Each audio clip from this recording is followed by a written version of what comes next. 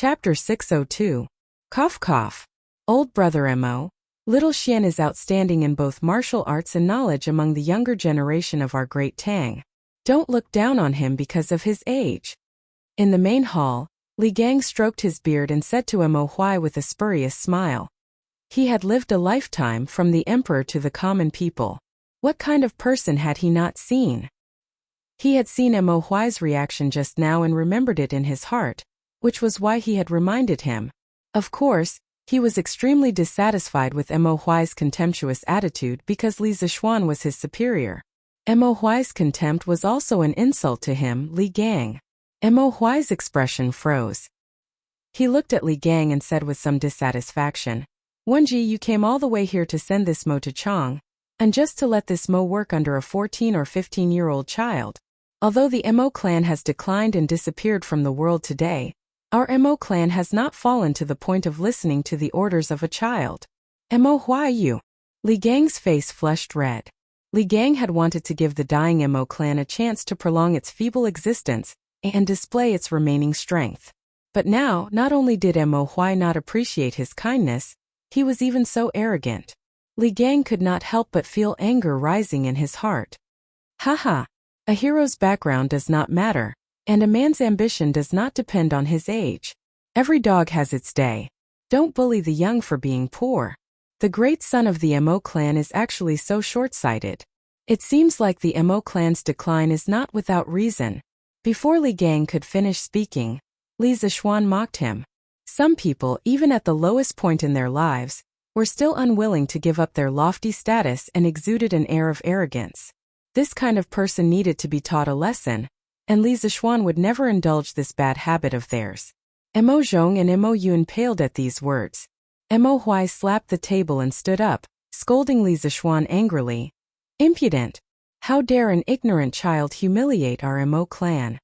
Mo Zhong drew his sword and said, "Uncle, I'll go teach him a lesson." Then, he ignored Li Gang's attempt to stop him and channeled his qi into his sword to stab Li Zixuan. "Tis! You don't know the immensity of heaven and earth." Li Zixuan sneered. With his current strength in the Grandmaster realm, Mo Zhong's sword was like a child's play, so he didn't even bother to dodge. He just stood there and stretched out two fingers in an extremely pretentious manner, accurately capturing the trajectory of Mo Zhong's sword.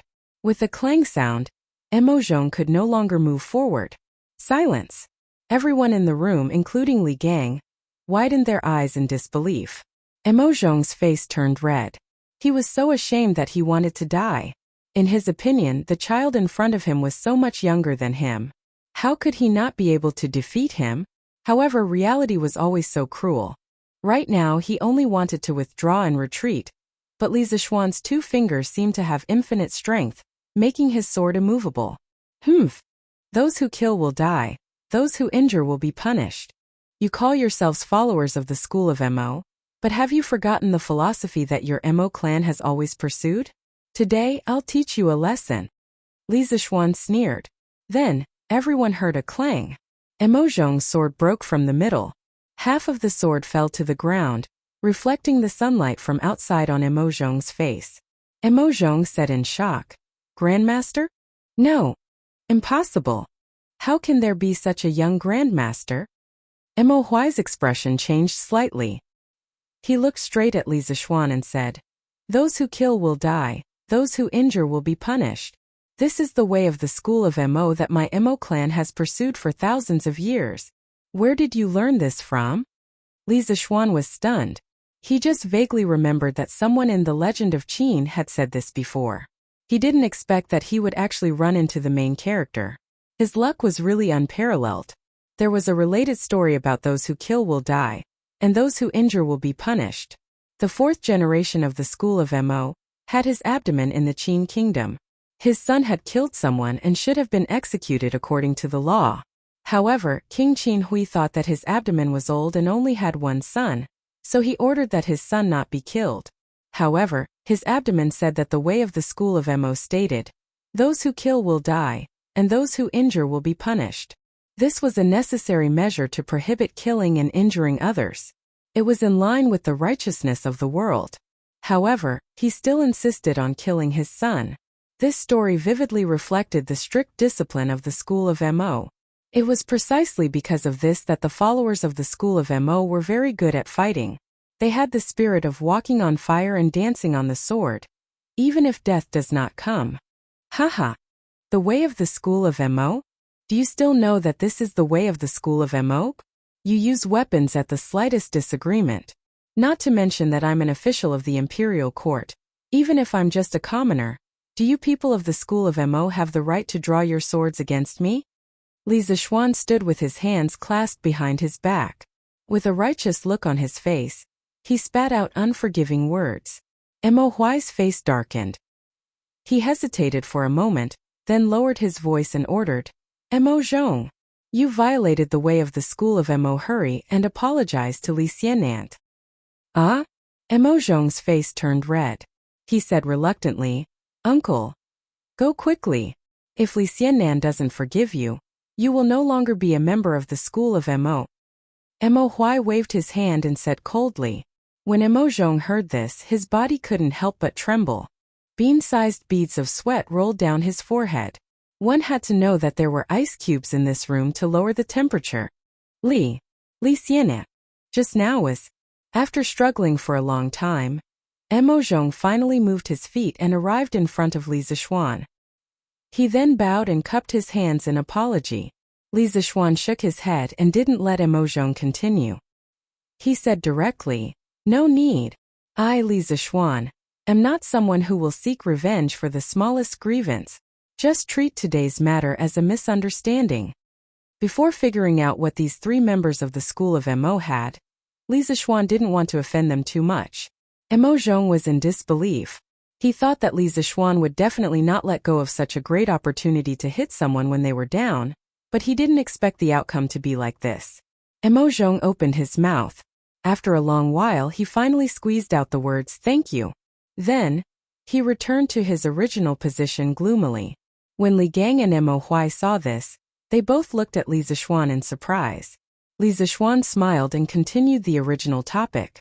He asked, Juzi, from what you said earlier, you feel that coming to Yanhuang College as a teacher is beneath your status, right? The corners of Mo Huai's mouth twitched when he heard this. This kid is really cunning. A moment later he replied, earlier Brother Wenji said that you're outstanding in both martial arts and knowledge among the younger generation of the Great Tang. You've already proved that you're indeed very talented in the path of martial arts. Now it's time to prove your knowledge. Then we will talk about other things. Chapter 603. Prove my knowledge? When Li Zixuan heard this, the corners of his mouth couldn't help but curl up. If Kong Yingdao wanted to compete with him in terms of knowledge, he might be afraid because he didn't know much about the Confucian classics. However, the person in front of him was a big shot of the school of Mo, so it was a different story. Although his engineering knowledge did not originate from the Mo family, it had a lot to do with them. The Mo family was most famous for machinery and machinery. Back then, Moz was proficient in handicraft and could be compared to the craftsmen of that time.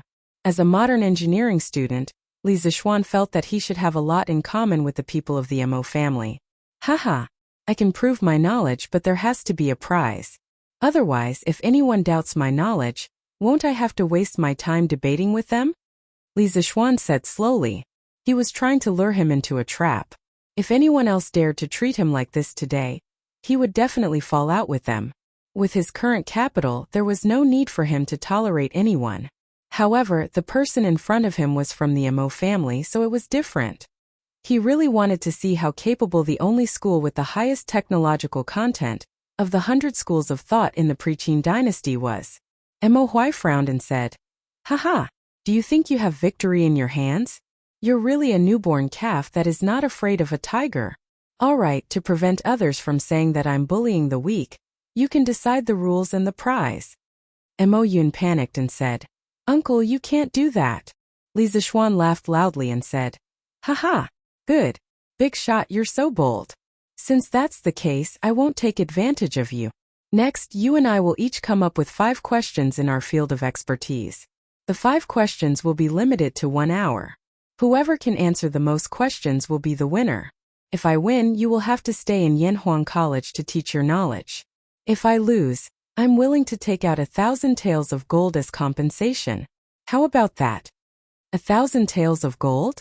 Emo Zhong and Emo Yun's eyes widened and their breathing quickened. They were so shocked by this huge sum of money that they lost control of their hearts and souls.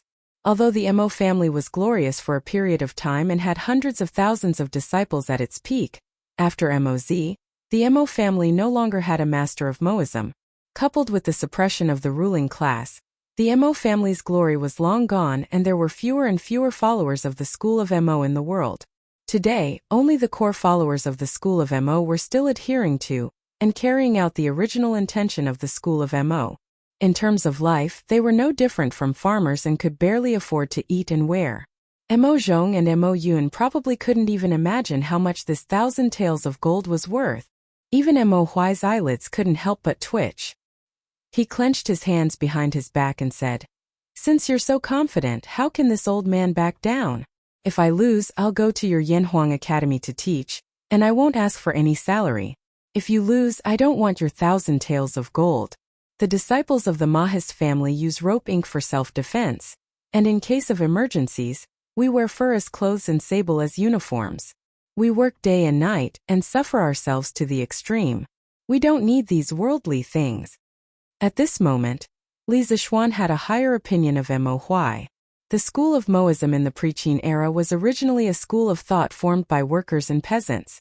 Unlike the Confucian school of thought, which was never tired of eating and never tired of eating, the members of the school of Moism had to endure the hardships of life and had to have a heart of universal love for everyone.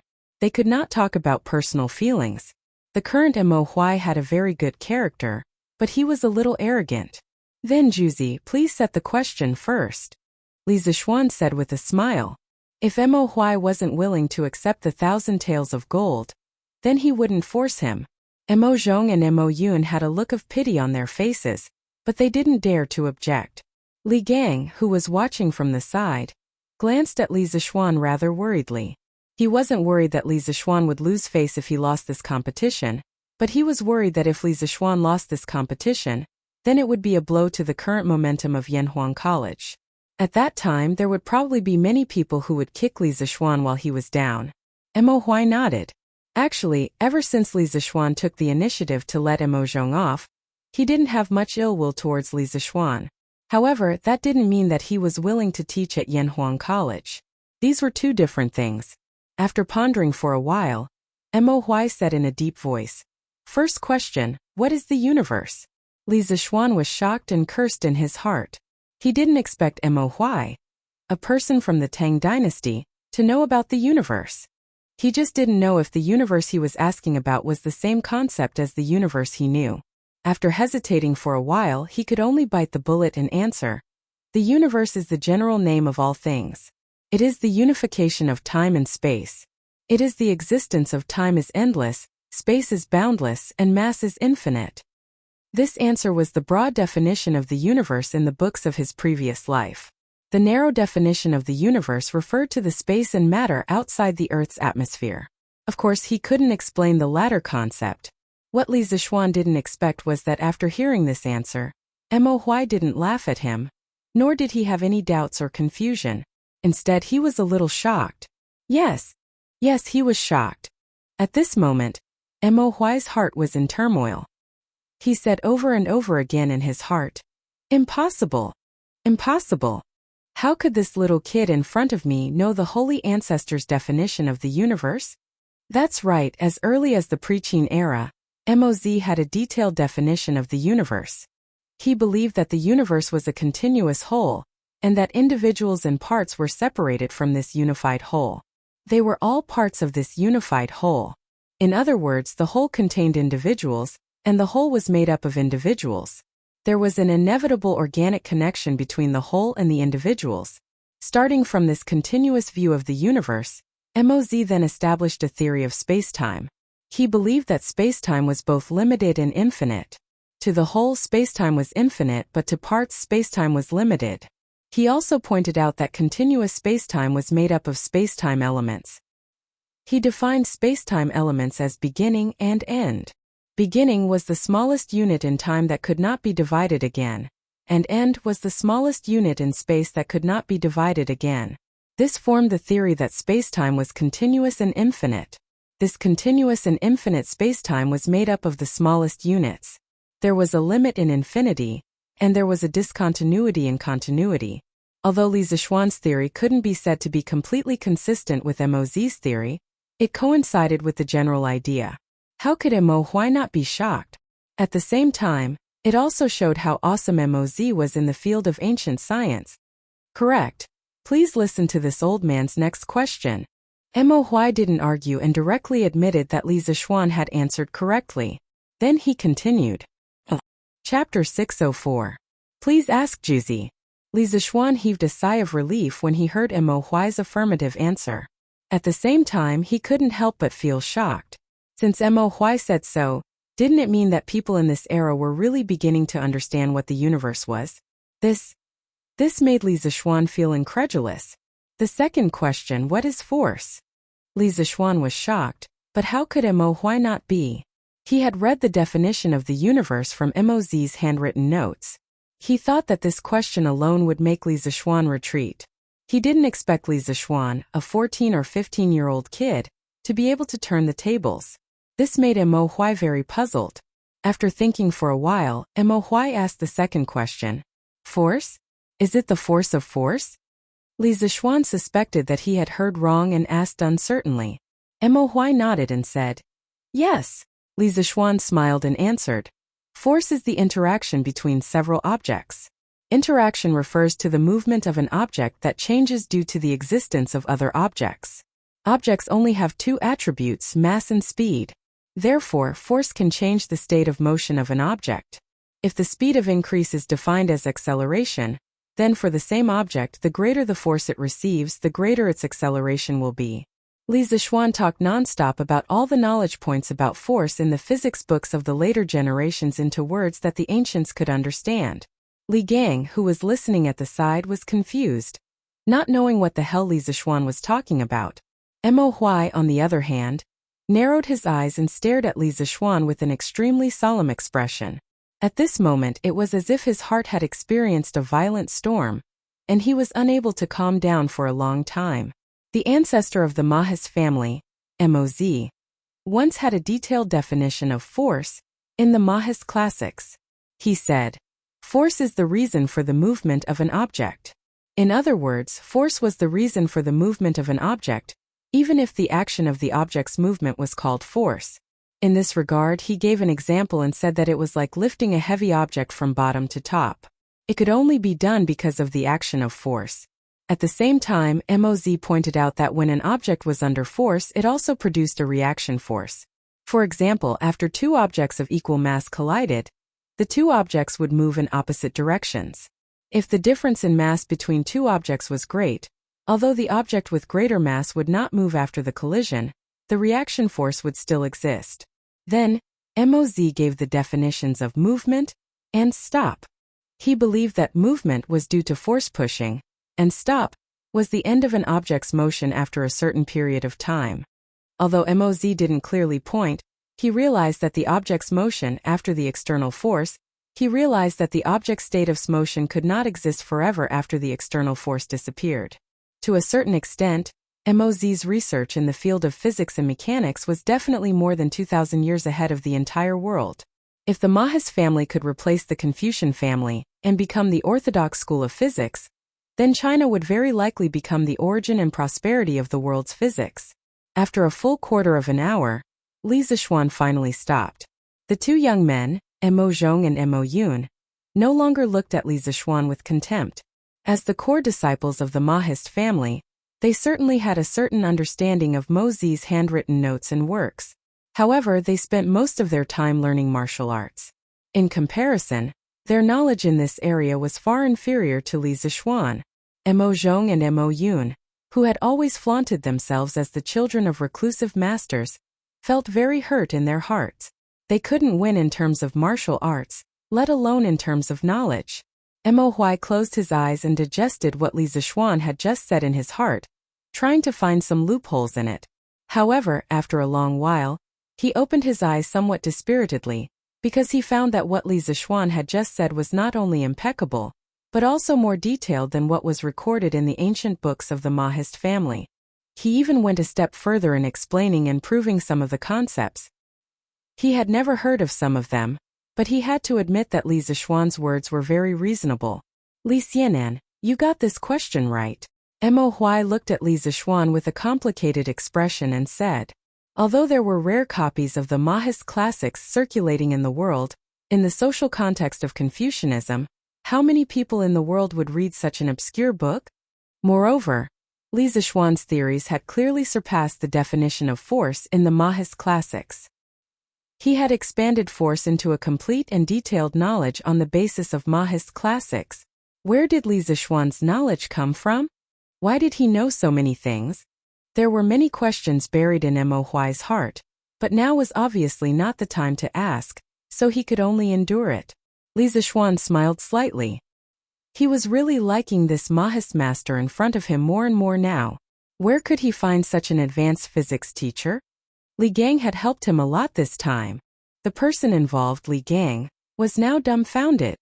He really wanted to ask Mo Huai how did he get it right? He didn't understand at all just now. Mo Huai put his hands behind his back and walked 2 steps on the spot. Then, he suddenly had a flash of inspiration. He turned to Li Zixuan and asked, third question, put a small hole behind an open candle. What is the phenomenon behind the small hole? With that, he stared at Li Zixuan. Although he knew the answer to this question from the Mahist classics, he only knew how and did not know why. He planned to make things difficult for Li Zixuan later. Li Zixuan widened his eyes. He now suspected that Mo Huai was a transmigrator. He even knew about the image of a small hole. He was going to ascend to the heavens. What? Mr. Li can't answer? Mo Zhong asked happily when he saw this. Li Zixuan was shocked and speechless, but in Mo Zhong's eyes, he could not answer. Li Zixuan came back to his senses and suppressed the shock in his heart. Then he smiled and said, it's not difficult. There will be an inverted image of a candle flame behind the small hole. As the small hole in the middle moves back and forth, the size of the image will also change. Juzi, am I right? As a modern engineering student, although Li Zixuan easily answered Mo Huai's question, he had a stomach full of questions like Mo Huai. This was because the image of a small hole involved the knowledge of geometrical optics. How could the people of the Tang dynasty know about it? However, he did not know that Mo Huai only saw this knowledge from the Mahist classics. The real person who proposed the image of a small hole was Mozi. Not only did Mozi research in mechanics, but he also had deep attainments in geometrical optics. Chapter 605. More than 1,000 years ago, Mozi had conducted an experiment on the imaging of small holes. He clearly pointed out that light traveled in a straight line, and the image formed by an object passing through a small hole was an inverted image. This was because when light passed through an object and then passed through a small hole, due to the straight line travel of light, the upper part of the object would be reflected below, and the lower part of the object would be reflected above. He also discussed the relationship between the size of the image, the object's tilt, and the distance of the light source. He pointed out that if an object was tilted or far, the shadow would be long and thin. If it was reflected light, the shadow would be formed between the object and the light source. In addition, Mozi also conducted a systematic research on flat mirrors, concave mirrors, convex mirrors, and so on, and came up with a series of basic principles of geometric optics. He pointed out that flat mirrors formed images of the same size and symmetrical distance, but left and right were reversed. If 2 or more flat mirrors were to face each other and shine light, there would be repeated reflections, forming countless images. The image formed by a concave mirror was a positive image within the middle, a large image if far from the middle, a small image if near the middle, and a large image if near the middle. Outside the middle, an inverted image would be formed, a large image if near the middle, and a small image if far from the middle. A convex mirror only formed a positive image, a large image if near the middle, and a small image if far away. The middle here was the center of the spherical mirror. Although Mozi had not been able to distinguish the difference between the center of the sphere and the focal point, and had confused the center of the sphere and the focal point together, his conclusion was basically consistent with the imaging principles of modern spherical mirrors. In the history of optics, MOZ was the first scientist to conduct systematic research on geometric optics. It was not an exaggeration to say that MOZ had laid the foundation of geometric optics, at least in China. As Joseph Needham said in the physics volume of the History of Science and Technology in China, MOZ's research on optics was earlier than what we know of Greece, and not even India. At this moment, when Mo Huai heard Li Zixuan's answer, he was not as surprised as the previous 2 times. Instead, he continued to ask, "Why is there an image of an inverted object? If you don't want to explain, you can treat this as my 4th question." Li Zixuan waved his hand and smiled. No need. Since you want to know why, then I'll explain it to you. It's not considered one of the 5 questions." His desire to rope Mo Huaiyan was growing stronger and stronger. Therefore, he had changed the way he addressed himself. Although he was confident that he would win this bet, he had to give Mo Huai some face and make him accept his loss wholeheartedly. This way, Mo Huai would be willing to teach his students wholeheartedly in the future. This is not called cowardice, but the demeanor of a winner. Li Gang, on the other hand, frowned slightly. He secretly thought that Li Zixuan was a little careless. However, Mo Huai was also his old friend. He couldn't possibly jump out to stop him at this time, right? Li Zixuan asked Xiaowen to bring a brush and ink, then gestured for Mo Huai to come over. He drew the light path diagram of the small hole imaging system and said slowly, "Juzi, please look. This is a candle. The flame of the candle can be seen as composed of many small luminous dots. Each luminous dot emits light in all directions. There will always be a small beam of light that goes straight through the small hole, forming a small luminous spot behind the small hole. Therefore, each luminous on the candle flame will form a corresponding luminous spot on the white paper. All the luminous spots on the white paper will form the image of the candle flame on the white paper." After listening to Li Zixuan's explanation, Mo Huai suddenly understood. Now, he finally knew how and why. However, at the same time, he looked at Li Zixuan very strangely, as if he was looking at a monster. At this moment, Mo Huai was very curious about Li Zixuan's background. First of all, to be able to become a martial arts master at the age of 14 or 15 was already a special case in the world. However, Li Zixuan actually had such deep attainments in these very obscure fields. He was a dual cultivator of both literature and martial arts, and he could reach an existence that ordinary people could not reach in every aspect. Mo Huai could not imagine what kind of family, what kind of master, could teach such a monster. How is it? I wonder if this kid is right? Li Zixuan's scalp tingled under Mo Huai's gaze, so he could not help but ask. Mo Huai nodded silently and did not say a word. Li Zixuan said, "Then Juzi, please continue with the 4th question." When Mo Huai heard that, he shifted his gaze away from Li Zixuan and sighed deeply. Then, he bowed to Li Zixuan and cupped his hands. "There's no need for that. This old man admits defeat. From now on, this old man's old bones will be at your disposal. I don't ask for any remuneration, and I will do whatever you want." "Uncle." "No. Uncle. Don't." Mo Zhong and Mo Yun were shocked when they saw this, and they shouted one after another. As the Juzi of the Mo family, Mo Huai's knowledge and martial arts were all the role models that they, who adhered to the Mo school, worshipped and chased after since they were young. Now the godlike man in their eyes actually bowed to a young man of 14 or 15 years old. How could they tolerate this? Although Li Zixuan was indeed very powerful, Mo Zhong and Mo Yun still could not accept this reality. "Shut up. As the Juzi of the Mo family, how can I go back on my words? Mo Zhong, Mo Yun, the 2 of you can leave first. In the future, this old man will choose the next Juzi of the Mo family." When Mo Huai heard that, he hurriedly reprimanded them loudly. Then he cupped his hands to Li Zixuan and said, "Lord Li, please give this old man a month's time. After this old man returns to the Mo family's encampment and chooses the next Juzi, I will return to Chong, and to teach the students wholeheartedly." Now Mo Huai's gentle pleading was no longer as high-spirited as he was at the beginning. Instead, he looked more like a hero at the end of his road. Li Gang looked at him and could not bear to see this. After all, this was an old friend he had known for many years. Thus he said, "Brother Mo, you don't have to do this. Your position as a Juzi does not conflict with your identity as an instructor at Yanhuang College. Xiao Xian is not an unreasonable person. He will not restrict your freedom. You can manage the Mo family's affairs while teaching at Yanhuang College. Besides, the Mo family has declined to this day. How many affairs do you still need to manage? The corner of Li Zishuan's mouth curled up. He secretly thought that his opportunity had come. He hurriedly interjected. Mr. Li is right.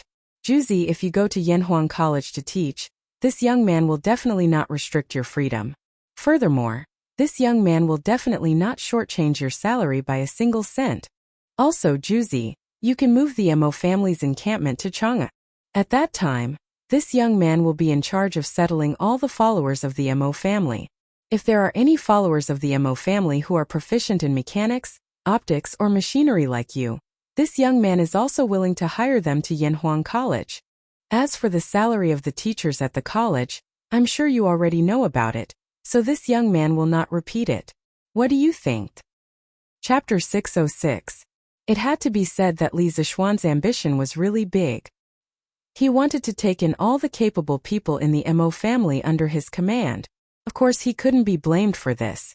Mo Huai's abilities, especially in astronomy, physics, and optics, made him the perfect candidate for Li Zishuan, who had just finished building Yanhuang College. With Mo Huai's addition, his workload at Yanhuang College would be greatly reduced. After Li Zishuan said that, Mo Zhong and Mo Yun's eyes flashed, and a glimmer of hope appeared on their faces. To put it nicely, they were the core disciples of the Mo family, but their work was no different from that of farmers. They also had to do farming on a regular basis. Otherwise, what would they eat? What would they drink? They would only return to the Mo family when they were not farming to accept the organization's training or other arrangements. They were all capable, but because of their identity as followers of the school of Mo, they had to stay in a desolate place and do hard work. Originally, it wouldn't have been a big deal if they continued like this, but after seeing the prosperity of Chang'an City with Mo Huai, their hearts wavered. The suffering of the followers of the school of Mo was something that the disciples of other sects could not understand. Now that Li Zishuan had said this, they could not help but let their imagination run wild. Why couldn't they rely on their own abilities to let their families live a good life? However, although that was what they thought, they wouldn't easily say it out loud. After years of being a follower of the school of Mo, the organization's discipline was deeply engraved in their hearts. Mo Huai frowned. He straightened his body and stared at Li Zishuan seriously. This old man appreciates Lord Li's good intentions. However, as a follower of the school of Mo, I have to wear fur as my clothes and sassafras as my clothes. I have to work day and night, and I have to suffer myself to the extreme. How can I be a follower of the school of Mo if I only covet worldly pleasures? This old man has already violated the school of Mo's laws by agreeing to become an instructor at Yanhuang College. In the future, I will no longer be qualified to lead the followers of the school of Mo in the world and carry forward the school of Mo. Therefore, this old man must resign from this position. As for the other followers of the school of Mo, I advise you not to waste your efforts. As soon as Mo Huai finished speaking, Mo Zhong and Mo Yun's faces instantly became 70% ashamed and 30% regretful. They lowered their heads and didn't say a word. Li Gang frowned and said, "Younger brother Mo, you're muddle-headed. The Mo clan had hundreds of thousands of disciples during the peak of the Pre-Qin dynasty, but now there are less than 100 disciples. Have you not thought about the reason for this? Do you think that the decline of the school of Mo was only caused by the suppression of the various emperors?" Mo Huai said indignantly, "Isn't that so? If it wasn't for the martial emperor dismissing the 100 schools of thought and respecting only Confucianism, how could the Maha's school have fallen to such a state?" When Li Gang heard this, he said rather painfully, "Ridiculous. I didn't expect Brother Mo to still be unable to see the true reason behind the decline of the Mo family. Fine, this old man will enlighten you. The onlooker sees more clearly than the person involved. Although this old man studies Confucianism, this old man will not help the Confucian school or your school of thought today. This old man will analyze with you as an outsider. You said that the decline of the Confucian school of thought was due to the suppression of the various emperors. However, ever since the martial emperor dismissed the 100 schools of thought and respected only Confucianism, why did the school of thought, which was known as a prominent school of thought in the world, decline so quickly while the school of thought and the school of thought could survive until now in the cracks of Confucianism? Have you ever thought about the reason behind this? Li Gang's words directly revealed the fundamental reason for the decline of the school of thought. Mo Huai could not help but be stunned, and his face turned pale. Li Zishuan listened seriously at the side. It was obvious that Li Gang knew more about these old matters than him. It was not bad to take this opportunity to learn. Li Gang did not wait for Mo Huai to reply and continued. In my opinion, the reason why the school of thought fell to its current state is because your school of thought's requirements for your disciples are too harsh. Why can sage Confucius not be tired of eating and not be tired of eating? But you school of thought can only wear fur as clothes, wear silk as clothes, work day and night without rest, and suffer to the extreme? Perhaps this is because you have your own beliefs, but who says that people with beliefs can't rely on their own hands to live a good life? Could it be that living in the abyss of suffering every day makes you school of thought superior to the rest of the world? It had to be said that Li Gang's words could be said to hit the nail on the head. Li Zishuan could not help but clap and cheer when he heard it. What he said made too much sense. Among the 100 schools of thought in the pre-Qin dynasty, the ones with the greatest influence were naturally the 4 schools of Confucianism, Moism, Taoism, and legalism. However, after the unification of the Qin and Han dynasties, their fates began to diverge. Confucianism became the orthodox and mainstream of Chinese culture. Legalism, due to its special nature, dominated the politics of the imperial court for 2,000 years. Taoism, on the other hand, recruited believers and occupied civil society, becoming the spiritual home of the secluded people. Only the school of Mo, after a moment of glory, disappeared into the long river of history, whether as a school of thought or as an organization. Why did the school of thought end up so tragically? Was the school of thought not brilliant enough? Definitely not. The school of thought was filled with great humanitarianism and scientific spirit. Even from the perspective of a modern person in the 21st century, it was still so dazzling. In addition to the external reason of dismissing the 100 schools of thought and respecting only Confucianism, there was also an internal reason for the demise of the school of thought. If a person wanted to be a loyal believer of the school of thought, he must have a strong spirit of sacrifice and dedication. He must have a heart of universal love for everyone, and he could not talk about personal feelings. Therefore, Zhuangzi the world criticized the school of thought. His life is hard, his death is shallow, his Tao is great. He makes people worry, makes people sad, and his actions are difficult. I'm afraid that he can't be a saint and have the heart to rebel against the world. Although the school of thought alone, what can he do to the world? Apart from the world, he is also far away from the king. In contrast, being a disciple of Taoism was much better. The goal of Taoism was to become an immortal. This was a beautiful wish that could attract a large number of believers. Moreover, for Taoism, especially for Jingyi, which had a long history, there were not many rules about abstinence. Sexual intercourse was even a secret technique of the immortals. As a religion that was born, although Buddhism required abstinence, the monks could enjoy spiritual satisfaction while abstinence.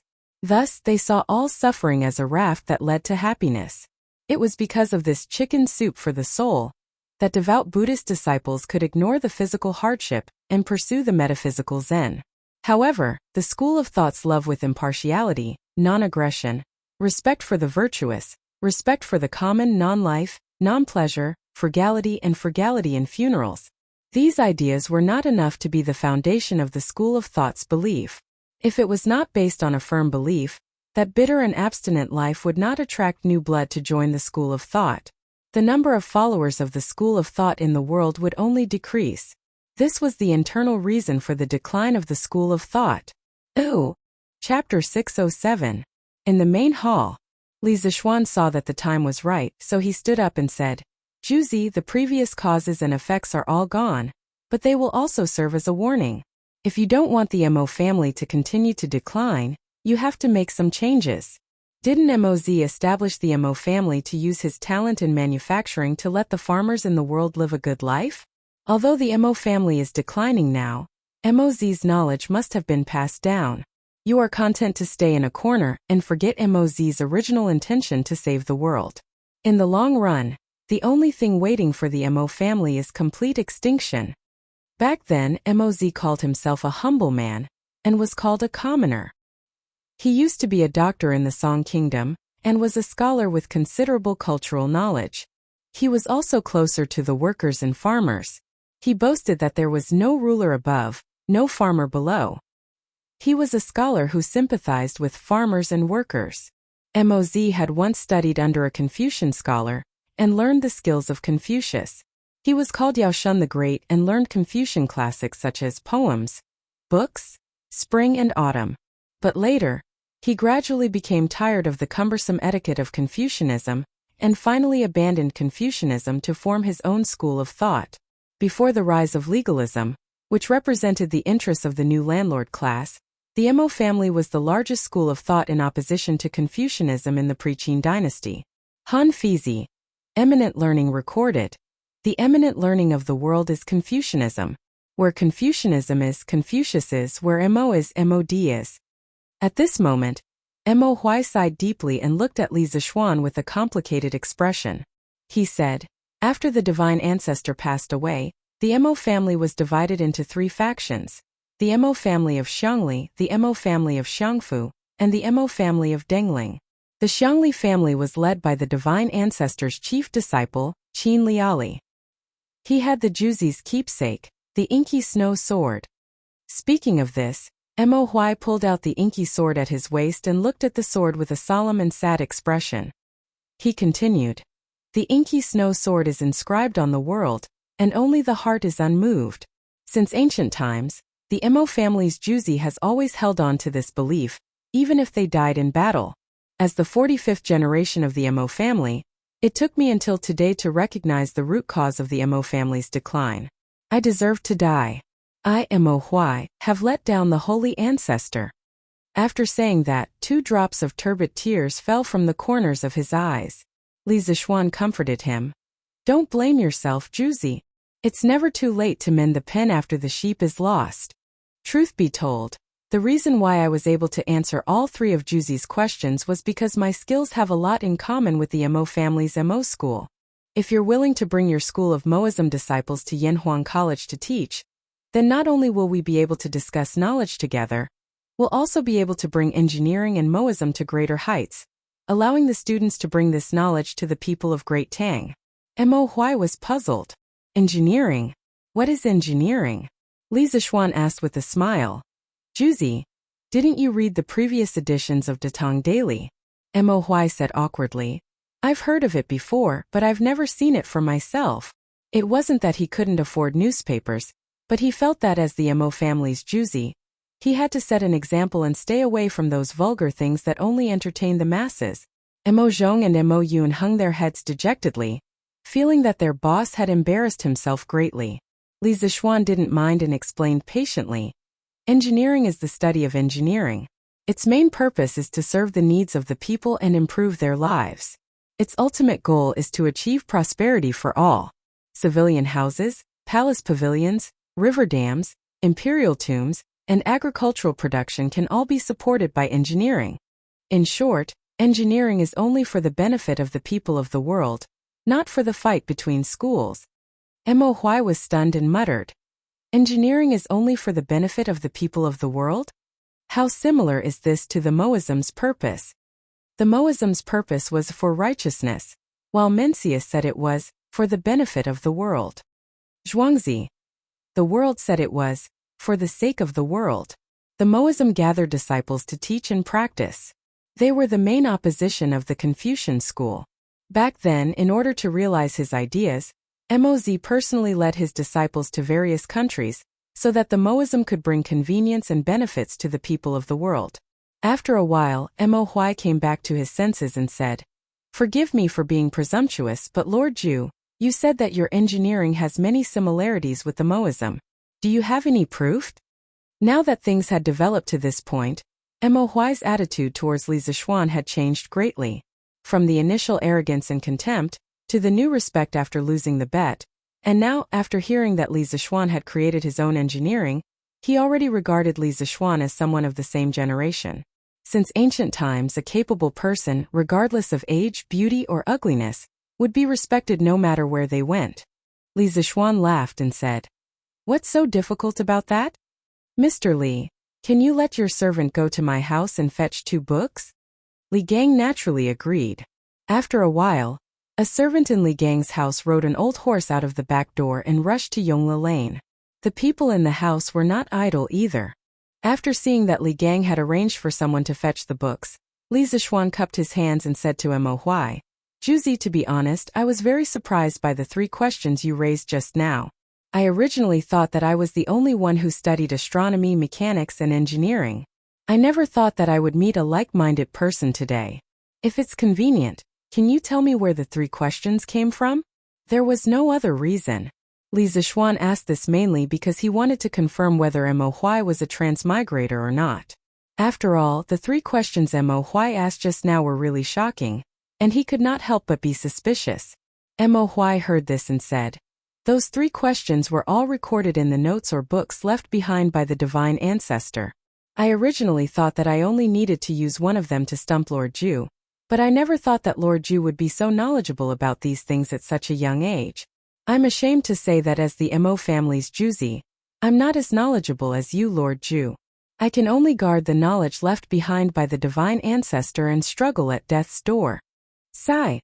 Not only me, but none of the previous 43 Juzi could reach the divine ancestor's achievements. It was not easy for Mo Huai to have this kind of awareness.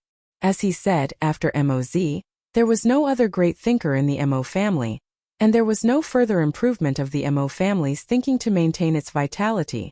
They did not keep up with the times. As for the other schools of thought, after Confucius there was Mencius, Sunzi, Dongzhongshu, and so on. After Laozi there was Zhuangzi, Luan, and so on. The legalists were even more valued by the ruling class. Especially at the beginning of the Western Han dynasty, when the country was under great rule and the ruler needed good strategies to govern the country, Dongzhongshu of the Confucian school offered the spring and autumn dew, and the 3 strategies for heaven and man. Luan of the Taoist school offered the Huainanzi. As for the Mo family, they did nothing in terms of academics and governance at that time. This was also one of the reasons why the Mo family was on the decline. Chapter 608. It's Moz?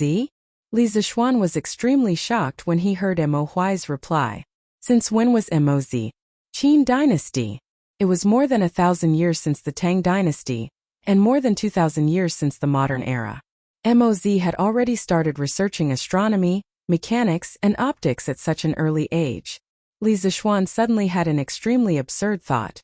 Could it be that Moz was also a transmigrator like me? And he was also an engineering student in his previous life? Alright, after this incident, Li Zixuan expressed that he would never underestimate the ancients again. Brother Mo, don't be too harsh on yourself. Moz was also a godlike figure back then. It's extremely difficult for future generations to surpass him. Let's not talk about surpassing him. It's already very difficult to carry forward the knowledge that he left behind. And Shaoxian's Yanhuang College's content is somewhat similar to the Mo family's teachings. Brother Mo, why don't you take this opportunity to carry forward the Mo family's teachings and benefit the world? Li Gang couldn't help but console Mo Huai when he saw his dejected expression. However, as he spoke, he took the opportunity to advertise Yanhuang College. As the saying goes, the older you get, the wiser you become. Although Li Zixuan concealed it well, how could Li Gang not see that Li Zixuan wanted to recruit Mo Huai? Li Gang admired Li Zixuan very much for this rather ambitious young man. Naturally, he would help him if he could. Mo Huai was silent for a while. He narrowed his eyes and didn't reply. No one knew what he was thinking, but Li Zixuan caught a fleeting glimpse of interest in Mo Huai's eyes. Thus, Li Zixuan struck while the iron was hot and said, "Juzi, you just said that although the Mo family's bloodline hasn't been cut off until today, the Mo family hasn't made any fundamental progress after so many years. In the long run, the Mo family will completely disappear. From the way I see it, if you want to bring the school of Mo to greater heights, you have to bring the remaining followers of the school of Mo out into the world. Any sect that was content to stay in a corner and build a cart behind closed doors would not be able to progress and develop. On the other hand, Yanhuang College is a place where the young talents of the Great Tang's 360 provinces and counties are gathered. This is the best opportunity for you to promote the MO school. When Mo Huai heard that, he couldn't help but ask in confusion, didn't Lord Ju establish Yanhuang College to spread engineering? If I go and teach, aren't you afraid that your disciples will change their allegiance to the Mo family? Li Zishuan laughed and said, first of all, no matter if it's you or the other followers of the school of Mo, after being hired to teach at Yanhuang College, you only have one responsibility, and that is to teach the knowledge in the textbooks to the students of Yanhuang College. You only have one identity, and that is to be the teachers of Yanhuang College. In the college, there will no longer be a hierarchy between you. You will all be colleagues who will work together. I've said a long time ago that engineering will not compete with other schools. My purpose in spreading engineering is to benefit the people of the world. Therefore, in the future, Yanhuang College will be a very clean and pure place. There will be no fighting, no deception, and only the pursuit of truth and knowledge. During the teaching period, no activities unrelated to teaching are allowed. If there are students who are interested in the School of Mo and want to join the School of Mo after class, I, Li Zishuan, will not stop them in any way. Everyone has the freedom to choose. When Li Zishuan first had the idea of roping in Mo Huai, he was worried that this giant of the School of Mo would preach and steal his students after entering Yanhuang College. Later, when Li Gang dug up the past and analyzed the reasons for the rapid decline of the School of Mo, Li Zishuan's worries disappeared without a trace. He did not believe that the students of Yanhuang College would give up a good life and insist on becoming ascetic monks in the School of Mo. On the other hand, if Mo Huai brought the followers of the School of Mo to Yanhuang College, Li Zishuan felt that with the luxurious facilities and rich and friendly academic atmosphere of Yanhuang College, those followers of the School of Mo might be assimilated. Mo Huai did not know the evil plan in Li Zishuan's heart. When he heard these righteous and tolerant words, he praised, everyone has the freedom to choose. Lord Ju is so bold, this old man is ashamed. This old man believes that in the future, Yanhuang College will definitely become my Tang Empire's academic holy land. Master, this little one has brought back the books that Lord Li wanted. At this moment, Li Gang's servant came back riding an old horse. Li Gang nodded. Li Zishuan hurriedly went forward to take the two teaching materials. One was mathematics and the other was physics. He handed the two teaching materials to Mo Huai and said with a smile, Giant, please take a look. These two books are the teaching materials that Yanhuang College will use. Of course, Yanhuang College's curriculum is definitely more than these two. Mo Huai did not dare to be careless at this time. He solemnly took the teaching materials with both hands, then excused himself to Li Zishuan and Li Gang. He could not wait to sit on the stool and start reading seriously. Li Zishuan and Li Gang smiled to show that they understood. Then the two of them started chatting in low voices. On the other side, Mo Huai first opened the mathematics textbook. As a giant of the Mo family, he was quite proficient in mathematics. However, after getting used to the Arabic numerals with great difficulty, his eyes could not help but widen as he read. Algebra, equations, geometry, and so on. There were many new concepts defined in the textbook. Then, Mo Huai realized that many of the problems he had encountered before became very simple after using these things. What was even more unbelievable was that he seemed to have seen many of the concepts in the mathematics textbook before in the Mo family's classics. After flipping through another 10 pages, Mo Huai put down the mathematics textbook and opened another physics textbook. Li Zishuan's physics textbook was very rich in content. It included a preliminary introduction to basic physics concepts such as motion, speed, sound, heat, light reflection, light refraction, and mechanics. There was also Newton's 3 laws. Ahem, of course, Li Zishuan shamelessly used his name here again. He called it Xiaoshuan's 3 laws. Unlike the mathematics textbook, Mo Huai flipped through the physics textbook very quickly. In less than half an hour, he had flipped through more than half of the physics textbook. Then he closed the book and put it away. He took a few deep breaths, then suddenly stood up and went to Li Zishuan. He bowed and said excitedly, Thank you for your help. The 45th generation of the Mo family's giant, Mo Huai, pays his respects to the divine ancestor. Li Zixuan, who was still wondering why Mo Huai would bow to him, felt that it was ridiculous when he heard Mo Huai's words. He stomped his feet and said, "Divine ancestor? How can I be your divine ancestor? Are you all right, giant?" Chapter 609. In the main hall, Li Gang, who was sitting on the couch, was so shocked that he almost pulled his beard off when he saw this absurd scene. Mo Zhong and Mo Yun, who were supposed to be guarding Mo Huai, saw that their boss actually bowed to Li Zixuan and even called him divine ancestor. Both of them looked as if they had seen a ghost. As disciples of the Mo family, no one knew better than them what the two words divine ancestor meant. In the Mo family, the giant was called a saint, and there was only one person who could be called the divine ancestor since ancient times, the founder of the Mo family, Moz. As the giant of the Mo family, would Mo Huai use the two words divine ancestor as a joke to others? Obviously not. Even if he died, it was impossible. But how was he going to explain the current situation? At this moment, Mo Zhong and Mo Yun were completely dumbfounded.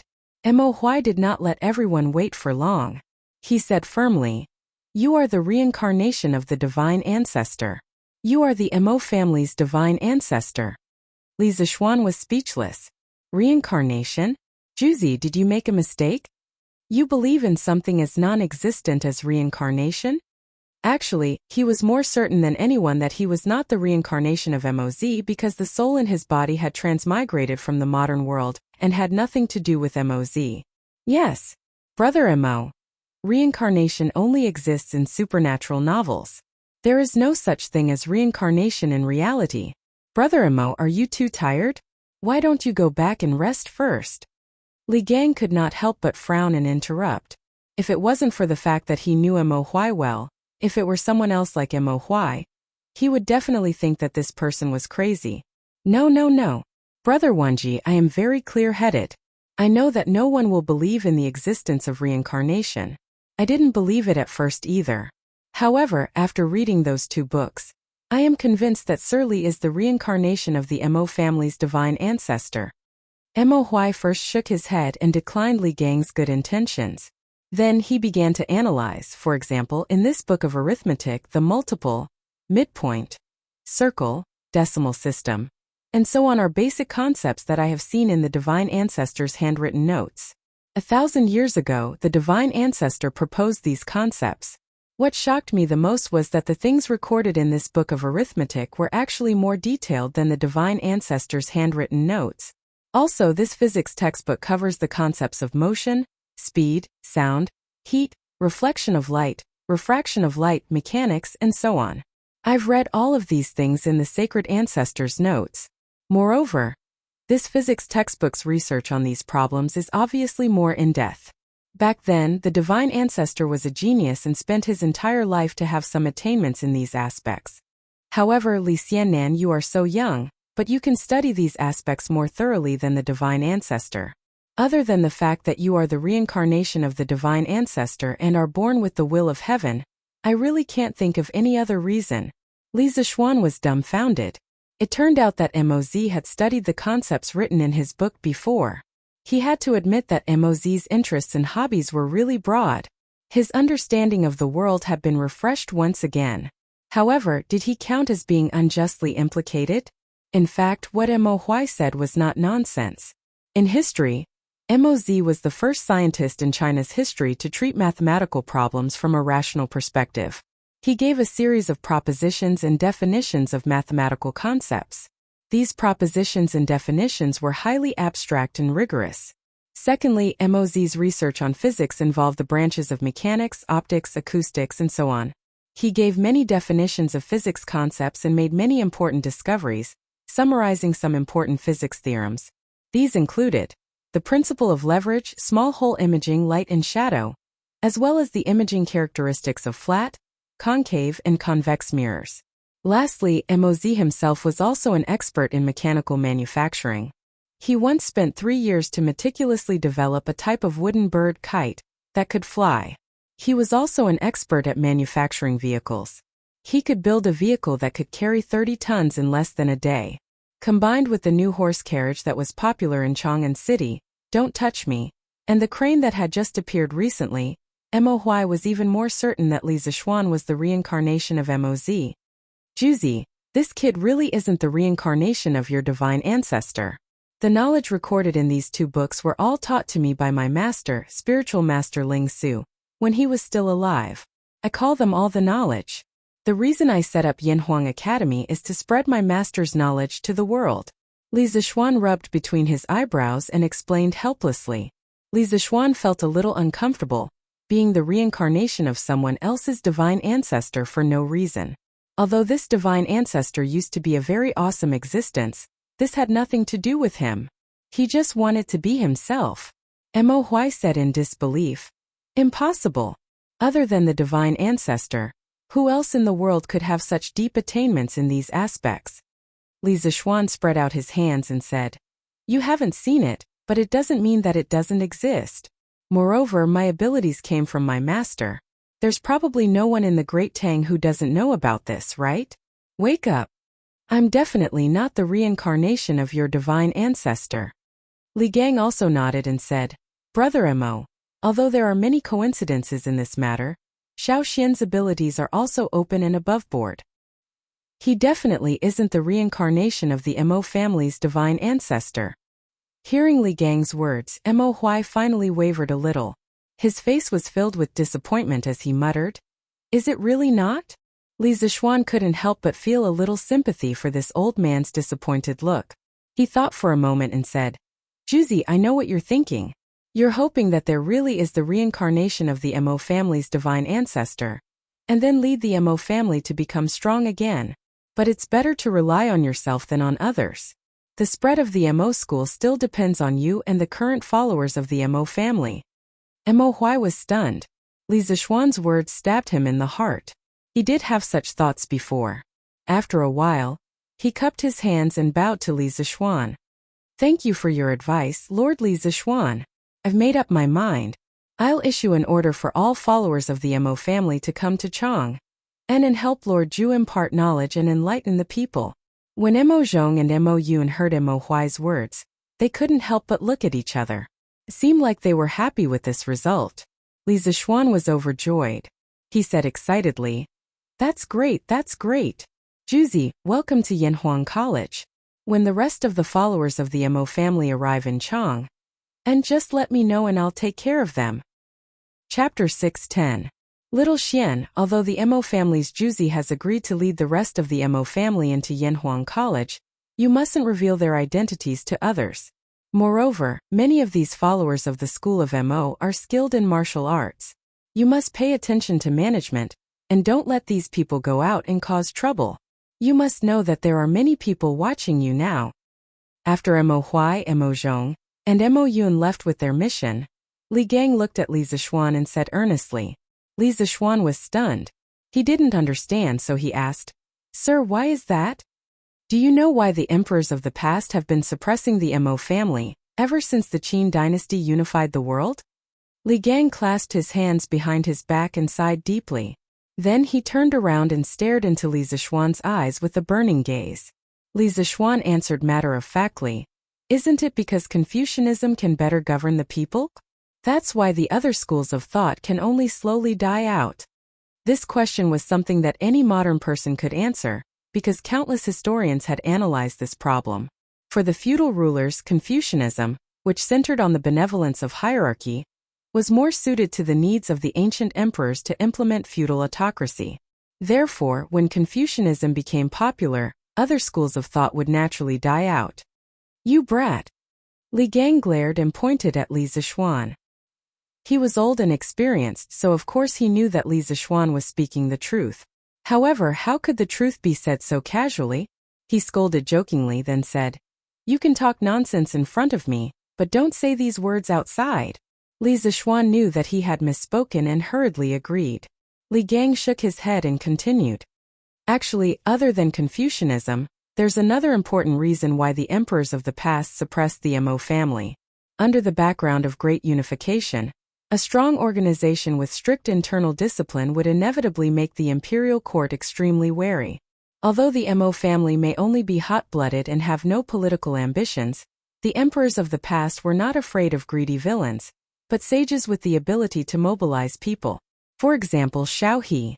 When Emperor Gaozu of Han stabilized the country, Xiao He's right-hand man advised him to buy more land and dirty himself. Only then would he feel at ease. Xiao He listened to the advice and forced the commoners to buy their houses and land at a low price. As expected, Emperor Gaozu was very happy. If Prime Minister Xiao wanted to benefit the world like Moz, there might be another headless ghost in the Weiyang Palace. Therefore, after the first emperor, he immediately sent the secret shadow guards to kill the Mo family. In the Han dynasty, the imperial court suppressed the Mo family several times and almost wiped out the entire Mo family. Although these people are Xian you still have to avoid suspicion to avoid to rise to lees. Don't give, you still avoid off, you don't off, you don't, you they you to avoid off to avoid. Li Gang's words were not wrong. To a ruler, the most terrifying thing was not the ambition to rebel, but the ability to rebel. Therefore, as an organization, the Mo family could only exist in the era of the various kingdoms. At that time there was no unification of the four kingdoms. The greatest danger that the rulers of the various kingdoms faced was the enemy countries around them. Therefore, they were much more relaxed towards the commoners under their rule. Once the 6 kings are gone, the 4 kingdoms are one. The ruler would definitely treat his subjects as his enemy. Not only would organizations like the Mo family not be able to continue existing, even those who inherited some of the Mo family's ideas and took the responsibility of eliminating violence and protecting the common people would not be tolerated by the imperial court because of using martial arts to violate the law. Li Zixuan stood to the side. As he listened, he couldn't help but think of that turbulent and bloody era. He couldn't help but feel sad that such a great school of thought like the school of Mo was born in this terrible era. After a long silence, he solemnly cupped his hands towards Li Gang and said, "Thank you for your reminder, I will be careful." He knew in his heart that if Li Gang didn't really treat him as a junior, he definitely wouldn't have said these words. Li Gang shook his head. It was obvious that he also felt pity for the Mo family's ending. At this time he looked at the green bamboo at the corner of the door and said with a sigh, "The Mo family's motto is words spoken by mouth must be carried out by body. The Mo family has many brave warriors, and every member of the Mo family is willing to go through fire and tread on blades without hesitation. This kind of dedication is valuable, but it can easily be expressed as a collective action, which is not beneficial to the long-term development of the school." In the past, when the Mo family's great son Mengsheng was appointed as the lord of Yang City in the Chu Kingdom, he and his 183 disciples all died in battle. In the chaotic times at that time, such an incident was definitely not the only case for the Mo family. Although the Mo family had hundreds of thousands of disciples at its peak, no matter how many disciples there were, how many times could they withstand such a great battle? Therefore, this old man believes that the Mo family's bravery and ruthlessness are not desirable. Today, Yinhuang College is a good place for them to go. This old man hopes that they can peacefully teach and educate people in the college, and don't cause any more trouble. With lofty ideals as the goal, a strict organization as the norm, and a willingness to sacrifice themselves for their ideals, this was the overall characteristic of the Mo family. When they participated in social change and practice in a collective and group way, they could demonstrate an extremely powerful force. However, the tragic result could also happen. When this group of people suffered a strong blow with their dedication to justice and ideals, with their spirit that would rather die than retreat, the result would not only be a collapse but also a complete wipeout. If the group collapsed, it could still be dealt with, but a wipeout would be impossible to continue. Forget it. Forget it. Let's not talk about these old things. It's getting late. And I know that you're very particular about your food. This old man only has coarse bran and pickles at home, so I won't keep you here to eat, lest you dislike it. After a long time, perhaps Li Gang realized that these topics were too serious, so he stood up and looked at the time, half joking. Li Zixuan blushed with shame and said, "Sir, what are you saying? I'm not a spoiled rich young master who can't bear hardships. Back then my master and I ate wild vegetables in the mountains. To be able to eat at the same table as you, even if it's coarse bran and pickles." Li Gang waved his hand in annoyance and said, "Go, go, go. This old man didn't cook for you. Go home and eat by yourself." "Oh right, in 2 days 2 of my good friends will be coming to Chong, and you should come and meet them. Li Zixuan was still gloomy at first, but when he heard the second half of the sentence, his eyes suddenly lit up and he hurriedly asked, "Sir, your two good friends are? You'll know in 2 days, but you don't have to worry, they're just like me, easygoing people. I'm sure they'll be willing to stay at your college." Chapter 6:11. Prince of Wei's Mansion Literature Hall. "Scholar Xiao, are you done with the proofreading?" Li Tai came in from outside and walked around the people around him. He went straight to Xiao Dian's desk and asked expectantly. Looking at Xiao Dian again, his hair was disheveled, his face was haggard, and he had 2 large dark circles under his eyes. He looked like a devil that had just come out of hell. Where was the gentleness from a few days ago? When he heard Li Tai's question, he replied without raising his head. Soon, soon. Your Highness, please wait a moment. The last proofreading is about to be completed." When Li Tai heard this, he nodded in relief and did not rush him. This was because he knew that the people in the literature hall were already working to their limits. Therefore, he acknowledged and sat by the side to wait for the results. After about an hour, Xiao Dian slammed his brush on the inkstone and laughed loudly. "Haha! The proofreading is complete. There are no mistakes. The book is done. It's finally done." Li Tai, who was lying on the desk and flipping through the manuscripts in boredom, suddenly quivered. He ran to Xiao Dian's side and said happily, "Scholar Xiao, are you done with the proofreading?" Xiao Dian nodded excitedly and said, "I'm done with the proofreading. Your Highness, after 7 days of hard work by the 13 of us, this geography textbook is finally done." Xie Yan could not help but say excitedly, "Unbelievable. It's really unbelievable." Although Li Xiannan had already completed most of the geography textbook, even the remaining content added up to quite a lot of work. "I didn't expect that we only used 7 days to complete it." Li Tai said warmly, "This is all thanks to all of you scholars who worked hard these few days. After this prince hands this book to Mr. Li, this prince will personally enter the palace to request for credit for all of you." Although Xiao Dian looked extremely tired, he could not help but laugh when he heard this. "Haha, Your Highness is too serious. Even if I don't make any contributions, I, Xiao Dian, am still extremely happy to be able to participate in the writing of such a peerless book." Xie Yan smiled and said, "Dian is right. This geography book will definitely become a masterpiece that will be handed down from generation to generation. At that time, we might even be able to leave our names in history because of it. We are still basking in the glory of Your Highness and Li Xiannan." "That's right. That's right." The rest of the scholars agreed with him. When little Fatty heard the praises around him, he couldn't help but feel a little proud. He secretly thought that he had the best foresight back then. He was the first one who thought highly of Li Zixuan. After everyone had quieted down, Li Tai said to them, "No matter what, you have been busy these past few days. You have stayed up many nights because of this. Now please go and rest. This prince will return the revised textbook of geography to the teacher." With that, he reached out his hand, ready to pick up the book on the table and go to Yongla Lane to find Li Zixuan. In the end, he actually couldn't pick it up. Li Tai took a closer look. It turned out that there were 4 more hands on the book. He looked at the owners of the 4 hands again. It was Xiao Dian and Xie Yan. He couldn't help but wonder, "Scholars, what do you mean by this?" Cough, cough. Xiao Dian coughed dryly and said embarrassedly, "Your Highness, please forgive me. The content of this geography book is really too brilliant. I am a little reluctant to part with it, and would like to borrow it for a few days to make a copy for my collection. May I know if it's possible?" Xie Yan looked at Li Tai and nodded, indicating that he also had the same intention. The rest of the people came back to their senses and couldn't help but whisper behind them. They were eager to try.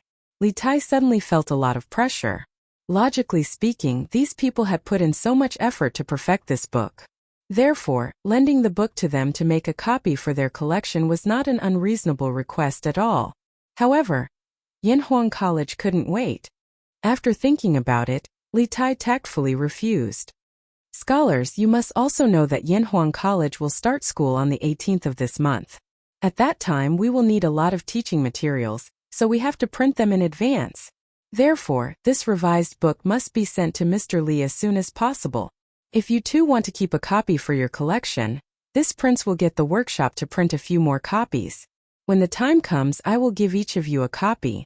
How about that? Those who could get along with Li Tai for so long were definitely not the kind of people who were one-track minded. Xiao Dian nodded and said, Your Highness is right. This way we can save a lot of effort.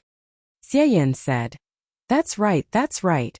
We have to thank Your Highness for giving us the book. Thank you, Your Highness. In the afternoon, Li Tai brought the revised geography teaching materials to the Li residence.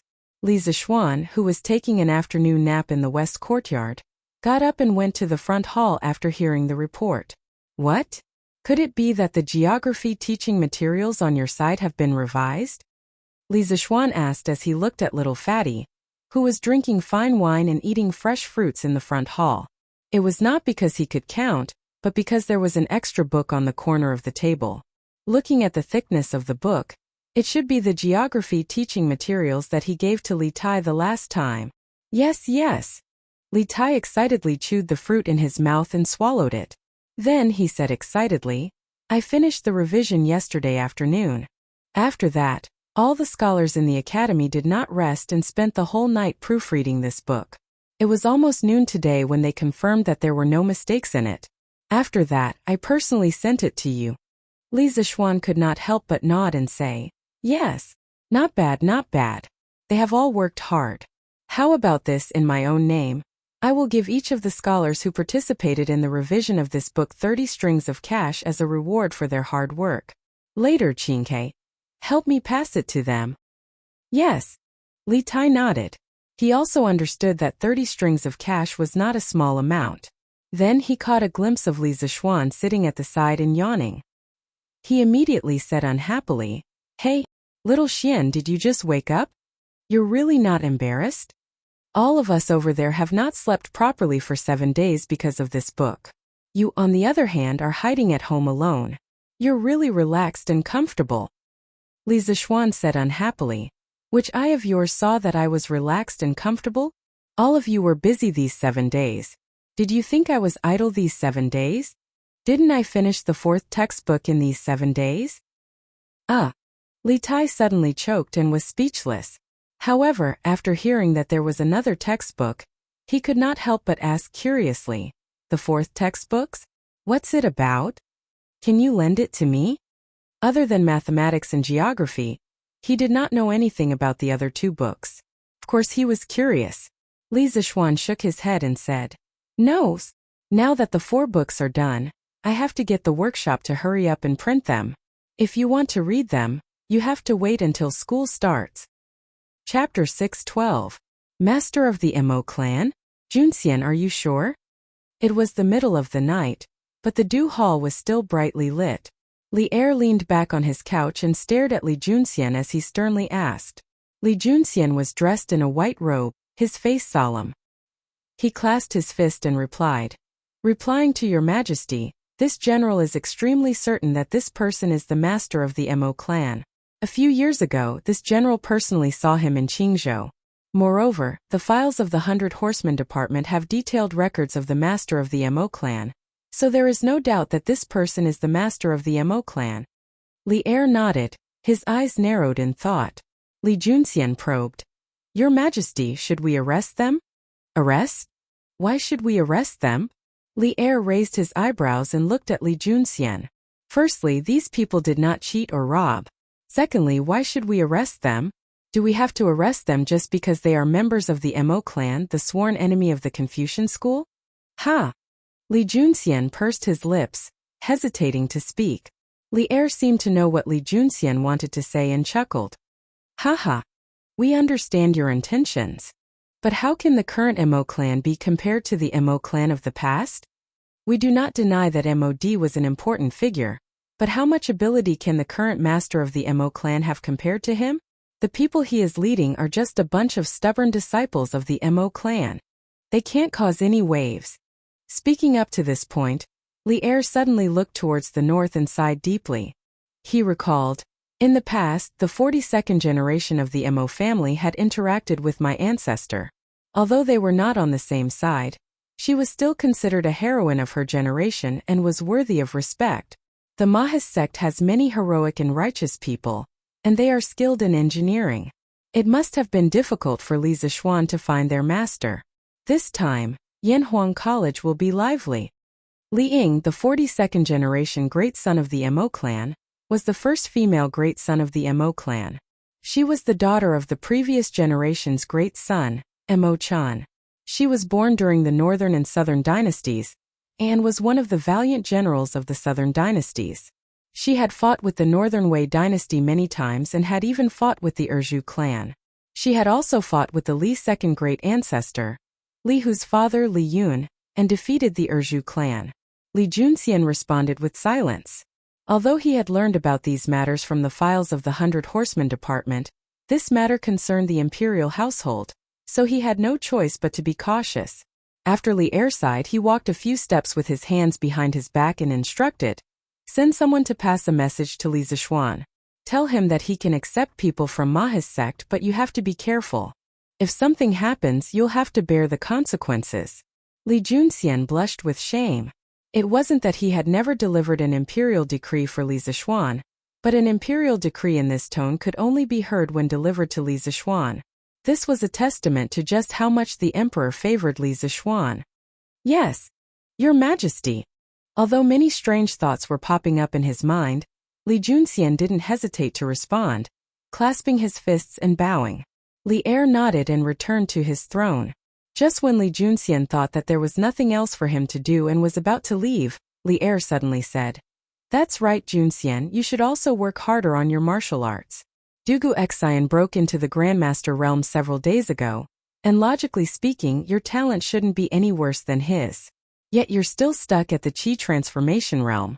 This truly shouldn't have happened." Li Junxian panicked and immediately bowed. "This general has sinned. I have disappointed Your Majesty." Li Er shook his head and softly said, "We don't blame you for anything. We just want to say that while the position of 100 Horseman officer often relies on one's brain, there are also times when one needs martial arts. Only if you can reach the Grandmaster realm as soon as possible will we be able to give you more tasks.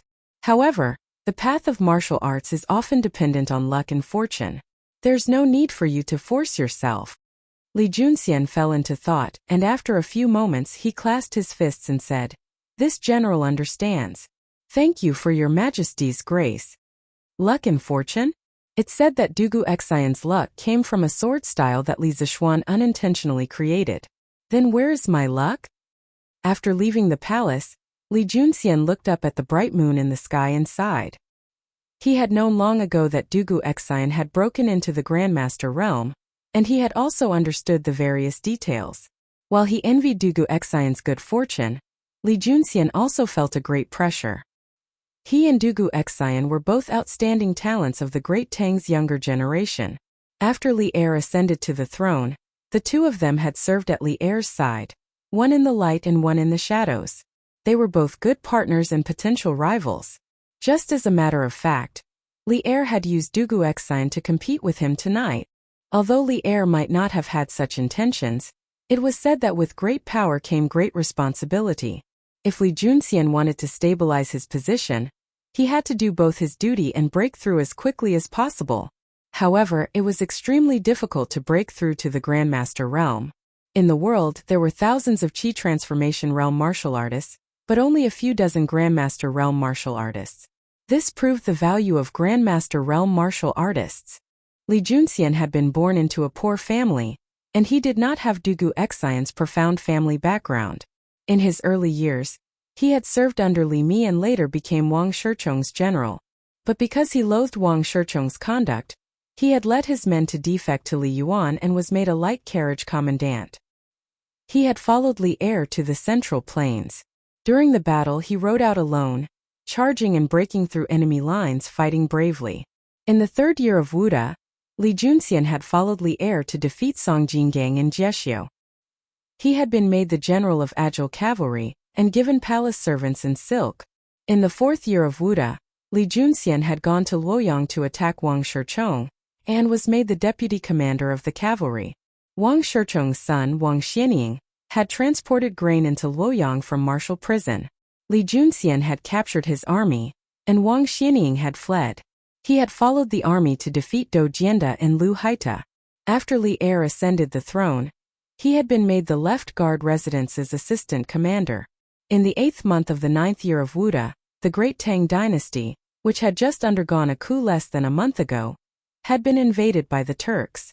At that time, the Turks had attacked Jingyang, which was only 40 li away from Chang'an, and the capital had been shaken. Li Junxian and Yuqi Jingda had been ordered to meet the enemy and resolve the crisis in Chang'an. Li Er sighed. Junxian is so valiant. What is there to worry about?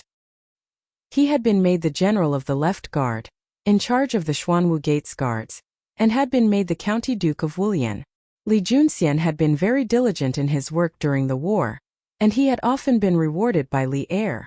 This year, Li Er had formed the 100 Cavalry, and the brave and intelligent Li Junxian had been made the commander of the 100 Cavalry Department. It could be said that he had been blessed by the emperor for a long time. Sigh. I can only take one step at a time. Nothing can be forced. Let the heavens decide everything. Li Junxian shook his head and sighed. Then, he mounted his horse and rode off into the distance.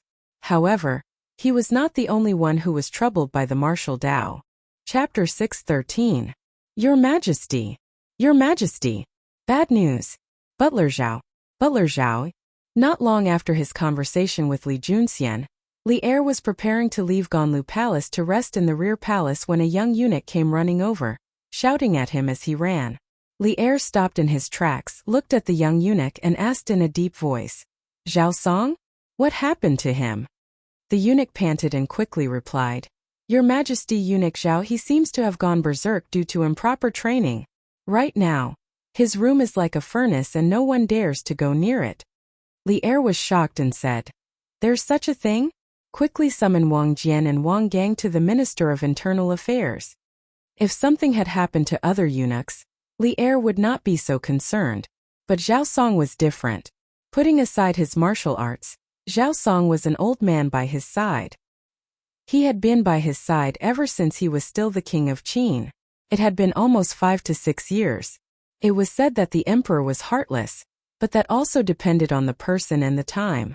Right now, Li Er was not willing to see something happen to Zhao Song. "Yes, Your Majesty." The eunuch had the ability to observe people's expressions. He could see Li Er's anxiety and quickly bowed in response before going to pass on the decree. Li Er frowned and ordered the eunuch beside him, "Prepare the carriage for the Minister of Internal Affairs." In the west of the palace there was a short building complex. That was the Yeding Palace.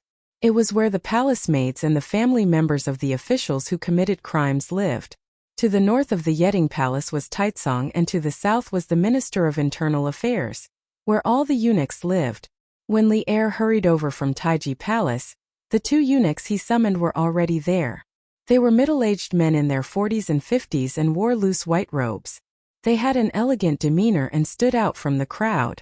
When the 2 of them saw Li Er, they quickly walked over and bowed. "Greetings, Your Majesty." Although the 2 of them were highly skilled in martial arts, but no matter how powerful they were, they could not surpass the secular imperial power. Especially in the face of Li Er, this powerful and iron-blooded emperor, they did not dare to have a trace of neglect. Li Er nodded and asked directly, "How is Zhao Song now? Why don't the 2 of you go in and help?" One of the men with slightly darker skin cupped his hands and smiled bitterly. "Your Majesty, before you came, the 2 of us had already checked on Steward Zhao's situation. It's not that we don't want to help, it's just that our abilities are limited and we can't help." Li Er was shocked when he heard that. He said in surprise, "Even the 2 of you can't help?" The other consecrator shook his head helplessly and said, "Your Majesty, Head Steward Zhao's martial cultivation is already slightly higher than both of us. Now that the vital energy in his body is rampaging wildly, if we want to use external forces to help, we must find a martial arts expert who can completely suppress the vital energy in Head Steward Zhao's body. However, only a great grandmaster can do this. With the strength of both of us, if we rashly intervene, we will only harm Head Steward Zhao. The only thing we can do now is to see if Manager Zhao can make it through." "Great Grandmaster?" When Li Er heard that, he couldn't help but frown deeper. There were only 3 recognized Great Grandmaster experts in the world: Spiritual Master Ling Su of the Celestial Master Sect of Longhu Mountain, Abbot Xian Kong of the Shaolin Temple, and Tujua Nation Master Wu Jia. Now, one of the two great grandmasters in the Central Plains was gone, leaving only Abbot Xian Kong of the Shaolin Temple. If Li Er gave an order, Xian Kong would definitely do him a favor. However, was there really enough time? Li Er, who sat on the world and had hundreds of thousands of soldiers in his hands, was at a loss at this moment. Wang Jian. Zhao Song was fine before. How did he suddenly become like this? After thinking for a while, Li Er frowned and asked, "This?" The two consecrators of the imperial family looked at each other. Finally, the slightly darker and older consecrator stepped forward and cupped his hands. "Your Majesty, Manager Zhao's meridians are full of genuine qi. At first glance it seems to be a sign of a breakthrough. However, the total amount of genuine qi in Manager Zhao's body is definitely not enough for him to break through to the Great Grandmaster realm. After thinking about it, I feel that the violent genuine qi in Manager Zhao's body seems to have been formed after being forcibly compressed before suddenly going out of control." Li Er was stunned. He suddenly remembered the lie Li Zishuan told in the imperial court after he destroyed the 7 cultivators of virtue sect. Seeing Li Er's gloomy face, Wang Jian thought that he had said something wrong and hurriedly said, "Your Majesty, it was just my humble opinion. I don't think Manager Zhao would do such a thing without common sense." Li Er's face darkened and he said in a deep voice, "No, you're right. Zhao Song really did do such a thing without common sense." Previously, Li Zishuan mentioned the genuine qi bomb in the imperial court and told a big lie to deceive everyone. Later, only the two of them knew about the gunpowder. Zhao Song didn't know about it, which led to the current situation. Li Er was really anxious and annoyed now. Wang Jian and Wang Gang were dumbfounded. They never thought that this unreliable guess would become the truth. "I'll go in and take a look." Li Er thought for a while and was about to enter the house. Wang Jian was shocked and hurriedly stopped him. "Your Majesty, you can't. Manager Zhao is not conscious at the moment and his genuine qi is still in a violent state. It's very likely that he will accidentally hurt Your Majesty. Besides, this house is very hot at the moment. Your Majesty shouldn't go in. Your Majesty's body is priceless. Please think twice." The accompanying eunuchs and maids stopped him in unison. Li Er was helpless. He sighed and said, "Then you two stay here and take good care of him. You must protect Zhao Song's life.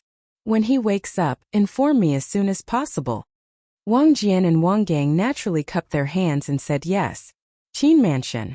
Although it was late at night, it was still brightly lit. "Zhuangqi, why hasn't Master come out yet? He's been in there for almost a day."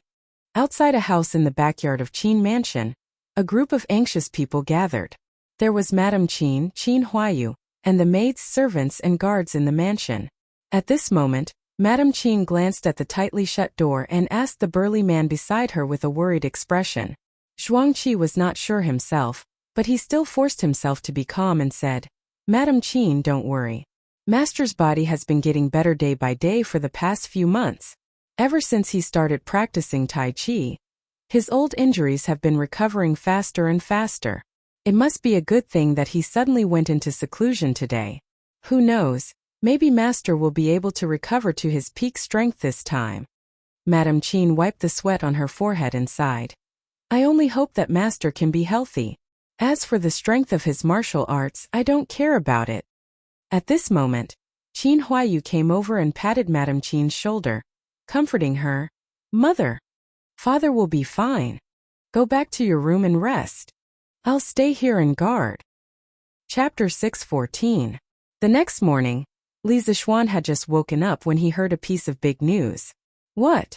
Uncle Qin's injuries are completely healed? And he even broke through?" Li Zishuan was eating breakfast in the main hall when Han Yushi suddenly came in and told him the news. Li Zishuan couldn't help but exclaim, "That's right. I heard that after practicing Tai Chi yesterday, Godfather suddenly felt something and locked himself up. Last night, Godfather broke out of seclusion. Not only were his old injuries completely healed, but his strength had also improved and reached the peak of the master stage. This way, Godfather doesn't have to suffer any more pain." Han Yushi happily shared the news she had heard with Li Zishuan. After saying that, she seemed to have thought of some unhappy things. She immediately wrinkled her nose and said, "Previously, some imperial physician said that Godfather's body could only hold on for another 10 years at most. Humph. Let's see if they still dare to say that now. A bunch of quacks." Li Zixuan couldn't help sweating. He really wanted to say, "Wife, those imperial physicians were right. If it weren't for me, Qin Chong wouldn't have lived for more than 10 years. Of course, he couldn't say that he had foresight. Transmigration was his biggest secret. Ahem. Wife is right. Those are all quacks." Li Zixuan coughed dryly and agreed. Han Yushi smiled and walked to Li Zixuan's side. "Husband, let's go to Qin Manor to visit Godfather later. Okay? You were busy with the matters of the academy previously and alienated some of the elders who are close to our family." Li Zixuan was stunned. He didn't expect Han Yushi to think so thoroughly, so he praised, "Yes, wife is right. Let's go and visit Uncle Qin after dinner." Although they were married, they still addressed Qin Chong by their own names. Anyway, Li Zixuan couldn't call Qin Chong Godfather like Han Yushi. "Okay. Young master, General Zhuo Wuwei is here with an imperial edict." After breakfast, Li Zixuan asked the servants to prepare some gifts and prepared to go to the Qin family. After all, Qin Chong's recovery and breakthrough this time could be considered a joyous occasion. It was necessary to bring some gifts to congratulate him. Unexpectedly at this moment, the gatekeeper Ah Fu rushed in to report. Li Zixuan asked in confusion, "General Zhuo Wei? Who is it?" He already knew that there was one general and 2 generals in each of the 16 guards of the Tang dynasty. He also knew that the general of the Zhuo Wuwei was Qin Chong. However, he really did not know who the general of the Zhuo Wuwei was. However, he could not be blamed for this. Ah Fu was dumbfounded by the question. There was no one else like this wastrel young master. He replied, "Young master, it's General Li Junxian." "Oh, Li Junxian. Hurry up and invite him in," Li Zixuan said hurriedly with a look of sudden realization. "There's no need for that. This general is already here. Mr. Li, you won't blame this general for being rude, right?" Li Zixuan had just finished speaking when a white-robed man walked in. He stared at Li Zixuan and said half-jokingly, "It was Li Junxian." Just from appearance alone, Li Junxian had a tall and straight figure and an awe-inspiring demeanor. His sharp eyebrows and handsome face made him look even more heroic. TSK. It's actually a pretty boy. No wonder there were rumors about him and Wu Meinyang in the future, Li Zixuan muttered to himself. Then, he stepped forward and clasped his hands with a smile. "General Li, what are you saying? You have the divine mandate on you. Please come in and have some tea." While Li Zixuan was sizing up Li Zixuan, Li Junxian was also sizing up Li Zixuan. He had met Li Zixuan before. When Li Zixuan had challenged Mount Beimeng in order to save Han Yushi, Li Er had sent him to investigate the situation. Although the situation had already been decided by the time he found Li Zixuan, he had still met Li Zixuan before. But today was his first time meeting Li Zixuan face to face. As he looked at this youth who was about the same height as him but still somewhat childish, he couldn't help but sigh. If not for Li Zixuan, he and Dugu Xian would have been considered outstanding talents of the great Tang's younger generation. But there were no ifs in reality. Although he held an important position at such a young age and was even a second-rank county duke, he was still a little dim compared to Li Zixuan.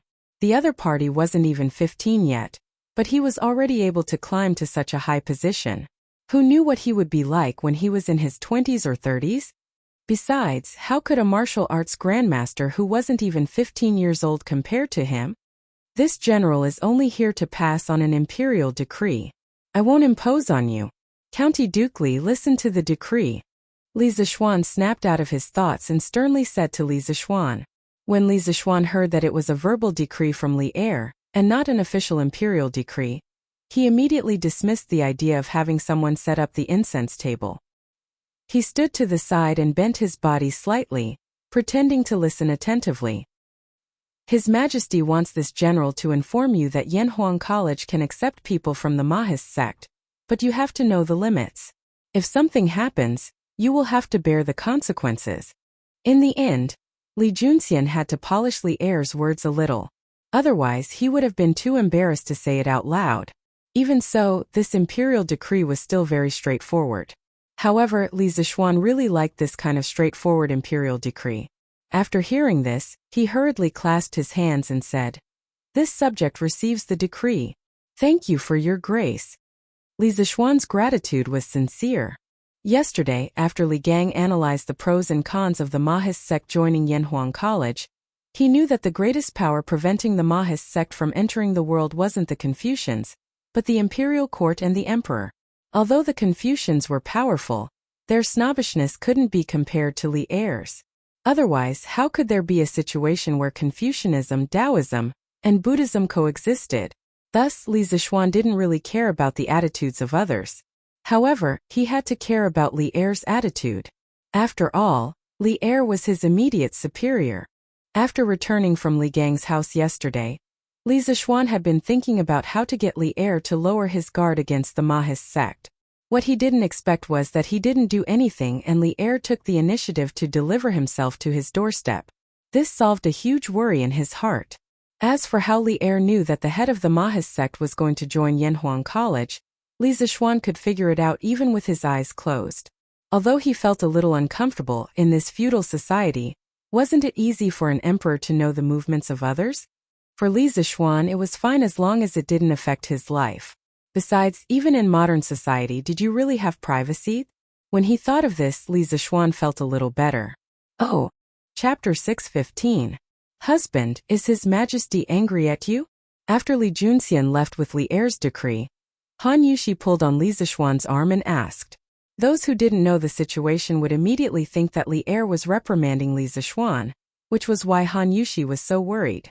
Haha, of course not. There are times when one can't just look at things from the surface. This imperial decree is a good thing for our family. Wife, there's no need to worry. Li Zixuan stroked Han Yushi's coiled hair and comforted her gently. Then he said, "Oh right, aren't you going to visit Uncle Qin? Sambao and the others are just about done packing, so let's set off." Han Yushi naturally agreed. The husband and wife went out hand in hand. They rode a carriage with gifts and headed towards the Qin manor. When they arrived at the Qin residence, Li Zixuan realized that the place was already packed with carriages. 4 or 5 carriages were parked by the side of the road, and each carriage had a manservant who was giving the horses water to prevent them from getting heatstroke. It seems like it's going to be rather lively here.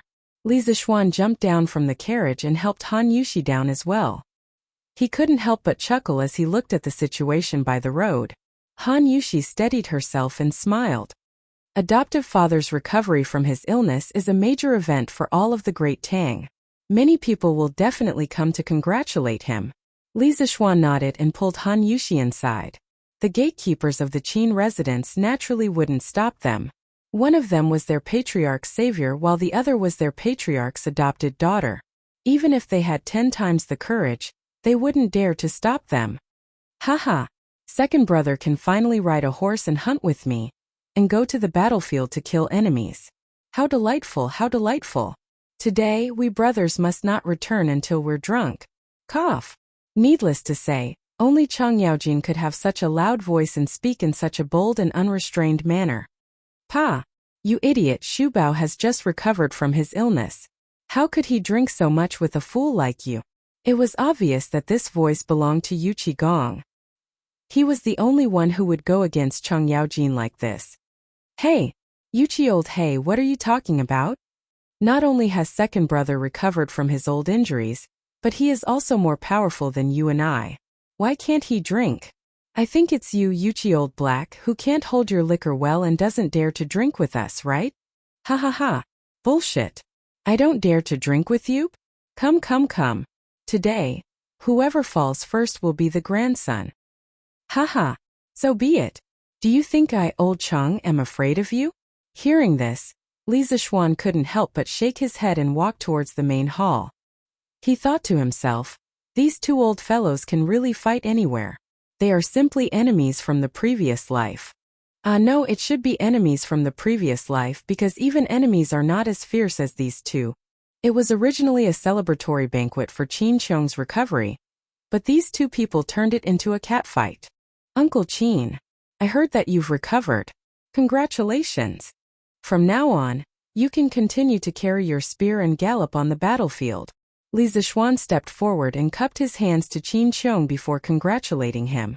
As for Han Yushi, she had already been led to the backyard by the Qin Manor servants to talk to Mrs. Qin. After all, there were so many men in the main hall, and she had nothing in common to talk about here. Only then did everyone notice that Li Zixuan had arrived. Qin Qiong was the first to stand up and smiled kindly. Haha, this is all thanks to you, little Xian. Come and sit first. Hey, that's the result of your own perseverance, Uncle Qin. Li Zixuan said humbly. Then after greeting some of the elders present, Li Jing, Chang Yaojin, Yuqi Jingda, Niu Jinda, Li Daozong, etc., he sat at the last seat on Qin Qiong's right. There was no choice. Who asked him to be the last to arrive and be the youngest person? Ha! This is your credit. No one can take it away. If it weren't for your unique medicinal wine, little Xian, and that blood-snatching method to prolong my life, this old man could only lie in bed for the next few years and wait for death. How can I still sit here and chat with all of you? Qin Qiong stroked his beard and looked at Li Zixuan with admiration. Chang Yaojin said with a faint smile. Haha, we're all family. Second brother Qin, what are you thanking us for? Besides, even if you want to thank us, this is not a complete thank you. Did you forget to tell us something? Qin Qiong was stunned and asked in bewilderment. What is it? Chang Yaojin pursed his lips and said. It's that Taiji fist. Second brother Qin, didn't you break through to the peak of Grandmaster because of Taiji fist? A while ago, I heard that Dugu Exine broke through to Grandmaster with a few sword moves that little Xian helped him deduce. Now, second brother Qin, you've reached the peak of Grandmaster because of little Xian's Taiji fist. This is enough to show that if a martial artist wants to break through, it's best to look for little Xian. That's right. Now little Xian has a small reputation in the martial arts world. Li Jing stroked his beard and smiled. However, Yuqi Gong said, second brother Qin has just recovered from a serious illness this time, and his strength has increased by another level. It can be said that he has left us behind again. The reason why Yuqi Gong said this was mainly because among them, when they were young, Qin Qiong's martial strength was the first to reach its peak. And according to the development of things, Qin Qiong's martial strength should be the first to decline. At the beginning it was indeed like this. At that time they were chasing after Qin Qiong's footsteps, but Qin Qiong's martial strength kept declining because of his body. Everyone thought that it would end like this. Who knew that Qin Qiong would be reborn today? Not only did he wash away his old injuries, but he also took another step forward in martial arts and once again pulled away from these generals. Hee. Second brother Qin, can I practice Taiji fist? I've been stuck at Grandmaster middle stage for a long time. If I can practice Taiji fist, I might be able to break through. Cheng Yaojin asked shamelessly. At this moment the rest of the people stopped talking to each other and turned their attention to this side. For martial artists, there was nothing more comfortable than improving their realm.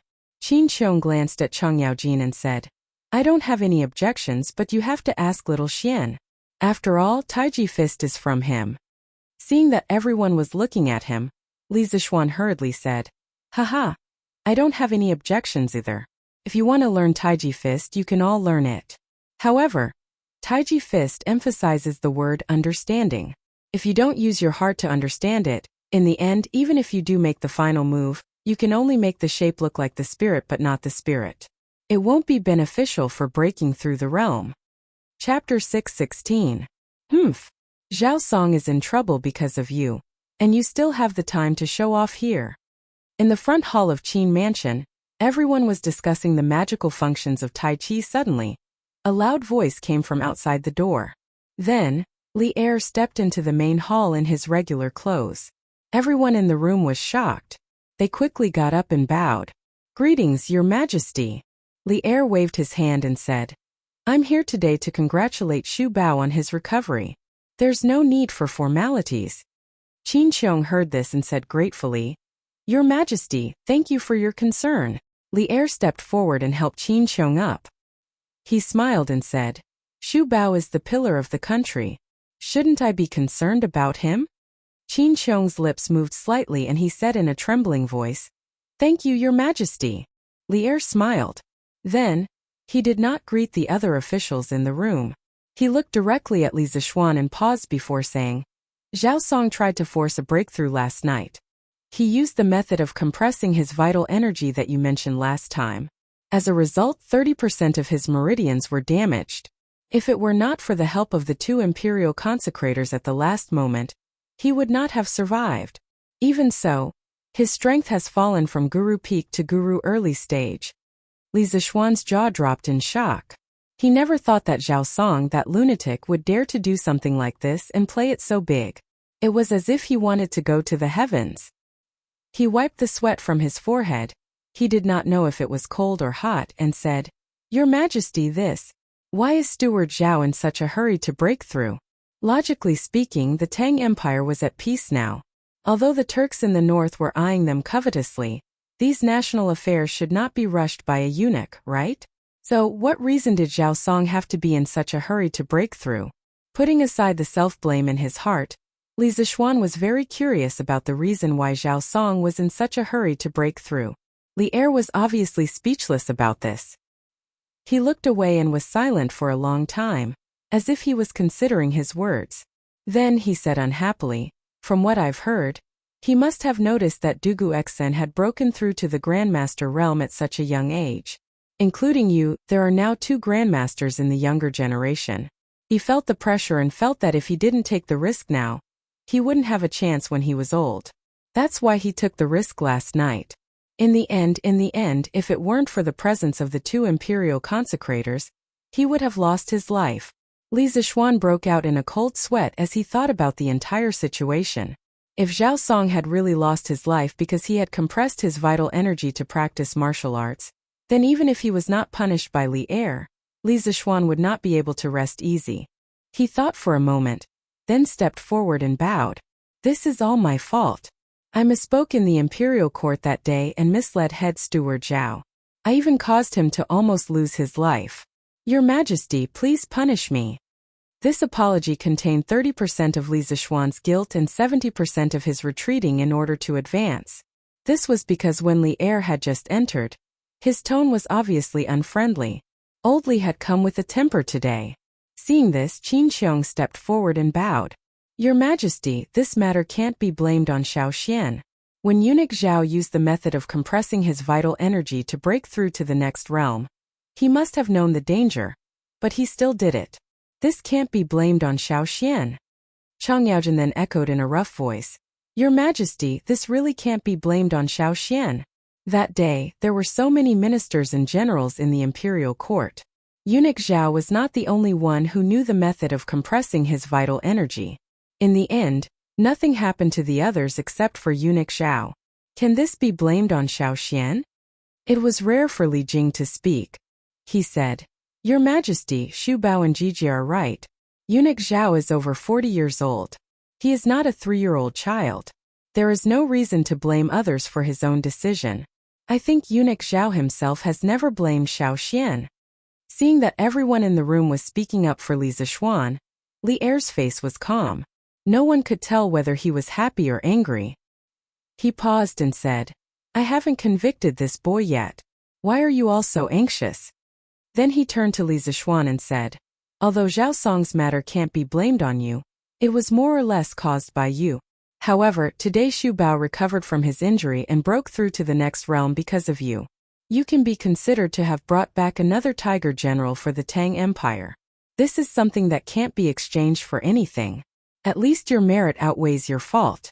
I bestow upon your wife the title of rank 6 noble lady as your reward this time. Do you have any complaints? Li Zixuan said happily, Thank you, Your Majesty. I have no complaints.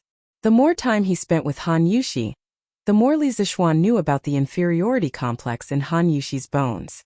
He was now a higher and higher official, but the pressure on Han Yushi was getting greater and greater.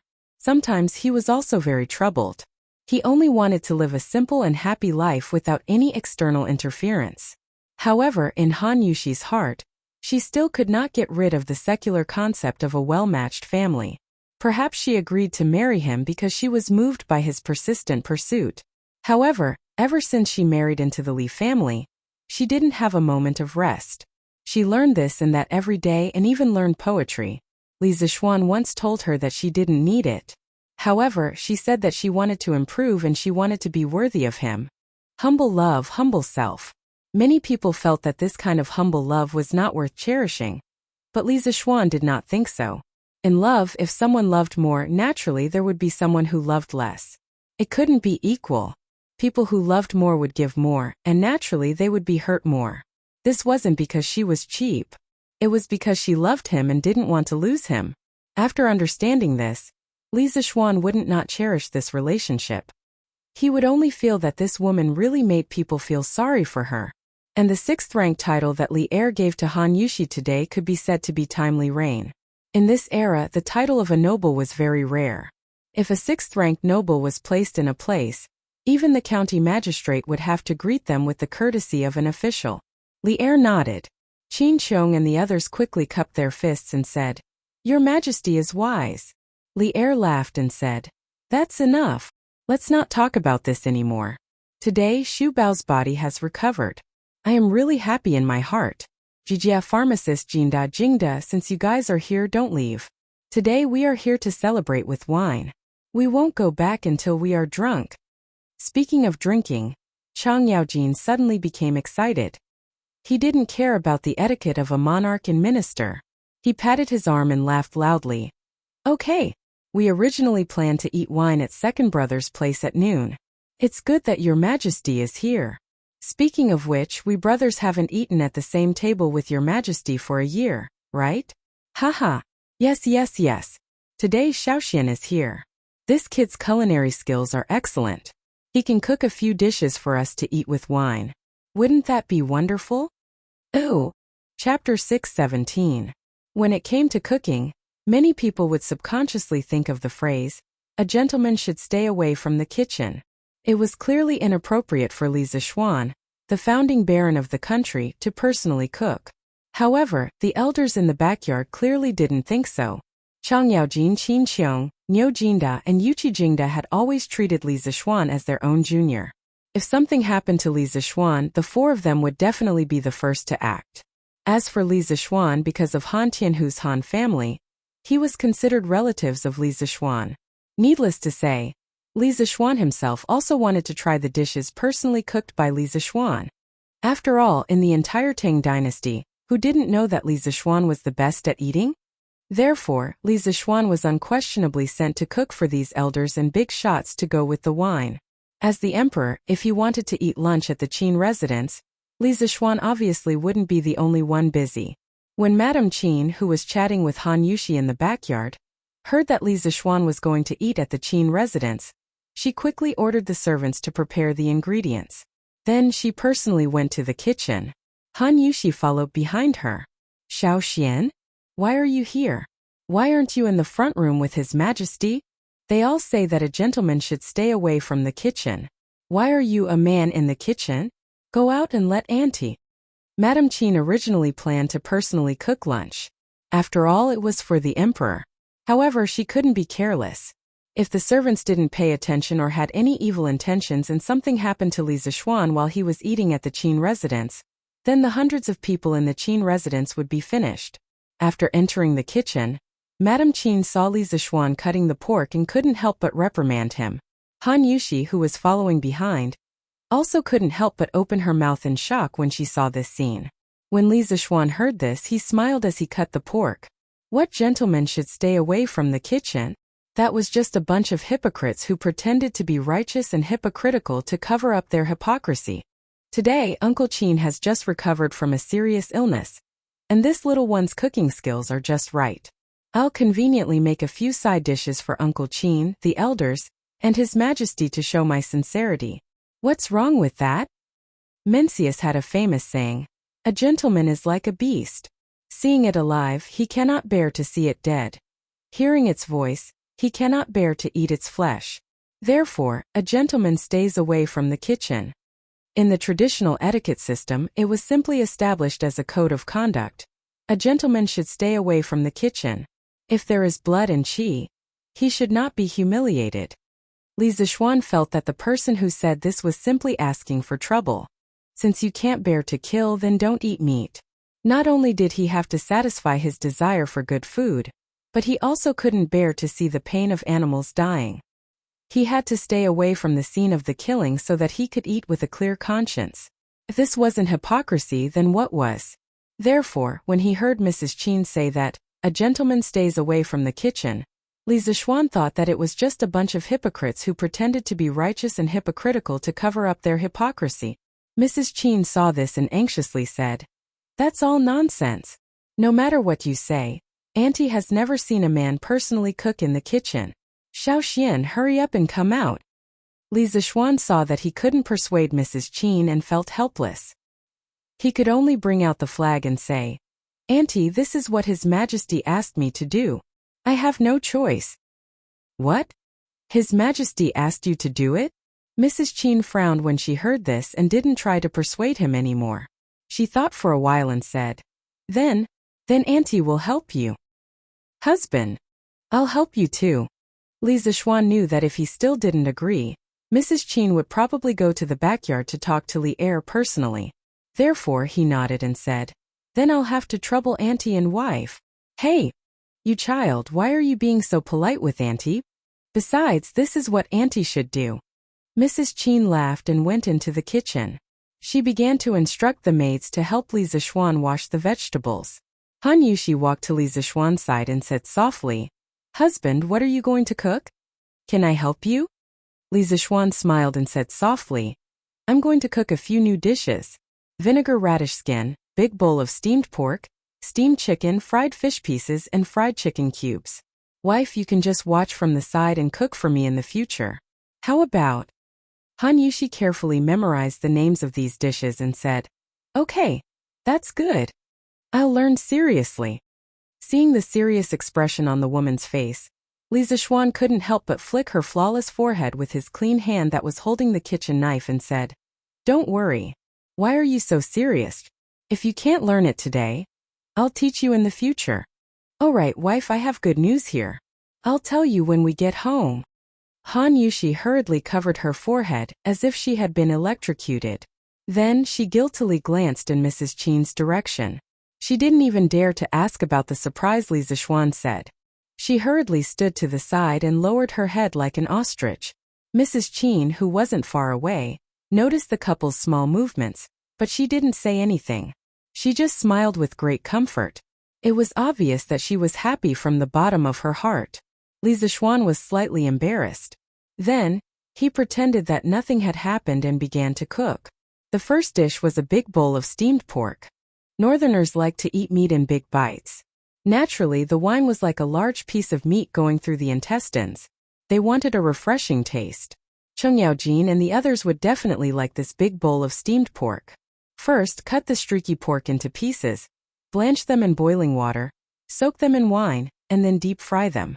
Finally, add some preserved vegetables. These vegetables are produced in the Guangdong area. During the Tang dynasty, there were a lot of them in Lingnan. As the base, steam them for half an hour, and the bright red and tender steamed pork in a big bowl will be ready to be served. Of course, during this time, Li Zishuan also made the vinegar-choked radish skin. This dish couldn't be easier. Then he made the diced chicken.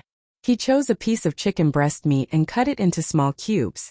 Then he tore up some orange peel, pepper, cloves, fennel, and other spices. He turned on the fire and heated up a little bit of oil. Then, he put the meat and the seasonings into the pot and stir-fried it. The flavor of the spices permeated into the meat. He ate a bite of the diced chicken with a sip of wine. It was so refreshing. There were also fried fish pieces. He cut a whole fat black carp into big chunks and marinated it with salt and white wine grains for an hour. The fish pieces would show a light pink color, which was very tempting. Then he mixed eggs and flour and fried the fish pieces with hot oil. The fish pieces were crispy on the outside and tender on the inside. When it was time to eat, he made a hot sauce with garlic and soy sauce and poured it over it to go with wine. The taste was so good that even an immortal wouldn't exchange it for it. The more Li Zishuan cooked, the more proficient he became. Han Yushi and Mrs. Qin, who were next to him, were more and more dumbfounded. The more they looked, the more they were hungry. This color, this aroma, they almost couldn't help but want to eat it first. Madame Qin gulped and thought to herself, "No wonder His Majesty allowed Xiaoxian to come over and cook. Sigh, I don't know where this child learned to cook these dishes, but they're even more delicious than mine, someone who's been cooking for decades. Oh. Chapter 6:18. After working in the Qin family's kitchen for more than 2 hours, Li Zixuan finally finished preparing lunch for the big shots in the backyard. There weren't many types of dishes, only 5 dishes and 1 soup in total. However, the portions of each dish were large and were all placed in small bowls. After all, the big shots sitting in the house were all martial artists and their appetites were extraordinarily large. After the dishes were done, Li Zixuan naturally didn't have anything to do. Madame Qin ordered the maids to bring the bowls of dishes to the front hall. Li Zixuan didn't care about this. After washing his hands, he pulled his wife out of the kitchen. Unexpectedly, as soon as he came out, he saw Qin Huayu and Cheng Chumo walking towards him. Li Zixuan was stunned and asked, "Hey, Huayu, Chonyo? You two are backs?" Qin Huayu went to Yunshan to participate in labor, as early as a month ago. Cheng Chumo liked to slack off, and it had only been half a month since he went to Yunshan. Under normal circumstances, the two of them should be at Yunshan now because Yunshan was a little far from Chang'an. The students of the School of Mathematics would usually eat together in the cafeteria of Yunshan at noon.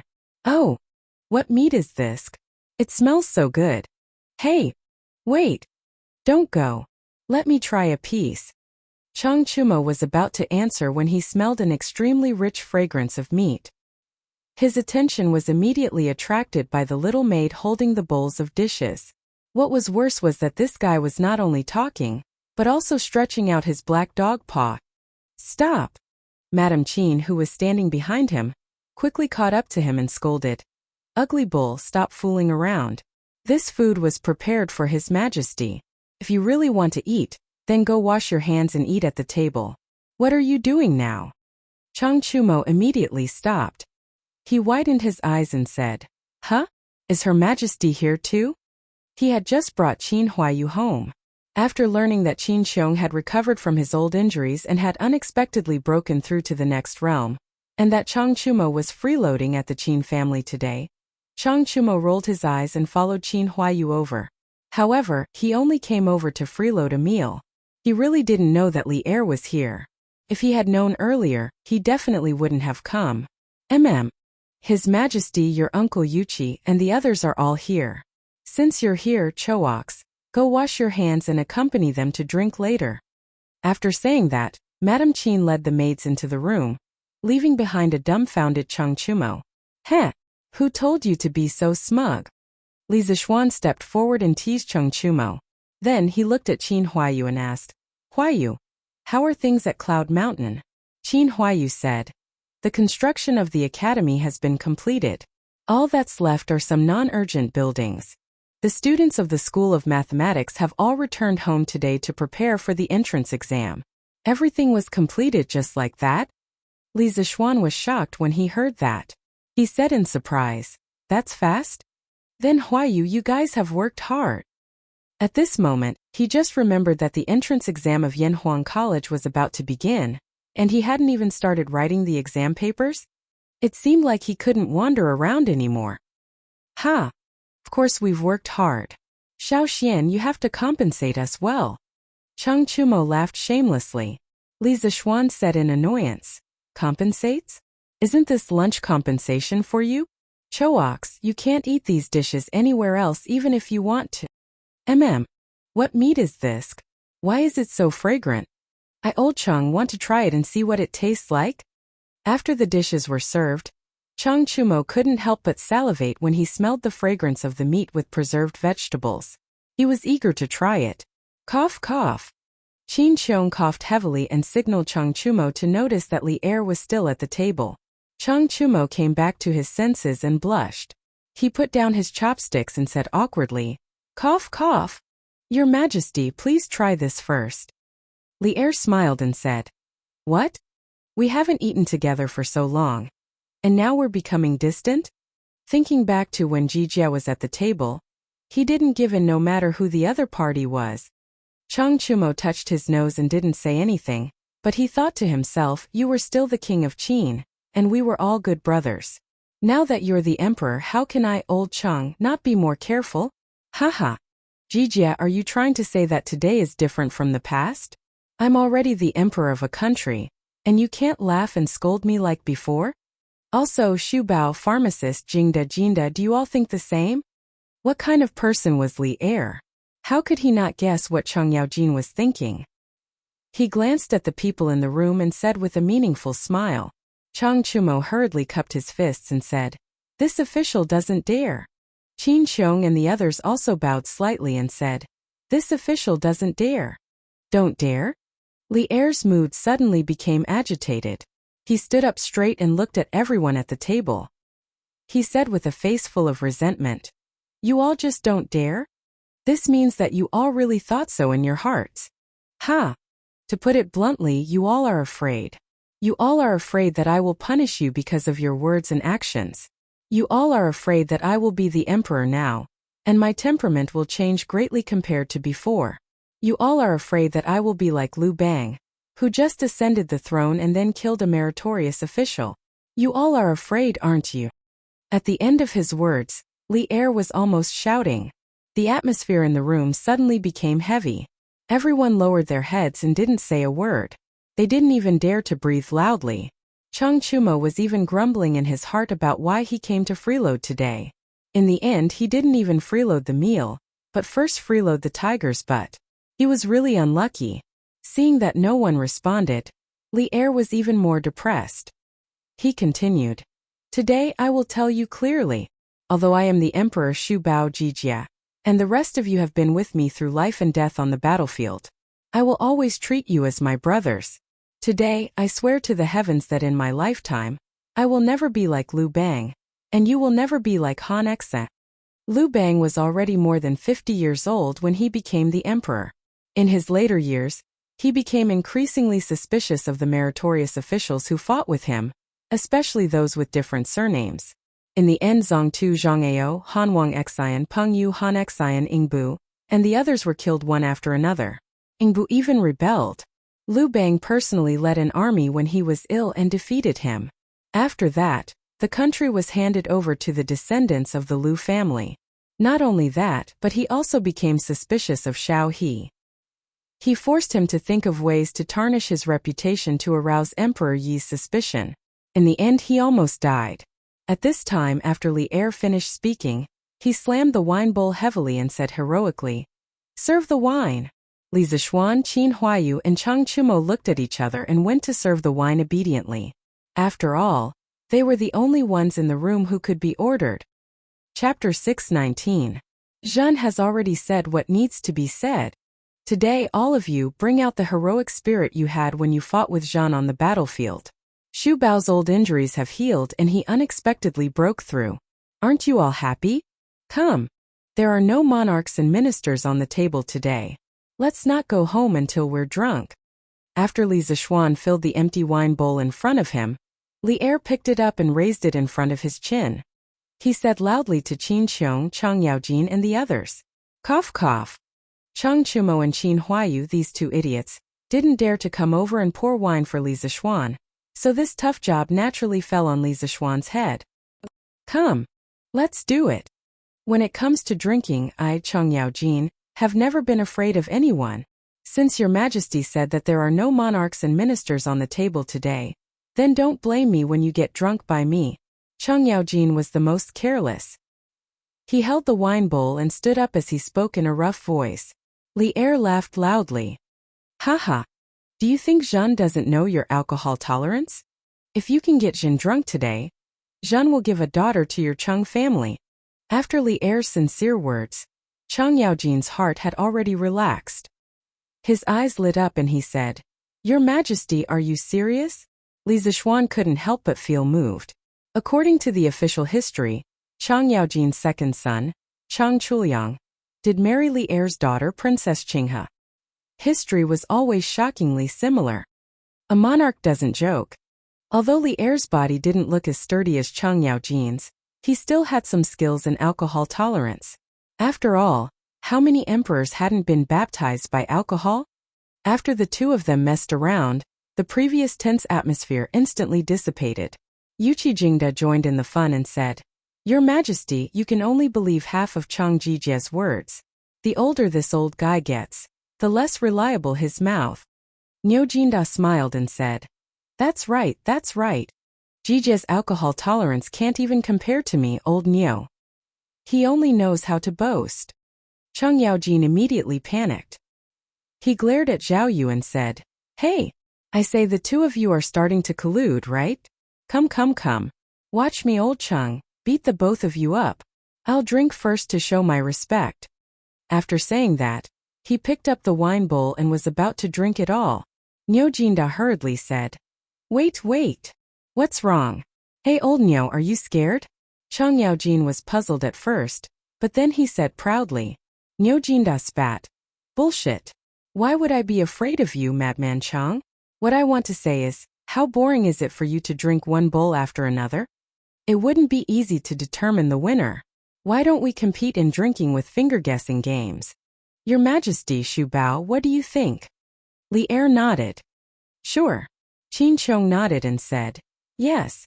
When Cheng Yaojin saw this, he could only straighten his neck and say, Let's play the finger-guessing game.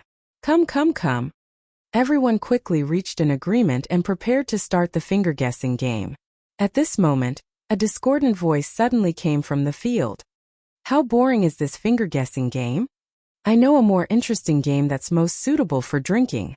Everyone looked towards the source of the voice and saw that it was Chang Chumo who was eagerly making the suggestion. Go, go, go. We are drinking. You little brat, take 2 pieces of meat and scram to the side to eat. Cheng Yaojin didn't waste any time. He came up and slapped Chang Chumo twice on the back of his head. Chang Chumo was hit hard, and he instantly grimaced in pain. When he heard Cheng Yaojin's heartless words, he was furious. He didn't know if this guy had eaten a bear's heart or a leopard's guts, but he actually said, Ayo. What the heck, Dad? Am I still your biological son? You can really bear to hit me and say that. Pfft. Li Zixuan was the first one who couldn't hold it in and burst out laughing. The rest of the people, including Li Er, also laughed out loud. Cheng Yaojin's face darkened, and he was about to hit again when Li Er hurriedly stopped him. Alright, Jijia, stop hitting. Let Chou Niu speak. Who knows, this kid might really have some good ideas? Only then did Cheng Yaojin stop.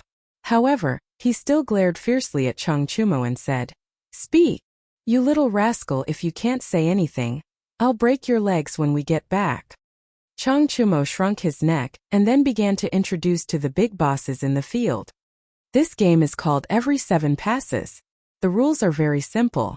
You can first randomly choose a person and say any number. For example, Her Majesty says 5, Uncle Li, you have to immediately say 6, and so on. However, whenever you encounter a number that is a multiple of 7 or a number that contains 7, that person can't say it out loud. He has to say pass. Those who don't say pass or those who hesitate for more than 2 breaths will all be considered to have failed. The person who fails will be punished with a glass of wine, and then the next round of the game will start from this person again. I wonder what Her Majesty and the rest of the uncles think? Li Zixuan couldn't help but cover his face. This fellow had completely copied the rules of the game that he had mentioned the other day. It was really hard on him. However, copying the game itself wasn't a problem. The problem was, no. How can this game be as simple as finger guessing? You little rascal, you're just adding to the trouble. As expected, before Li Er could say anything, Cheng Yaojin was the first to jump out and reprimand him. Actually, at this moment, Cheng Yaojin was also sweating in his heart. Was this son really his biological son? Why did he keep tricking him? Because if they were to follow the rules of the game, the ones who would suffer the most would be him and Yuqijingda. Although the rest of the people were generals, they weren't like the 2 of them who only knew martial arts and didn't know literature. Chang Chumo had come up with such a bad idea. Wasn't this asking for his old life? Li Er thought for a moment and understood the essence of this game. He suddenly found it interesting and said, Jija, it's not right to say that. Compared to finger guessing, this game is obviously much more fun. Let's do this today. Apart from Yuqijingda, the rest of the old generals all agreed. These 2 miserable brothers glared hatefully at Chang Chumo. They could only obey the majority. Next, without a doubt, Qin Qiong. 19. Li Jing. 20. Cheng Yaojin. 21. No. Yuqijingda, who was below Cheng Yaojin, heaved a sigh of relief and then laughed loudly. Haha. Chungjijia, you lost. Drink first. Let's talk about other things. Yes, yes, yes. Drink first. Li Er picked a large piece of braised meat for himself and said to Chang Yaojin. Chang Yaojin was helpless.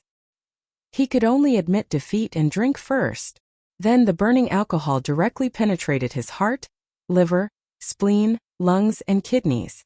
Chang Yaojin hurriedly picked up a piece of braised meat with his chopsticks and stuffed it into his mouth, wanting to use it to ease his pain. In the end, he was instantly stunned by the taste. As he stuffed himself, he shouted excitedly, This meat is really delicious. It looks greasy on the outside, but it's not greasy at all when eaten. Tsk. Little Xian's culinary skills are really good. With these things to go with wine, I won't get drunk no matter how much I drink. Li Er couldn't help but say, this is called fat but not greasy. Cheng Jijia, why are you talking so much? Chang Yaojin laughed dryly and said, how can my knowledge compare to His Majesty? This fried fish is also very delicious. With these dishes to go with wine today, I can definitely not get drunk after 1,000 cups. Let's continue. It's my turn. I say 13. Yuchi Jingda hurriedly said, Pass. Ooh. It was naturally impossible to not get drunk after 1,000 cups. After all, his strength was there. After failing again and again, Old Cheng finally became cold and collapsed under the table. Li Zixuan and Chang Chumo hurriedly apologized to Li Er. The two of them dragged Cheng Yaojin and prepared to send him back to the Cheng family. Aya! Little Xian, if I do this, won't we lose our Cheng family's princess daughter-in-law? If His Majesty grants a marriage to Chu Liang, won't I be trapping my brother? Chang Chumo thought for a long time and finally realized that something was wrong. He patted his head and said with regret. Li Zixuan pursed his lips and said, Not only did you trick your brother, but you also tricked your father. The Sinister Concubine. Chapter 620. Oh right, husband. When we were at the Qin Manor, you once said that you wanted to give me a surprise. Can you tell me now? After carrying Cheng Yaojin into the Cheng Manor's carriage, Li Zixuan directly brought his wife home. In the study, Li Zixuan was thinking about the students' entrance exam papers when he heard Han Yushi's gentle and slightly expectant voice. Li Zixuan put away his thoughts, turned his head and pretended to say, Yes, that seems to be the case. But as for what the surprise is, I also forgot. Husband, you. When Han Yushi heard that, she glared at Li Zixuan and said, Haha, wife, do you really want to know what the surprise is? Li Zixuan pulled Han Yushi to his side and asked with a smile, Didn't you forget, husband? Even if I want to know, what's the use? Han Yushi pouted and turned her head to the side.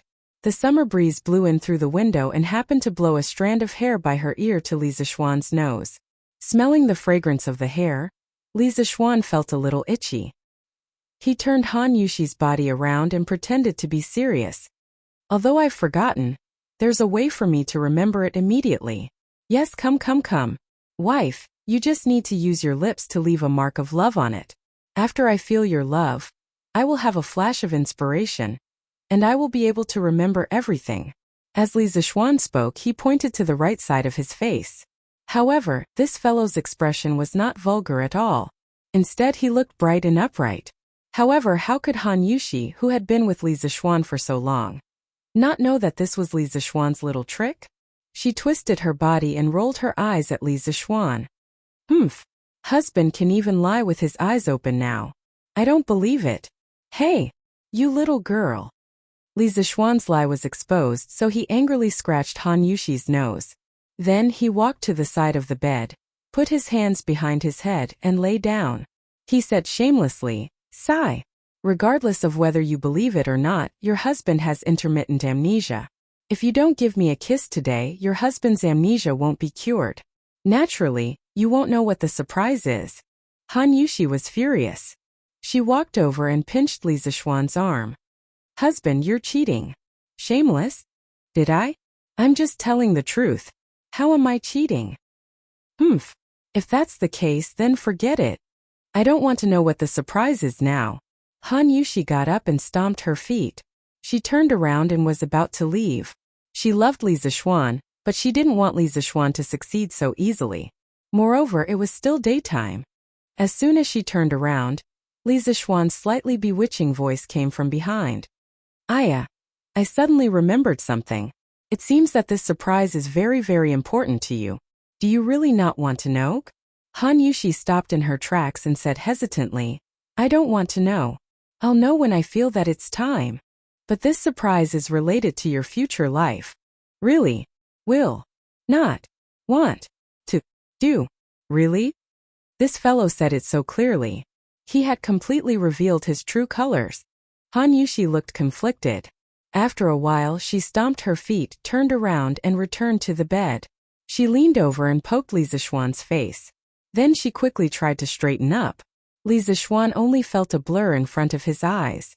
Then a fragrant wind seeped into his nostrils. Then he felt something soft, warm, and water-like on his face. This beautiful feeling disappeared in a flash. Seeing that Han Yushi was about to get up, he quickly reached out and pulled her into his arms. Ah! Han Yushi exclaimed. She wanted to break free, but she realized that it was all in vain. She couldn't help but be anxious and angry.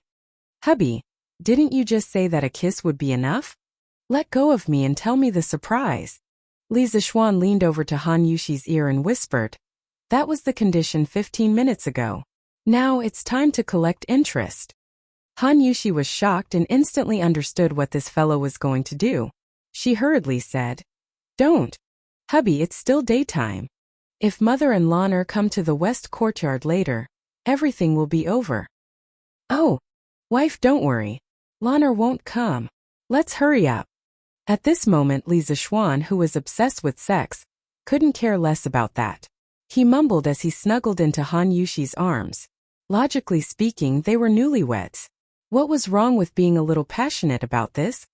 Unfortunately, this fellow was busy with various matters in the academy and didn't have time to be distracted. After holding it in for so long, he was suffocated. Now that there was such an opportunity, how could he let it go? After a while, there was a suppressed gasp in the room, but the volume was very, very low. Oh? Xiaoxi, young madam has been in there for so long. Why hasn't she come out? The sun is going to set soon. According to the usual practice, young madam should be in the kitchen cooking delicious food for young master. Outside the door, Xiaohe looked at the tightly shut door and asked Xiaoxi, who was sitting in the corridor. Xiaoxi rolled her eyes and said, I think you're the one who's craving for food again? Every time young madam cooks for young master, you would secretly eat it. Luckily, young madam is kind and didn't argue with you. Otherwise, she would definitely sell you out. Xiaohe stuck out her tongue and blushed. Young madam wouldn't do that. Besides, young master wouldn't be so heartless. Then she looked at the door and whispered, Hey Xiaoxi, do you think young master and young madam are doing that in the room? That's why they haven't come out. Xiaoxi's face instantly turned red. She used her finger to point at Xiaohe's forehead and scolded. Stupid Xiaohe. Why are you thinking about these things every day? Young master and young madam. They wouldn't. Ah. 6th grade noble title? Husband, is what you said true? Before Xiaoxi finished speaking, there was a scream in the room. It was obvious that the owner of the voice was very excited. Otherwise, he wouldn't have lost control of his voice. In the room, the two of them were lying side by side on the bed and had already put on their clothes. However, from their messy hair and messy bedsheets, it was obvious that they had a fierce battle just now. Shoo! Lower your voice. Wife, you are trying to invite someone else in. Li Zixuan hurriedly covered his wife's mouth and then glanced at the door with a guilty conscience. If someone else came in now, it wouldn't be a big deal for him as a man. However, he was afraid that Han Yushi would be blamed because of this and be afraid of intimacy in the future. That wouldn't be worth it. Chapter 621.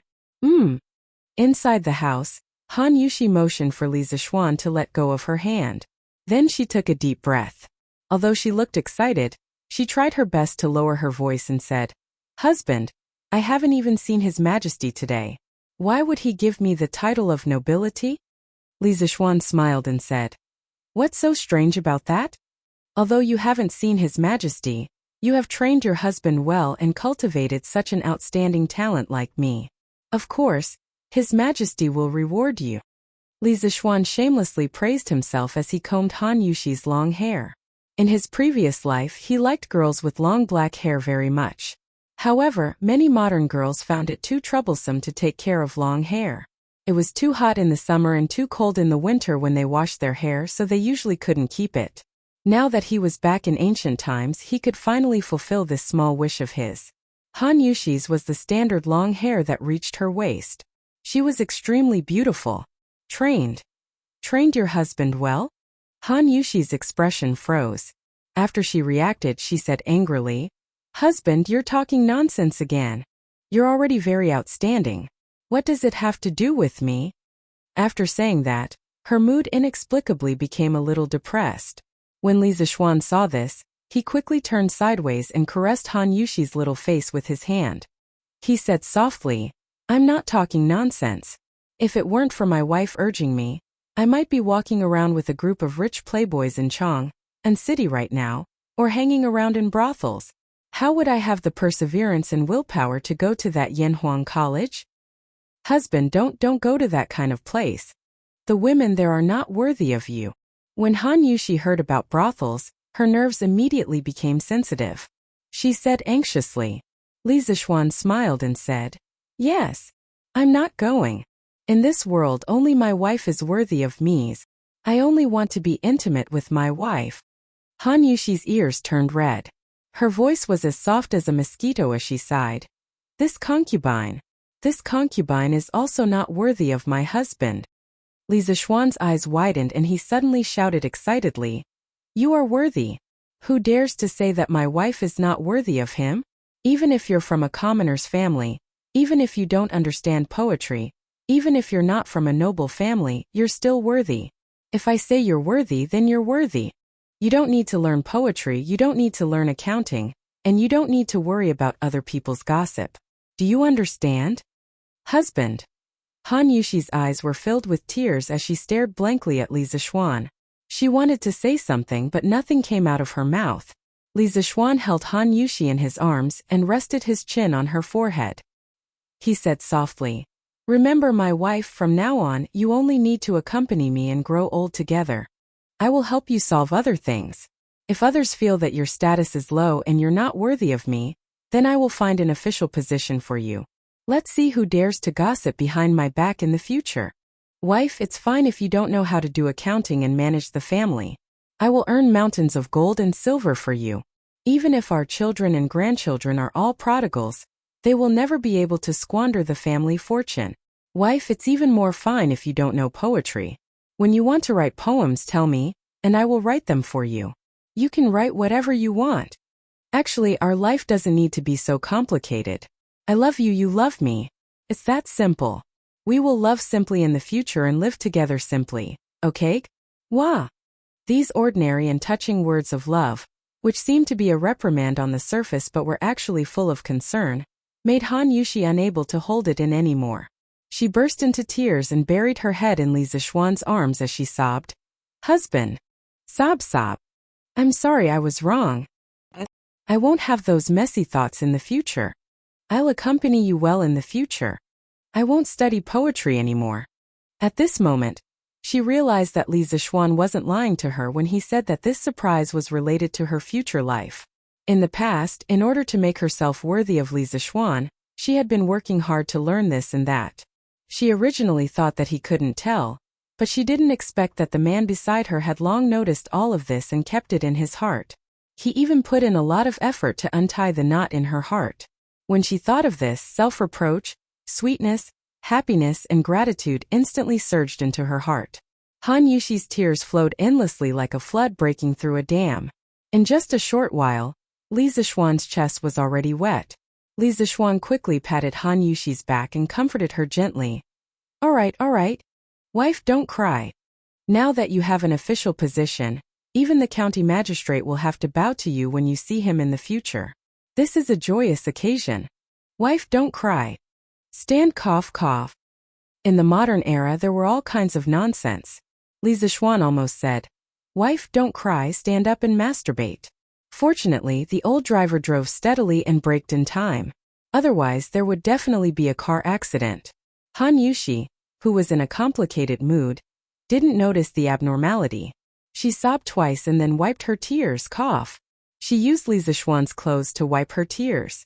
She raised her head and said, "And you're right, husband. This is a joyous occasion. I won't cry." "Ah. It's so late." "Oh no, since His Majesty has given me an imperial edict, then there should be an imperial edict in the afternoon. But where, husband, did we miss the imperial edict?" Han Yushi looked at the sky and only then did she notice that the sun was about to set. She suddenly thought of the 6th-rank title and couldn't help but exclaim with a panicked expression. Li Zixuan patted Han Yushi's shoulder and said with a smile, "Haha. Wife, you're thinking too much. His Majesty drank a lot in the afternoon. He's probably still in the land of tenderness. Where would he have the time to get someone to draft an imperial edict? The imperial edict bestowing the title of wife will probably only be sent tomorrow." Han Yushi heard that and couldn't help but let out a long sigh of relief. She patted her chest and said, "Oh, that's good, that's good. It's all your fault, husband. Xiao He and the others must have noticed something. Forget it, let's not care about this. I have to go to the kitchen and arrange for someone to cook. Otherwise, father and mother will be anxious from waiting." After that, she left Li Zixuan and got up in a hurry to go out. Li Zixuan was speechless. He thought to himself, is it my fault for lasting too long? He looked at Han Yushi's back and added, "Wife, remember to make a plate of scrambled eggs with chives and roast a plate of pork kidney tonight." Han Yushi's tender face turned red when she heard that. She said unhappily, "Stinky husband, you haven't been serious all day. I'm ignoring you." After she finished speaking, she really didn't bother with Li Zixuan and directly fled. Chapter 622. The next day, Li Zixuan slept in, which was rare. On one hand, it was because he had been in seclusion for the past month to compile teaching materials. He would work overtime every night, which exhausted a lot of his physical and mental strength. On the other hand, it was because this guy had another wave last night and worked overtime in bed. Under such circumstances, he could not get up in the morning. But as the person involved, Han Yushi didn't feel sleepy at all. She didn't feel sleepy at all. She knew that Li Zixuan was very tired during this period of time, so she didn't wake him up. Instead, she walked out of the room alone and brought Xiao He, Xiao Shi, and the others to practice Tai Chi. Today, Han Yushi felt more and more that Tai Chi was very beneficial to the body. Not to mention that her husband and her adoptive father had broken through because of Tai Chi. After practicing Tai Chi for more than 2 months, the most direct feeling was that she was very energetic every day. Secondly, she could barely cope with Li Zixuan's various torments at night. The 3 beauties were practicing Tai Chi outside. The scenery was very beautiful, but Li Zixuan had no time to care about it. He lay in bed and slept soundly, going on a date with Zhou Gong. "Hubby, get up quickly, Mr. Li Gang is here." After an unknown period of time, Li Zixuan faintly heard a melodious voice ringing in his ears. He muttered somewhat unwillingly, "Oh, who's here?" Han Yushi had no choice but to repeat, "Hubby, Mr. Li Gang is here. He's waiting in the front yard. Get up quickly." Li Zixuan heard it clearly this time. He immediately turned over and jumped off the bed, saying, "Mr. Li is here? How long has he been here?" This guy looked at the sunlight outside and knew that it was not early. As he spoke, he hurriedly put on his clothes and buttoned a button wrong in his hurry. Seeing this, Han Yushi sighed helplessly. Without any hesitation, she stepped forward to help Li Zixuan put on his clothes. She said, "Husband, don't worry. Mr. Li Gang has just arrived. There are 2 other people who came with him. They look quite old. Father is accompanying them in the front hall." Li Zixuan asked, "Oh, Dad, didn't you go out to play chess with someone today?" The chess he was talking about was Go. Of course, it didn't mean that there was only Go in the Tang dynasty and no Chinese chess. In fact, there were both types of chess in the Tang dynasty. Go had been circulating in China's upper class since the spring and autumn period.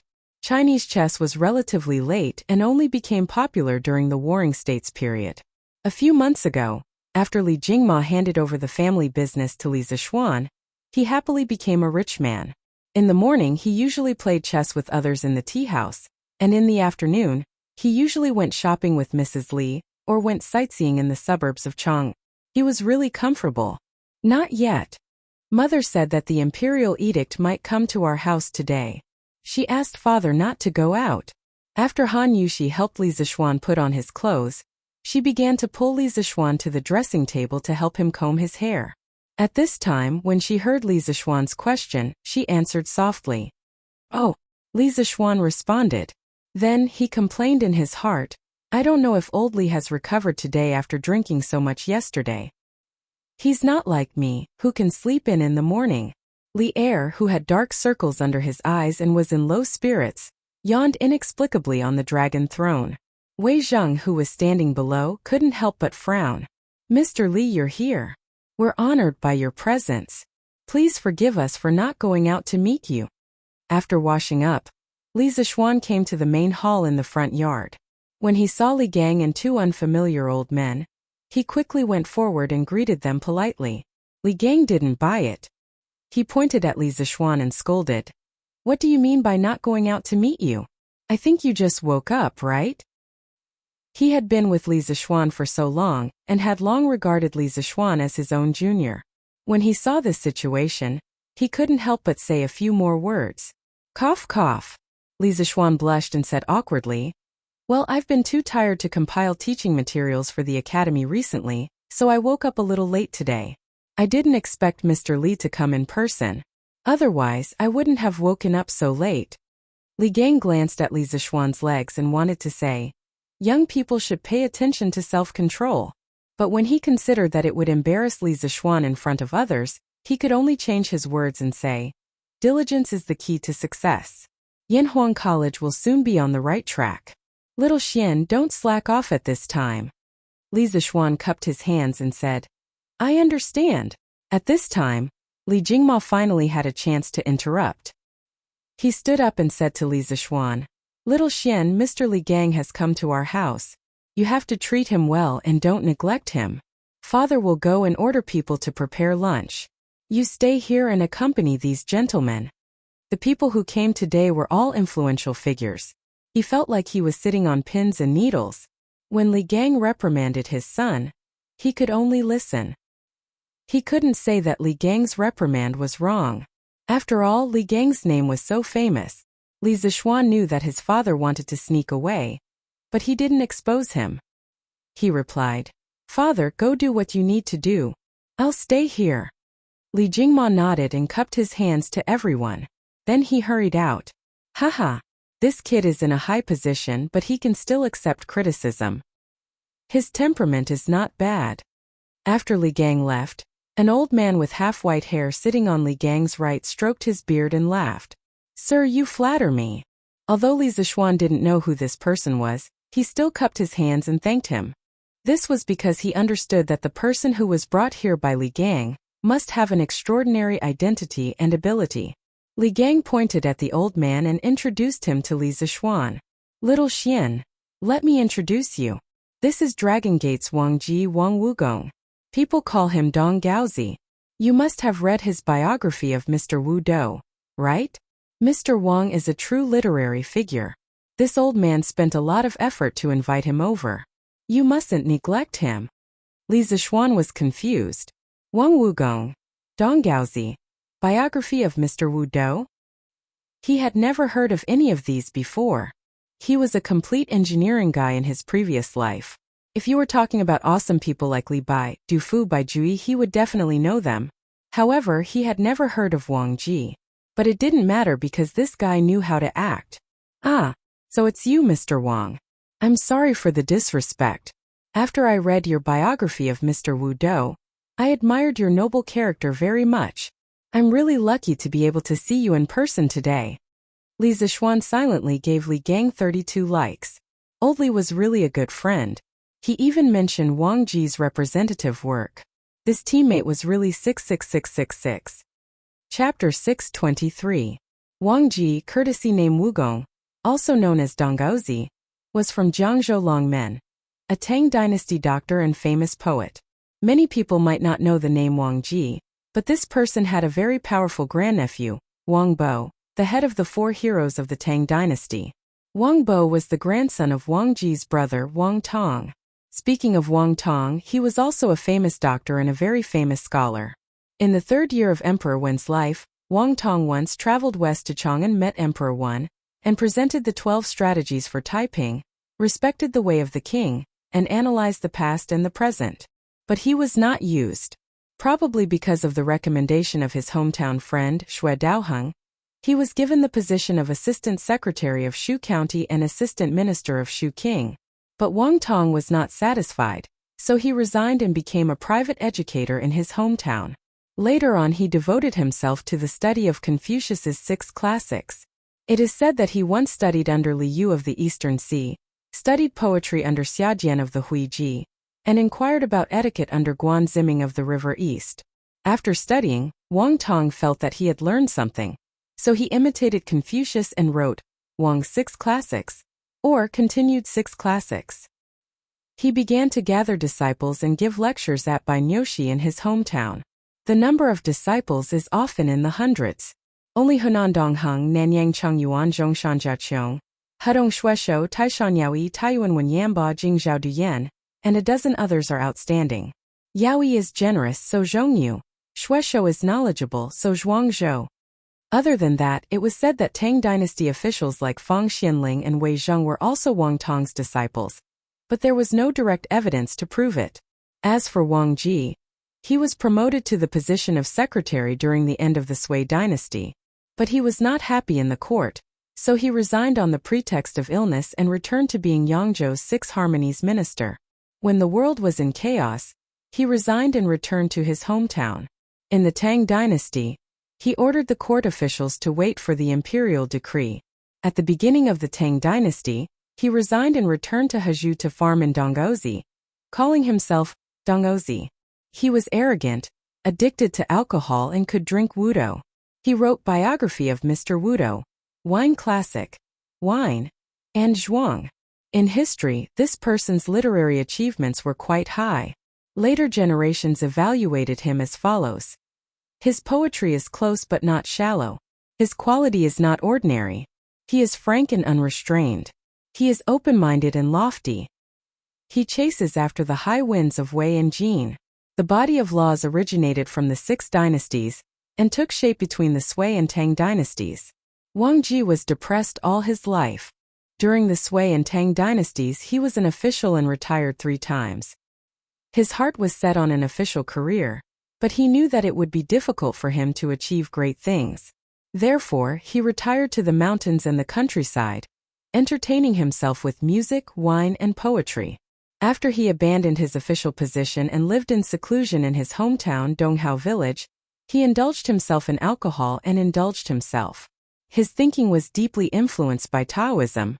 Most of his poems were based on the love of wine, praising Ji Kong and Ruan Ji, and praising Tao Yuan Ming with the content of the idyllic and leisurely life. Later generations compiled it into the collection of Dong Gaozi. At this time in the main hall, Wang Ji heard Li Zishuan's sincere praise, and a smile appeared on his old face. He said humbly, "Haha, you really know how to talk, but I'm just a country bumpkin. I don't deserve your praise. I heard that you've set up an academy. I'd like to see it for myself." Actually, Wang Ji couldn't be blamed for not being able to see that Li Zishuan was acting. It was just that Li Zishuan's acting was too realistic. The admiration and praise on his face were just right. If it was more, it would appear hypocritical, and if it was less, it would appear insincere. If he was in modern times, he could be an Oscar winner. Li Zishuan smiled and said, "Since ancient times, learning has always been the most important thing in every dynasty. However, it is harder for the poor to enter the academy than to ascend to the heavens. Therefore, I founded Yanhuang Academy to establish my heart for the world and life for the people. I want everyone who is interested in learning to be able to learn useful things." Good. What a good heart for the world. What a good life for the people. The Li family's boy is really bold.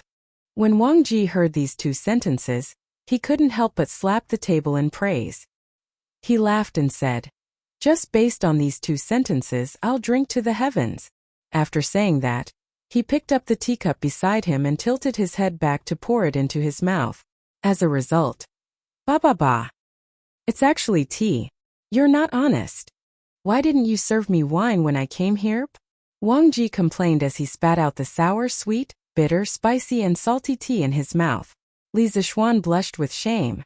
He hurriedly asked someone to bring the iced wine from home and said, "Cough, cough. Mr. Wugong, please wait a moment. The wine will be here soon."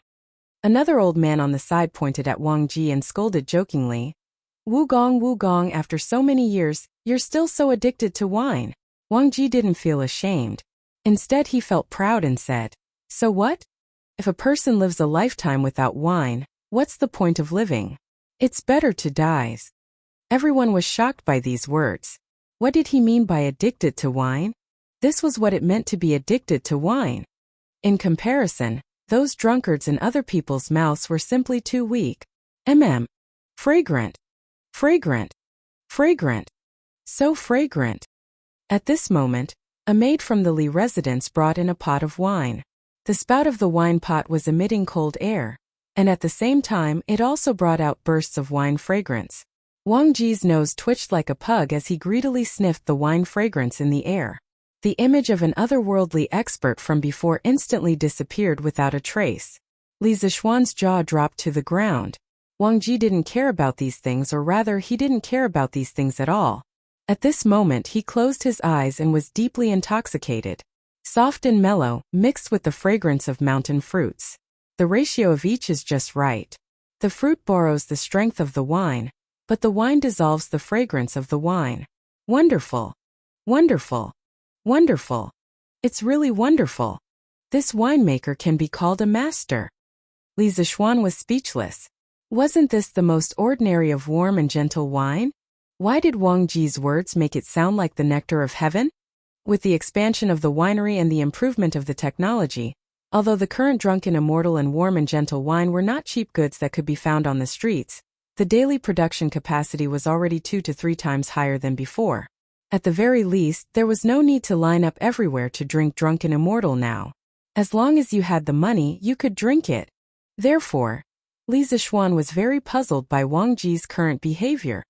Li Gang's old face turned red. He secretly thought that his old friend was really embarrassing. He coughed dryly and said, "Cough, cough. Wugong, this is warm and gentle wine. It's sold in all the major restaurants in Chang'an City. If you like it, I'll ask Xiaoxian to give you some later." The expression on Wang Ji's face suddenly froze. However, this guy was also a clever person. Seeing his frozen old face, he immediately changed into an expression of reminiscence and said, "Oh, so it's warm and gentle wine. I drank it a few times in the past, but I didn't drink it after that. After such a long time, I almost forgot the taste." Li Zishuan was stunned for 2 seconds. He thought to himself, "I don't believe you. Warm and gentle wine and drunken immortal only appeared this year. You still have the nerve to say that you haven't drunk it for so long and have forgotten the taste?" He never expected this old guy to start acting with him. Life is really like a play, and it all depends on acting. Chapter 624. Heh, you old thing. In the main hall of the Li residence, after Wang Ji finished speaking, Li Zishuan did not expose the lie in front of him in order to give him some face. However, another old man sitting opposite him pointed at Wang Ji and scolded him with a smile. However, that old man only scolded him jokingly and didn't probe further. He probably knew that Wang Ji was living in seclusion in the remote Donghao village, and his family wasn't well off. It was normal that he hadn't heard of the gentle village. Li Zishuan stood up and said, "I haven't asked for this gentleman's name yet." Li Gang patted his head and said, "Oh, forgot to introduce you, this is..." "Hee. Wenji, why do you have to go through so much trouble?" That old man saw that Li Gang was going to introduce himself like how he introduced Wang Ji. He quickly waved his hand and interrupted him. Then he looked at Li Zishuan and said casually, "I'm Yin Silu. I don't have as much fame as Wang Wugong. I'm just a scholar who relied on my late father's shadow." "Oh right, my late father Yin Jitue. I'm sure you've heard of it before." Li Zishuan was stunned for a moment. He only felt that the name Yin Jitue sounded very familiar. After searching his mind carefully, he was suddenly shocked. Yinjita. It was actually Yin Jitue, the man who wrote Yin Family Teachings. Yin Jitue lived his life and served 4 dynasties. 3 times he was a man of a fallen country. He suffered the pain of separation and was deeply worried. Throughout his life, he didn't have any outstanding achievements, nor was he a prominent official. However, because of Yin family teachings, he enjoyed 1,000 years of fame. From this, one could see the far-reaching influence of his family teachings. Yin family teachings was written by Yin Jitue during the northern and southern dynasties. It influenced China's ancient family teachings for more than 2,000 years. It had the reputation of ancient and modern family teachings, with this as the ancestor. It was the most famous family teachings in China's history. Back then, Lu Xun's younger brother, Zhou Zuoren, greatly respected and admired Yin Jitue and the Yin family teachings. He specially wrote a note on the Yin family teachings in the night reading. Moreover, throughout history, the descendants of the Yin family had astonishing performances in terms of integrity and talent. Just in the Tang dynasty alone, people like Yen Shirgu, Yen Sila's eldest son, who annotated the Book of Han, Yen Zhenqing, whose calligraphy was a model for the world, and Yen Gaoqing, whose awe-inspiring integrity shook the world for thousands of years, and Yen Gaoqing, who died for the country, and so on, all gave people an extraordinary and deep impression of the Yen family, and also proved the effectiveness of the family teachings set by their ancestors. Even in the Song and Yuan dynasties, the Yen clan members continued to be officials, making the people of the Ming and Qing dynasties extremely envious. So you're a descendant of Master Yen. Sorry for the disrespect. Sir, you must be joking. If you are a sour Confucian, then there is no real Confucian in this world. Li Zishuan came back to his senses and cupped his hands solemnly at Yen Silu. His solemnity was not fake but sincere. In that moment just now, he had already recalled some of Yen Jitue's deeds. If he remembered correctly, Yen Jitue had an extremely famous descendant, and that was Yen Zhenqing, the man who was known as the 4 great families of regular calligraphy, along with Zhao Mingfu, Lu Gongquan, and Ouyang Suan. Later generations said that Yen Zhenqing's status in the history of calligraphy in China was very high. Other than Wang Shiji, no one could be compared to him. Since Yen Zhenqing was a descendant of Yen Jitue, then wasn't he also a descendant of Yen Silu in front of him? Yen Zhenqing was Yen Silu's 6th grandson. Phew! You changed your mind so quickly. You were just praising this old man. Now you're praising this sour old man. Wang Ji, who was drinking at the side, couldn't help but say sourly when he saw Li Zishuan's appearance. Li Zishuan couldn't help but sweat. What do you mean by changing my mind so quickly? You're not AF * King Beauty, so why would I change my mind? Eating and sitting without manners, Wang Wugong. You really don't act like an elder at all. As soon as Wang Ji finished speaking, Yen Silu beat him to it and mocked him. Li Zishuan could see that these 2 old men were completely different from the old-fashioned scholars he usually saw. One had a carefree personality, and the other was easygoing and didn't put on airs. No matter what, Li Zishuan felt that it was a pleasant thing to get along with these 2 old men, so he couldn't help but give Li Gang 32 likes in his heart. Both of you are people of virtue and prestige. No matter who it is, I have admired you for a long time. There's no need to quarrel over such a small matter. Li Zishuan smiled and tried to smooth things over. Yen Silu's eyes flashed and he said with a smile, Li family's boy, don't beat around the bush. Tell me the truth, do you want to invite the 2 of us to teach at your college? Li Zishuan was slightly speechless. He originally planned to chat a bit more, then have a meal and drink together later, and then invite them to join Yanhuang College. After all, in modern times, wasn't this the process of inviting people to do things? He didn't expect Yen Silu to be so direct, but since things had already come to this, he had nothing to hide, so he cupped his hands and said to the 2 of them, to be honest, I have the same intention. I hope the 2 of you can come to Yanhuang College to teach and educate people. Yanhuang College has just been built, and other than Mr. Li Gang, there is no one else of virtue and prestige. If the 2 of you can join, Yanhuang College will definitely be able to reach a higher level. Among them, Li Zishuan didn't know what other skills Wang Ji had other than writing good essays. However, Yen Silu was different. First, he had scholarly prestige, and second, he had personal cultivation. If he could come to Yanhuang College to help manage the students, Li Zishuan felt that he would be able to save a lot of trouble. As for Wang Ji, Li Zixuan felt that his personality was good, and he was pleasing to the eye. In addition, he was recommended by Li Gang, so Li Zixuan felt that he might as well hire both of them. Wang Ji, who was enjoying the warmth of a woman while listening to the compliments, had no idea that he had become a buy one get one free gift in someone's heart. I have nothing to do at home. If it weren't for Li Wenji's multiple invitations, I wouldn't have come here today. You are also a famous person in Chang'an this year, and I've heard a lot of rumors about you. But today you said, set your heart for heaven and earth, and set your life for the people, which made me see you in Yanhuang College in a new light. I'm even a little glad that I came here today. Yan Silu shook his head and sighed. Li Zixuan saw this and was delighted.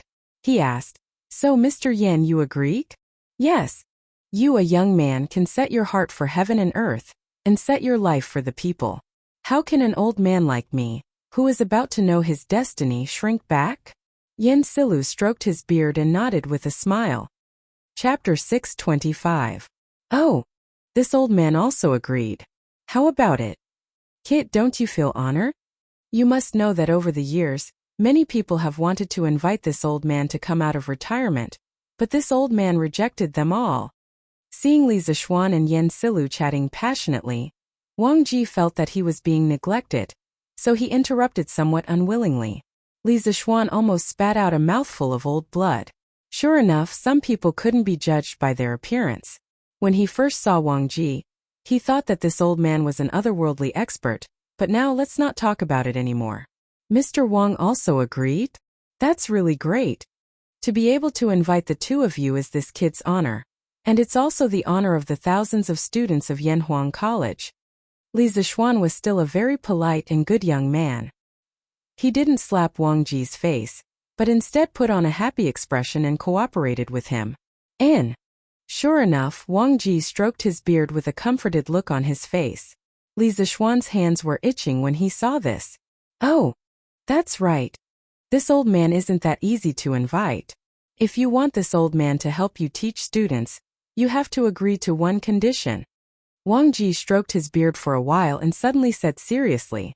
Li Zixuan's cheeks twitched imperceptibly. He restrained his emotions and said, what condition? Sir, just say it. But in his heart he secretly thought, when did a free gift become so troublesome? This old man doesn't have any self-awareness. Li Gang and Yan Silu immediately cast a contemptuous look over. Wang Ji's old face turned red, and he hurriedly coughed twice to hide his embarrassment, but he still insisted and said, cough, cough. Kid, if this old man goes to your college to teach, will there be good wine for me? Just this kind of gentle village will do. How about 5 buckets a month? 5 buckets a month? Li Zixuan almost fell to the ground when he heard this. What kind of concept was 5 dough? 1 bucket of wine in the Tang dynasty was about 6,000 milliliters in modern times, which was about 12 caddies. 5 buckets was 60 caddies. Drinking 60 caddies of wine in 1 month, Li Zixuan only wanted to say one sentence at this moment. Furthermore, according to the current market price of 2 strings of coins per liter, these 5 buckets of gentle village would be 100 strings of coins. 100 strings of coins. Even though Li Zixuan wasn't lacking in money, the salary of a Yanhuang College teacher was still there. Previously, Yanhuang College's salary was 10 strings of cash per month for teaching assistants, 20 strings of cash per month for lecturers, 50 strings of cash per month for associate professors, and 100 strings of cash per month for professors, and 100 strings of cash per month for professors, and 100 strings of cash per month for Yanhuang College. Wang Wugong, you old man, do you really think you're Mr. Wudou? You want 5 buckets of wine as soon as you open your mouth? Yan Silu was a native of Chang'an. He was very clear about the current market price of gentle village. At this time, after hearing Wang Ji's request, he spoke out with some dissatisfaction. Speaking of Wang Ji's title of Mr. Wudou, it could be said that there was a lot of history behind it. First of all, Wang Ji himself wasn't as bad as Li Zixuan thought. Someone who treated him as a gift was a bit ignorant. Actually, Wang Ji was a very talented person. In the 20th year of Sui Kaihuang, Wang Ji, who was only 15 years old, traveled to the capital in Chang'an to visit the powerful minister Yang Su. He was called the child prodigy fairy by the ministers present. In the first year of the Day dynasty, Wang Ji was a filial and honest official. But this guy was smart, but he was a bit lazy. Moreover, he was addicted to alcohol. At first, because of his arrogant nature, he didn't want to serve in the imperial court, so he was appointed as the deputy county magistrate of Yangzhou. But because he was addicted to alcohol, he was impeached and dismissed. Actually, he didn't care about the official position. He sighed and said, "The net is in the sky, I'll settle down." At this time, the Sui dynasty was in chaos. He and the hermit Zhong Zongguang were drinking wine, composing poems and raising birds for fun. In the 8th year of Tang Wuda, the imperial court recruited the officials of the previous dynasty. Wang Ji was appointed as an official under the imperial court. According to the rules of the imperial court, he was given 3 liters of good wine every day. His brother Wang Jing asked, "Are you happy waiting for the imperial court?" He replied, "Waiting for the imperial court's salary is low and lonely. Only the 3 liters of good wine makes people reluctant to part with it." When Chan Shuda heard about it, he increased the wine from 3 liters to 1 do. At the end of the 9th year of Wuda, Li Er killed his brother and imprisoned his father. Wang Ji was once again recruited by the imperial court and appointed as a minister. At that time, Shi Jiaoge of the Tailu department was good at brewing wine. After Wang Ji heard about it, he was a bit restless. He hesitated for a long time and finally made up his mind. He told the big boss of the Ministry of Personnel that he requested to be transferred to the Tailu department to be the Tailu minister. At that time, the Minister of Personnel should have been Zhang Sun Wuji. When the old fox heard Wang Ji's strange request, his old face turned black. He then refuted it with the reason that it did not match the rank. Minister of Personnel is a concubine of the 4th rank, while the Tailu minister is a concubine of the 8th rank. I have to say, for the sake of drinking wine, this guy is really capable of doing anything. After Wang Ji received Zhang Sun Wuji's reply, he did not give up. He sent Zhang Sun Wuji a request again and again, stating that he had to go to the Tailu department. At first, Zhang Sun Wuji did not take it to heart. However, he could not stand this guy's daily harassment, and finally appointed him according to his request. When Wang Ji received the appointment, he was naturally overjoyed. He felt that he could finally drink good wine every day. However, the good times did not last long.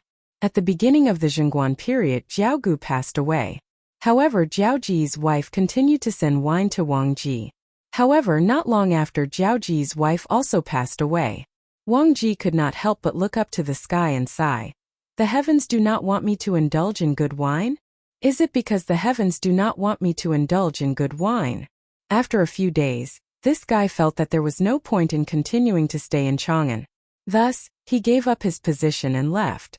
After that, he wrote the biography of Mr. Wu Dou, in the Donghao village where he lived in seclusion. It was unintentionally spread by others and he instantly became famous. That was how the title of Mr. Wu Dou came to be. At this moment, when Wang Ji heard Yen Silu's dissatisfied words, he glared at him and said, "Heh, I Wang Wugong dare to ask for 5 do of wine because I am worth the price. Can you, Yen Silu, do you think you can do it?" Yen Silu said angrily, "What do you mean? You Wang Wugong, other than drinking wine and writing a few lines of poetry, what else can you do? Why are you worthy of 5 do of gentle wine? Do you know that these 5 do of gentle wine are worth 100 strings of coins?" Worth 100 strings of coins? When Wang Ji heard this, he immediately panicked. If Yen Silu did not mention it, he really would not know that the wine he was drinking now was actually so expensive.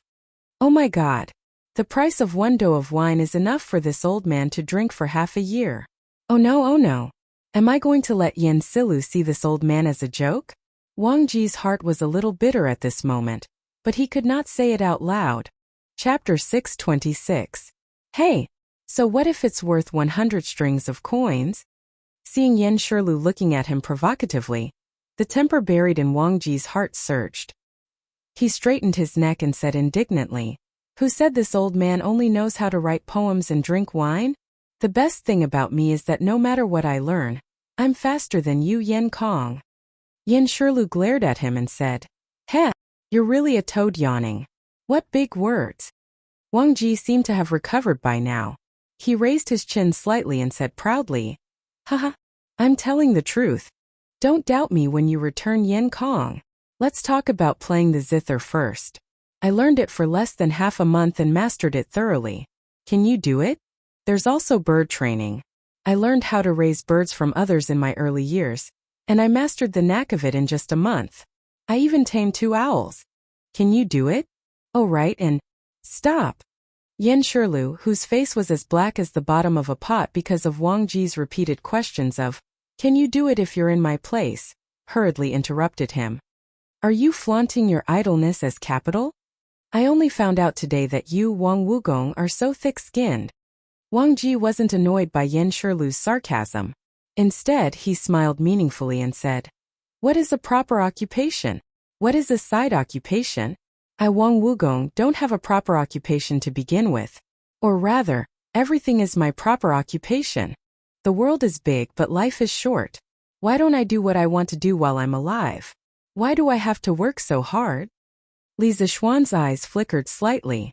He thought to himself, this Wang Ji's personality is really open-minded. Yen Shirlu didn't buy it. He said directly, "Then why do you still go to Yanhuang College to teach? Aren't you afraid of being troubled by your work?" Wang Ji seemed to be prepared for this question. He didn't even think about it and answered, "Haha, I'm going to the Yanhuang Academy because I'm interested, not because I'm working on a case." Speaking of which, the Yanhuang Academy that Xiao Xian built was probably built to teach the 4 books and 5 classics, right? Right now, he is in need of a talented person like me who has an extraordinary learning ability. Do you think this old man is worth his monthly salary of 5 buckets of wine? Yen Shirlu said with a straight face. Nonsense. Don't tell me you think that with your talent in playing with chickens and dogs, you can be like a fish in water in Little Xian's engineering? You're just being arrogant. Sooner or later, you'll harm others and yourself. Wang Jimmy took a sip of wine and said nonchalantly, "I, Wang Jimmy, have never tried it before. How do you know it won't work? Could it be that you're feeling guilty?"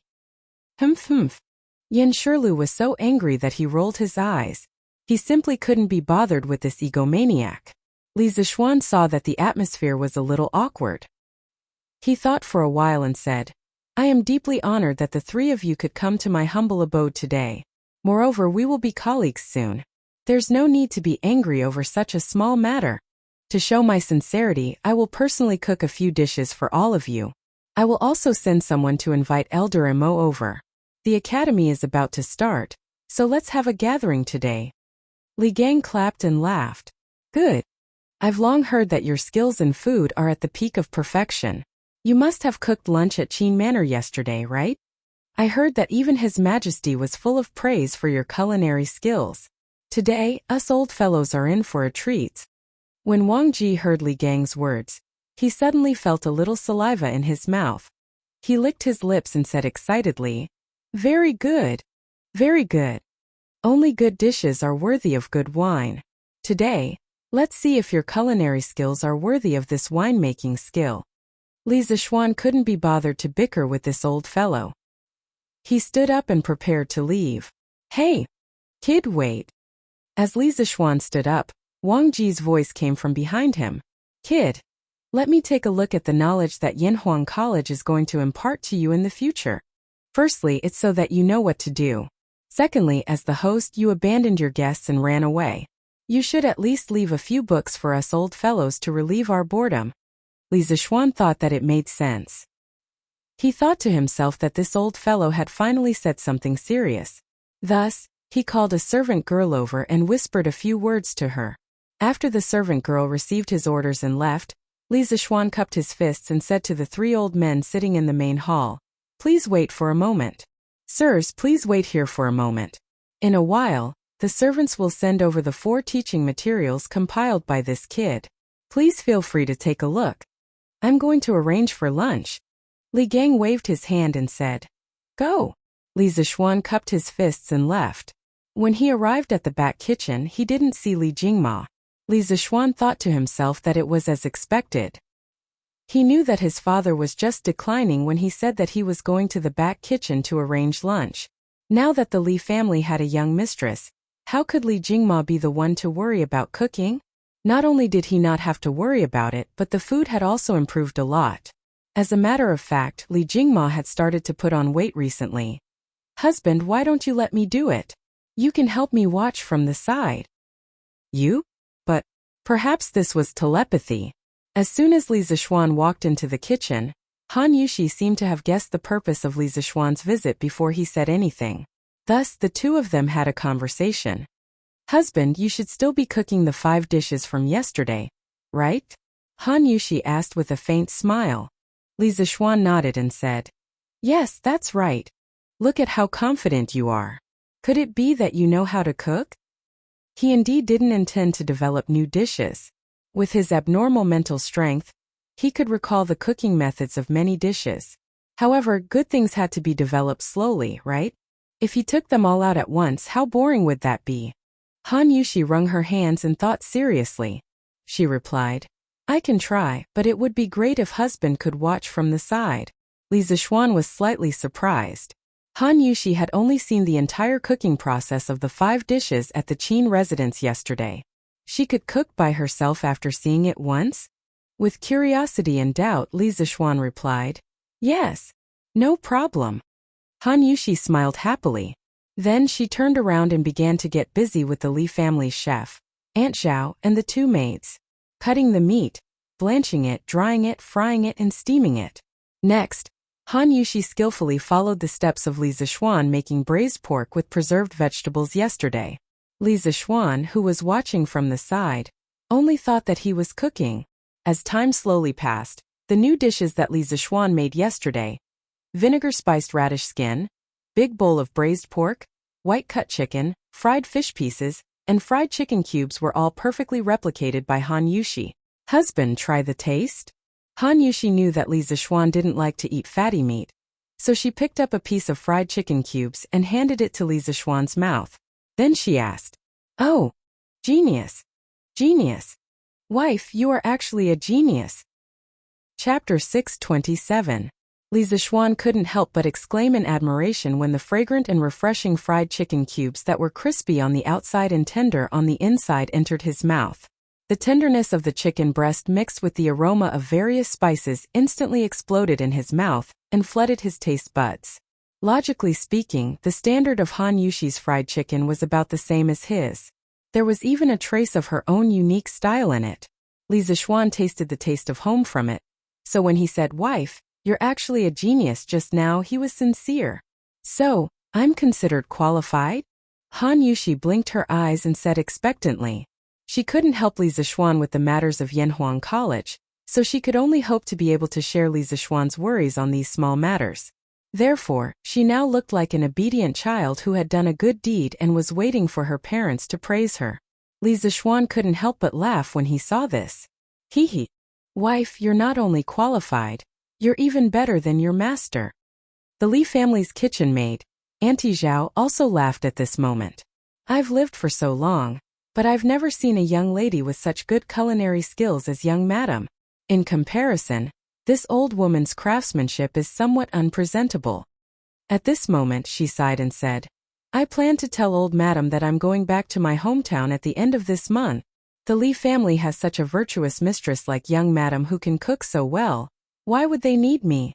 Although old master and old madam didn't fire me, but... Hey, Auntie Zhao, don't say such things. Li Zixuan saw that she was getting more and more wrong, so he quickly interrupted. Auntie Zhao, it's true that Yushi's culinary skills are good, but your culinary skills aren't bad either. Otherwise, my father and mother wouldn't have kept you in the residence for so many years. Also, Yushi usually has her own things to do. She can't cook for every meal, right? Even if she's willing, I don't want her to be tired. Don't you think so? When Aunt Zhao heard Li Zixuan's words, she couldn't help but reveal a hint of joy on her face. She hurriedly bowed and said, Hey young master, you're right. Young madam is Lord Ju's wife. Of course she can't personally cook every day. She was inexplicably deprived of the right to cook. Han Yushi opened her mouth and wanted to say something, but when she felt her hand being pinched, she quickly shut her mouth. Li Zixuan smiled and said, Yes. So, Auntie Zhao, you shouldn't talk about going back to your hometown in the future. If you want to go back to your hometown, you can take a few days off. My mother isn't an unreasonable person. Why wouldn't she let you go home? Aunt Zhao hurriedly waved her hands and said, No, no. Young master, you're exaggerating. Old master and old madam are good people. Young master, young madam, someone from the palace is here. Old master and old madam want you to go to the front yard. As they were talking, San Bao ran to the back kitchen and told Li Zixuan and Han Yuxi. Hearing this, the husband and wife looked at each other. Almost at the same time, they guessed why the people from the palace had come at this time. Han Yuxi's breathing quickened a bit, and her face showed some excitement. It could be seen that she was forcefully suppressing her excitement because Li Zixuan felt that the beauty's small hand was still trembling. Wife, let's go quickly then. Don't let the angel wait too long. Li Zixuan squeezed Han Yuxi's little hand and chuckled softly. Han Yuxi bit her lip and replied with an yes. Then she let Li Zixuan drag her away. The Tang Empire's emperor decrees that Li Zixuan's wife, Han Yuxi, has adhered to her principles ever since she entered the Li family. She is neither arrogant nor rash. She takes care of her husband and herself. She is virtuous and has a pure heart. She is a role model for women in the Tang Empire. This time the imperial edict was very short. Li Zixuan felt very comfortable listening to it. Even the little eunuch reading the imperial edict was much more pleasing to the eye. Of course, the eunuch reading the imperial edict was not Zhao Song. Our chief steward Zhao is probably still recuperating from his injuries. Han Yuxi also felt very comfortable listening to it. As for the reason, it was obviously different from Li Zixuan's. After she married into the Li family, she had accompanied Li Zixuan to listen to many imperial edicts. However, in the past she was happy because Li Zixuan was rewarded and put in an important position. Today, she was truly happy for herself. I accept the imperial edict. Thank you, Your Majesty. Han Yuxi suppressed the excitement in her heart and walked to the eunuch with dignified steps. She took the imperial edict with both hands. A palace maid next to her saw this and took the opportunity to send the neatly folded noble dress to Han Yuxi. Xiao He saw that Han Yuxi was holding the imperial edict with both hands, and it was not easy to receive the dress. She was very perceptive and helped Han Yuxi to receive it. Li Zixuan smiled and waved at San Bao. This matter was originally under his father's care. However, his father had completely abandoned all responsibilities and no longer cared about matters outside the family. Li Zixuan had no choice but to come personally. San Bao brought over the prepared gift tray. Li Zixuan chuckled and said, Little eunuch, it must have been hard on you to come all the way here. Please come in and have a cup of tea. The little eunuch was flattered and said, Lord Zhu, you are too courteous. You can just call me Little Len. Mr. Zhao Song is so close to you. I dare not accept your gift. We still have matters to attend to in the palace, so we will take our leave first. Lord Zhu, please wait. After that, he cupped his hands and excused himself from the crowd. Then he left with his men. Li Zixuan was stunned and couldn't help but wonder, do I look that scary? Well, since they don't want money, I can save some for myself. In just a short while, Madame Li Jingma, and the two little maidservants had already begun to look at the imperial edict. This imperial edict was of great significance. From now on, the Li family had another official position besides Li Zixuan. Although it was just an empty title, it was a title that all women in the world wanted.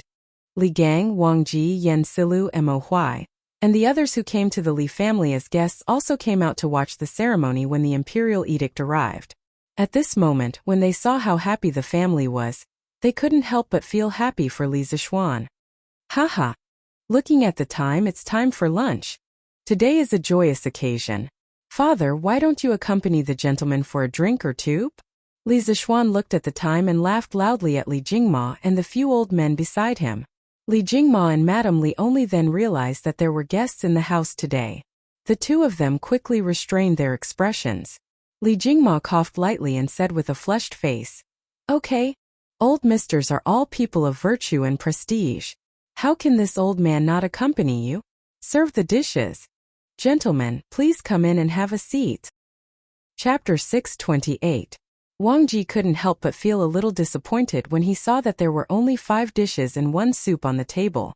However, When he heard Li Zixuan say that these were the dishes that Li Er and the others ate at Qin's mansion yesterday, the disappointment in his heart disappeared without a trace.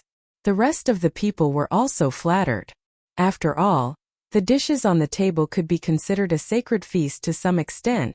Li Zixuan laughed secretly when he saw this. He thought to himself, although these dishes are the same as what Li Er ate yesterday, the person who cooked them is different. However, this doesn't affect much. Han Yuxi's culinary skills can completely pass off as genuine. Hey! Let this old man try your cooking first, and see if it's as good as what they say. Wang Ji couldn't wait to pick up a piece of braised pork with preserved vegetables and stuffed it directly into his mouth. Li Zixuan frowned and muttered to himself, "This old man is already so old. He better not choke himself to death from eating fatty meat." If Wang Ji knew what Li Zixuan was thinking, he would definitely roll up his sleeves and fight it out with Li Zixuan. However, he was destined not to know. Tisk tisk. It's fatty but not greasy. The taste is excellent. To be able to make pork taste so good. This is the first time this old man has seen such a thing in my life. Old man Wang's mouth was full of oil, but he didn't forget to exclaim. At the side, Yen Silu didn't have the time to reprimand Wang Ji for not eating properly because he was also enjoying his meal at the moment. Mo Huai didn't come alone today. When they heard that the Li family had come to the inn to invite Mo Huai for a meal, Mo Zhong and Mo Yun's eyes rolled around. They had been in Chang'an for a few days and had heard a lot about Li Zixuan, the man of the hour in Chang'an City this year. The Li family's banquet was almost the most delicious in Chang'an City. Of course, they wanted to experience it very much. The two of them spoke up almost at the same time and requested to go together under the pretext of protecting the tycoon. Mo Huai's heart was as clear as a mirror. He originally didn't want to bring the two of them over, but when he saw their eager looks, his heart softened. At this moment, Mo Zhong and Mo Yun could not help but swallow their saliva when they heard Wang Ji's praise. The two brothers guiltily looked at Mo Huai beside them. Seeing that there was no displeasure on Mo Huai's face, they were slightly relieved. Then, they picked up their chopsticks and started attacking the large plate of braised meat on the table. Ugh! As soon as the braised meat entered his mouth, a burst of rich fragrance immediately exploded. The preserved vegetables absorbed the juices of the meat, and the meat also brought out the fragrance of the preserved vegetables. The combination of the two was really incomparable. Mo Zhong and Mo Yun widened their eyes in disbelief. Why is pork so delicious? It was fatty but not greasy, melted in the mouth and was salty and fresh. How is this pork made? As the last descendants of the Mo family, they had lived in a bitter and cold place for a long time. The high-ranking officials and dignitaries ate beef and mutton, while they could only eat pork during festivals. At that time they thought that they were eating the best pork in the world. But now the two brothers stared blankly at the remaining half of the braised pork in their bowls. Their feelings were very complicated. At this moment, they completely understood why people said that no place in Chang'an City could compete with the Li family in terms of food. As they ate the delicious food, a certain persistence in their hearts began to waver slightly. Haha! It's rare for us to gather together today. How can there be meat but no wine? Come, three sirs, let me give you a toast. After hearing Wang Ji's exclamation, Li Zixuan picked up a glass of wine, stood up and said with a smile. At this time, there were naturally servants who poured wine for them. Of course, it was the best immortal drunken wine. As for the reaction of the two Mo brothers, Li Zixuan naturally saw it and was very satisfied. This was because Mo Huai still had some misgivings about the Mo family entering the world. Since that was the case, Li Zixuan would dispel Mo Huai's misgivings through the other members of the Mo family. It had to be said that Mo Zhong and Mo Yun came at the right time today. Good. Well said. Little Xian. This old man is completely convinced by your culinary skills. There's not a single dish on this table that this old man can find fault with. What wine is this? Why is the wine aroma so strong? Wang Ji first praised the dishes on the table sincerely. In just a short while, the old man had already tasted every dish. As he spoke, the maids had already poured the wine. The rich aroma of the immortal drunken wine instantly wafted out. Wang Ji couldn't help but take a deep breath and ask, Haha! Wang Wugong. This is the immortal drunken wine. And it's the best immortal drunken wine. The most famous wine in Chang and city this year is none other than this. Yin Silu was also a wine lover. He could tell that the wine in the cup was the immortal drunken wine. However, his love of wine was not the same as Wang Ji's love of wine. The two were fundamentally different. At this moment he smiled slightly and explained to Wang Ji, "Immortal drunken wine, immortal drunken wine. This name is good. This old man wants to see if it lives up to its name. Come, brother Jingma. Thank you and your son for your hospitality today." Sitting beside Wang Ji was Li Jingma. It was rare for him to think of Old Man Li at this moment, so he spoke politely. Old Man Li's face was flushed red, and he said happily, "Ha, you're too kind. Gentlemen, you're all full of wisdom. Since you're here to help my son, this old man should be the one toasting you. Come, let this old man drink first." "Brother Jingma, you're too kind." Li Gang, Yin Silu, and Mo Huai smiled slightly and also raised their wine cups. However, they didn't dare to drink it in one go because they knew that the wine in the cup was abnormally strong just by smelling it. They couldn't bear it. Cough cough. Ha! This wine is really strong. This old man has also studied the art of winemaking, but I don't know how to make such strong wine. I'll have to ask Xiaoxian for advice later. Wang Ji drank a cup of drunken immortal in one go and almost choked to death. When he recovered, his first reaction was to be concerned about the winemaking method of drunken immortal. "Well, if Mr. Wang is interested, we'll talk about it in detail later," Li Zixuan replied. While they were chatting happily, Mo Zhong and Mo Yun didn't have time to pay attention to them. The two of them ate happily. At first, they were afraid of Mo Huai's power and didn't dare to go overboard. However, once they started eating, how could they resist the temptation of delicious food? They opened their stomachs and started eating. Vinegar choking radish skin? Crispy and refreshing, delicious. Big bowl of braised pork. Fatty but not greasy, salty and just right, delicious. White cut chicken, fragrant meat, delicious. Fried fish. Crispy on the outside and tender on the inside, fresh and delicious. Fried chicken cubes. Crispy and tender, also delicious. At first, they felt that there were too few dishes, but now they didn't know which dish to eat. Every dish was the best taste. How could they choose? They could only eat whatever they picked up randomly. Chapter 629. Little Xian, how much of the content in this chemistry book is true? Why do I feel like it's a little mysterious? After the meal, they didn't leave. Instead, they stayed in the main hall and chatted while drinking tea. Wang Ji picked up a book from the table next to him, pointed at the book and asked Li Zixuan. It's worth mentioning that Wang Ji drank a lot of drunken immortal at noon. At this moment, only his cheeks were red and he wasn't drunk. Li Zixuan admired his alcohol tolerance from the bottom of his heart. This chemistry book, I can guarantee that it's 100% true. Chemistry is about the study of transformations. If you just look at the book, you'll feel that it's a little mysterious. Li Zixuan laughed when he heard this. He was still very confident in the course of chemistry. In his previous life, he had been a chemistry class representative and was always at the top of the class in every exam. In this life, he had an abnormal spiritual force, so he was even more confident that he would not make any mistakes. Wang Ji nodded thoughtfully. After a while, he asked tentatively, "This book structure is really big. It's really rare in the world.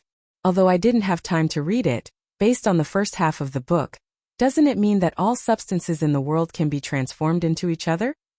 Li Zixuan was slightly stunned. He didn't expect that Wang Ji, this old urchin, would be interested in chemistry. He thought for a while and replied, "If it's based on the transformation between elements, Mr. Wang's theory is correct. But sometimes we have to consider reality because many chemical reactions have very strict requirements for external conditions. For example, temperature, catalyst, etc. If you don't meet certain conditions, even if you put two substances together, they won't have a chemical reaction, let alone complete the transformation between substances." Wang Ji frowned and said in surprise, "This little chemistry actually has so many tricks." Li Zixuan laughed and said, "Of course. Strictly speaking, the content of this class covers everything in the world. You have to know that there are millions of substances in the world, and there are even more chemical reactions between them. So there's a lot of knowledge in this. As Wang Ji listened, he pinched his chin and pondered seriously. After a while, he opened the book and pointed to a page. You use chemical symbols to represent many substances according to their elemental composition. Of course, I don't know if your representation is right or wrong, so I'll follow your thinking first. For example, in this chapter, you said that hydrogen can be burned in oxygen to produce water. According to what you said earlier, doesn't it mean that water can also be converted into hydrogen and oxygen under certain special conditions? Li Zixuan was really surprised this time. Wang Ji's way of thinking and his ability to draw inferences was really different from the capable people of this era. Moreover, how long had he been reading this book? How could he reach such a level? He had to admit that geniuses were geniuses. They learned things very quickly. Perhaps this person could really do it. Thinking of this, Li Zixuan explained seriously, "Sir, you are right. Water can indeed be decomposed into oxygen and hydrogen. If you read further, you will see this in the later chapters. But now, I can also explain it to you seriously. The so-called chemical change is the process of molecules being divided into atoms, and the atoms being recombined into new molecules. If you read the previous chapters, you will have a general understanding of the concept of molecules and atoms. Hydrogen and oxygen are both diatomic molecules. A water molecule is composed of 3 atoms. In comparison, hydrogen is more active chemically. It can be burned in oxygen. While releasing heat, it can produce more chemically stable water. You can calculate their ratio to be 2:1 according to the number of atoms between the 3. In the process of the reaction, the number of atoms is conserved. Just now, you asked how water can be converted into hydrogen and oxygen. This kid will also explain it to you. Previously, I said that when hydrogen is burned in oxygen, it releases heat and produces more chemically stable water. Now, if you want to turn chemically stable water into chemically active hydrogen and oxygen, we have to pay a certain amount of energy to promote this chemical reaction to proceed normally. What I want to tell you is that no matter when energy is conserved. Wang Ji was startled. He seemed to have thought of something and muttered involuntarily, "Energy conservation, matter conservation, all things engender each other. This little chemistry actually contains the heavenly Tao?" In Wang Ji's life, he was an official and retired man. In order to achieve spiritual satisfaction, he studied Taoist culture very much. Moreover, his thoughts and some of his later works were deeply influenced by Taoist culture. At this moment, after listening to Li Zixuan's explanation, he suddenly thought of the Taoist ideology that all things were related to each other and the conservation of yin and yang. Wang Ji, who was originally very interested in chemistry, felt that the door to a new world was opening to him. He wanted to understand this knowledge even more. Then, what kind of energy is needed to turn water into hydrogen and oxygen? Does it need to be heated? No, when we boil water, we don't see water turning into hydrogen and oxygen. After secretly sighing for a while, Wang Ji couldn't help but ask. Li Zixuan was about to explain, but Yen Silu interrupted at this time. "Wang Wugong, you've just read the book for less than 2 hours, and you're already starting to have ideas? Don't pretend to know when you don't and make a fool of yourself in front of the juniors."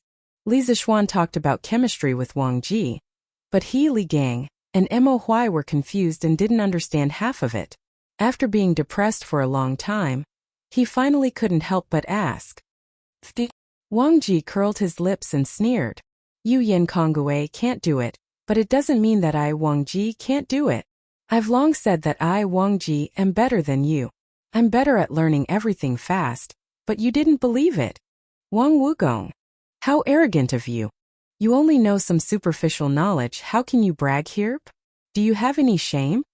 How could Yen Silu stand such humiliation? So he said angrily. Wang Ji retorted, "A little? It's indeed a little, but I can understand a little in less than 2 hours. Doesn't this mean that I'm a faster learner than you?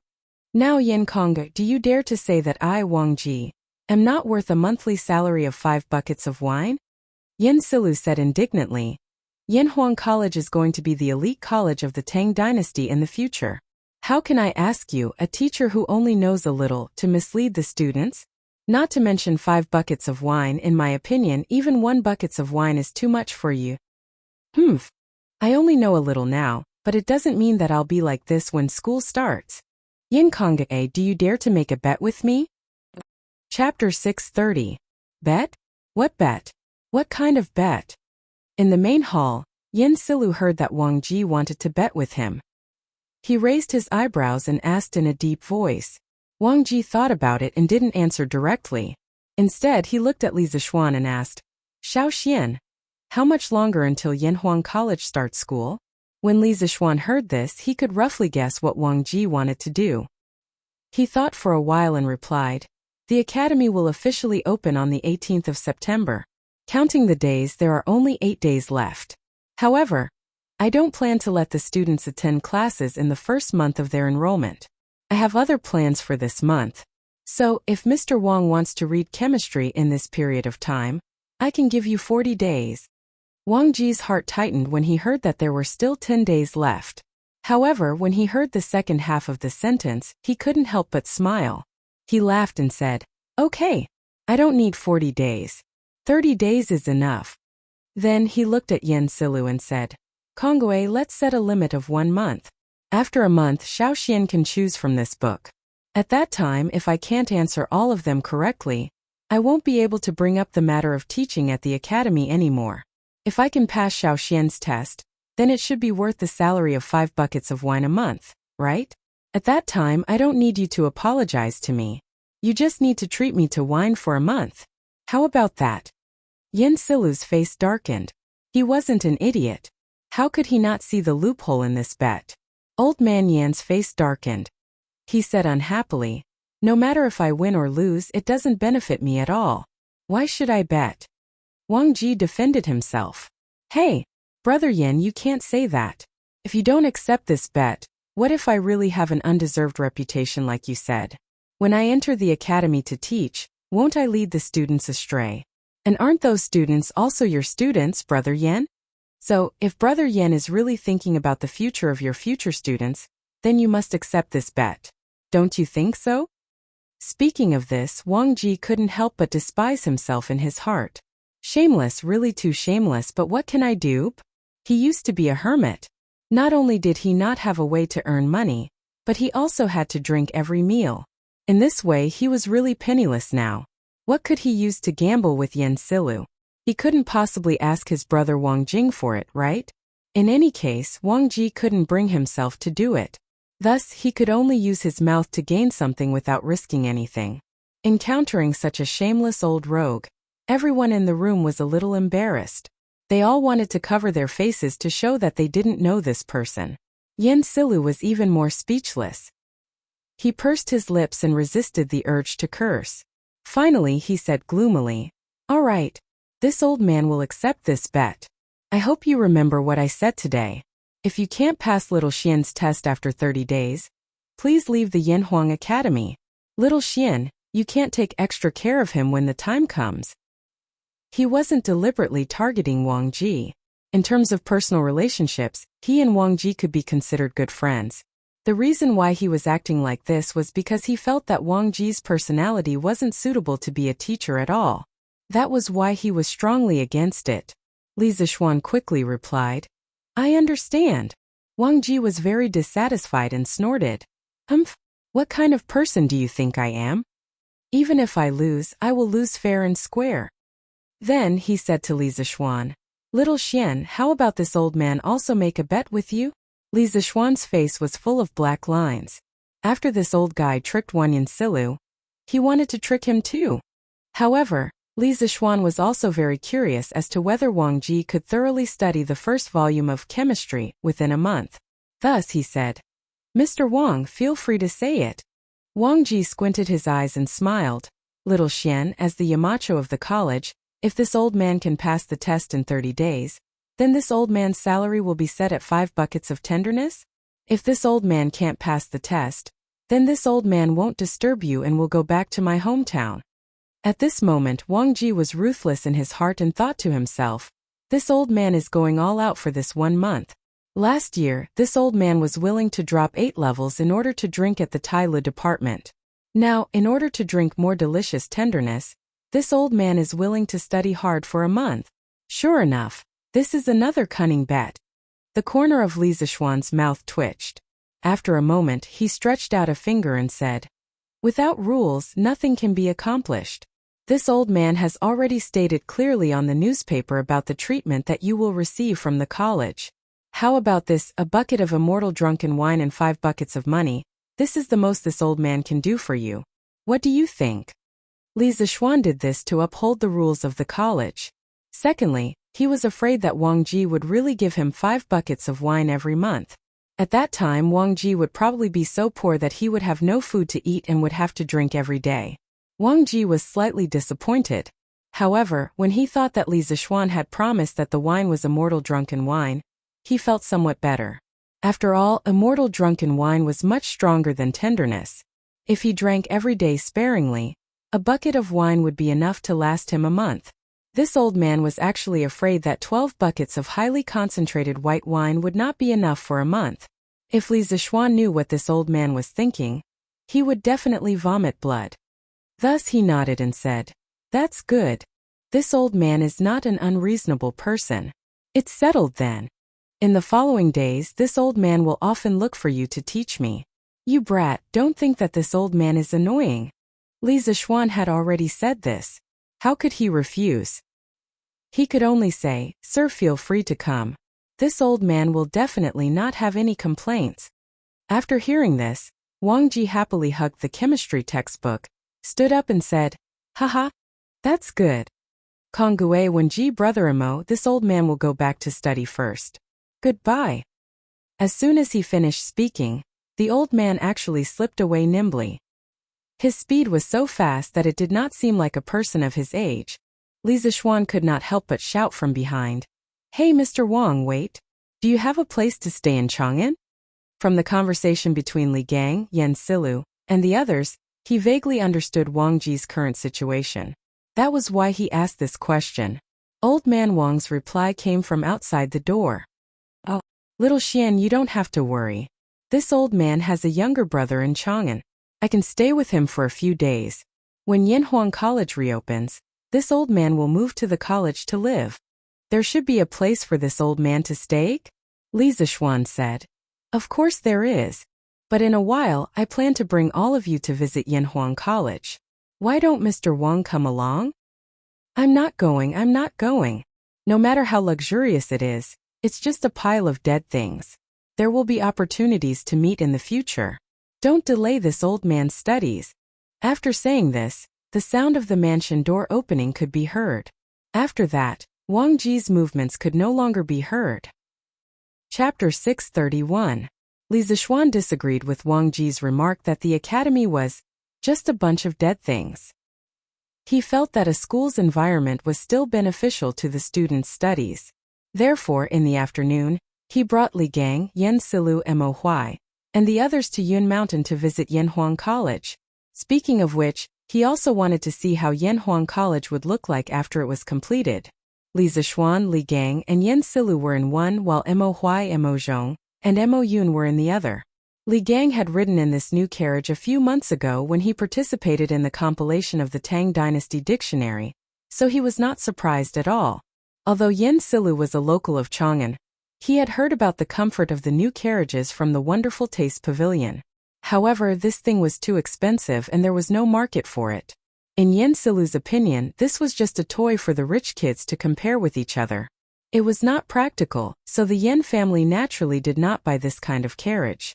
However, when he sat on the soft sofa and looked at the rapidly passing street outside the window, he could not help but sigh in his heart. This carriage is a little expensive, but it's really worth it. No wonder so many people are fighting to buy it. Uncle, this carriage. In the other carriage, Mo Zhong looked at the luxurious interior decoration and felt the stable posture of the carriage. He could not help but widen his eyes and murmur in disbelief. In fact, Mo Huai was also in shock. Their Mo family had always had a deep understanding of the art of making carriages. However, judging from the current carriage, the craftsmanship of the carriage was already above their Mo families. Furthermore, these sofas and other things that they didn't recognize were simply an eye-opener for him. Perhaps this is engineering. After staying silent for a long time, Mo Huai sighed with slight disappointment. Seeing this, Mo Zhong and Mo Yun did not dare to say anything more. The two of them sat quietly on the sofa in the carriage. Feeling the unusual softness of the seat under them, the two brothers were shocked again. After carefully counting the number of times they had been shocked when they followed Mo Huai to the banquet today, they had already lost count. So this is the life of the rich. That's great.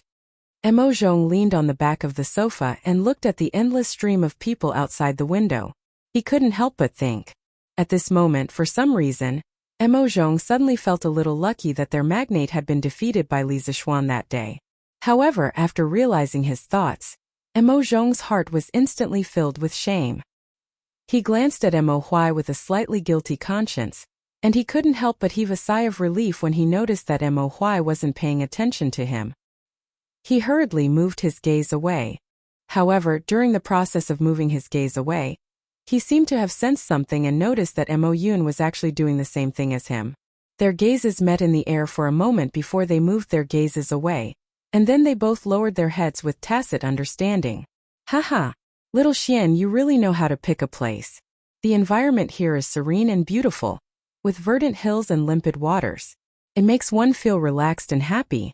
It's really a good place to study and cultivate. After stopping the carriage at the foot of the mountain, the few of them alighted and walked up the newly built stairs. Looking at the dense forest around them, mixed with the chirping of birds and the fragrance of flowers, Li Gang smiled and said with his hands behind his back. Yin Silu raised his head and looked at the top of the mountain. He stroked his beard and said, "It's indeed a good place to study. Compared to the directorate, it's too noisy. However, isn't this cloud mountain a little too high?" Li Zixuan smiled and said, "It's good to be a little higher. A little higher can allow the students to train their bodies more. This is what they mean by suffering makes one's spirit grow, and toiling makes one's muscles and bones grow. A little higher can allow one to stand at the top and see how small the mountains are. It also means that our Yanhuang disciples will definitely stand at the top in the future." "Good. You're ambitious, kid." Yin Silu patted Li Zixuan's shoulder and laughed heartily. The few of them chatted and laughed as they walked up the stairs. Soon they arrived at the top of the mountain. Everyone's eyes lit up at once. Reflecting the evening sun, the rows of glass windows on the majestic cathedral of Yanhuang College reflected the sunlight into everyone's eyes. The group of people couldn't help but squint their eyes. After getting used to the strong light, everyone finally saw the true appearance of Yanhuang College. Then inevitably they were all shocked. The wide and flat cement roads, the tall and majestic buildings made of cement bricks, the rather different architectural styles, and the extravagant glass windows and glass walls made Li Gang, Yen Silu, Mo Huai, and the others freeze on the spot. "Oh my goodness! This is heaven, right?" Mo Zhong's eyes widened, and his heart trembled violently. Just the corner of the college that he saw from here had already subverted his understanding of the world. He couldn't imagine how unexpected the full picture of the college would be. Gulp! Mo Yun couldn't help but swallow a mouthful of saliva. His eyes stared straight at the cathedral of Yanhuang College Guanghua building. This guy was probably still wondering how much it would cost to buy so much glass, right? Heh. Previously, Wang Wugong said that Yanhuang College was just a pile of dead things and not worth looking at. He'll probably be shocked when he sees what Yanhuang College looks like in the future. Li Gang was, after all, someone who had seen the world. He was the first to come back to his senses. At this moment he smiled meaningfully. "Yes, I have to say, little Xian, this college of yours is really beyond this old man's expectations." Yen Silu stroked his beard and sighed. Mo Huai glanced at the structure of Guanghua building, and surprise flashed across his eyes. Then he looked at the road and couldn't help but exclaim, "Lordly, what material is this road made of? Why haven't I seen it before?" Because of the previous bet, Mo Huai had always addressed Li Zixuan by his title. He didn't dare to address him as Little Xian like Li Gang and Yen Silu. Li Zixuan smiled and said, "Mr. Mo, there's no need to be so formal. You can just call me Little Xian. The material used for the road is a new material that this kid's workshop invented. It's called cement. This material is extremely sticky. Not only is it incomparably hard to build roads, but it's also abnormally flat. It won't be affected at all on a rainy day. Other than that, cement can also be used to build houses. Its firmness is even stronger than glutinous rice mortar. Yanhuang College's buildings are all made of cement and bricks." Mo Huai raised his brows and seemed to be lost in thought. Li Zixuan smiled and said, "It's boring to just stand here and look. Gentlemen, let's go in and take a look." Li Gang, Yen Silu, Mo Huai, and the others naturally agreed, and the group walked toward the gate of the college. What Li Zixuan didn't expect was that he would meet someone he didn't expect to see here.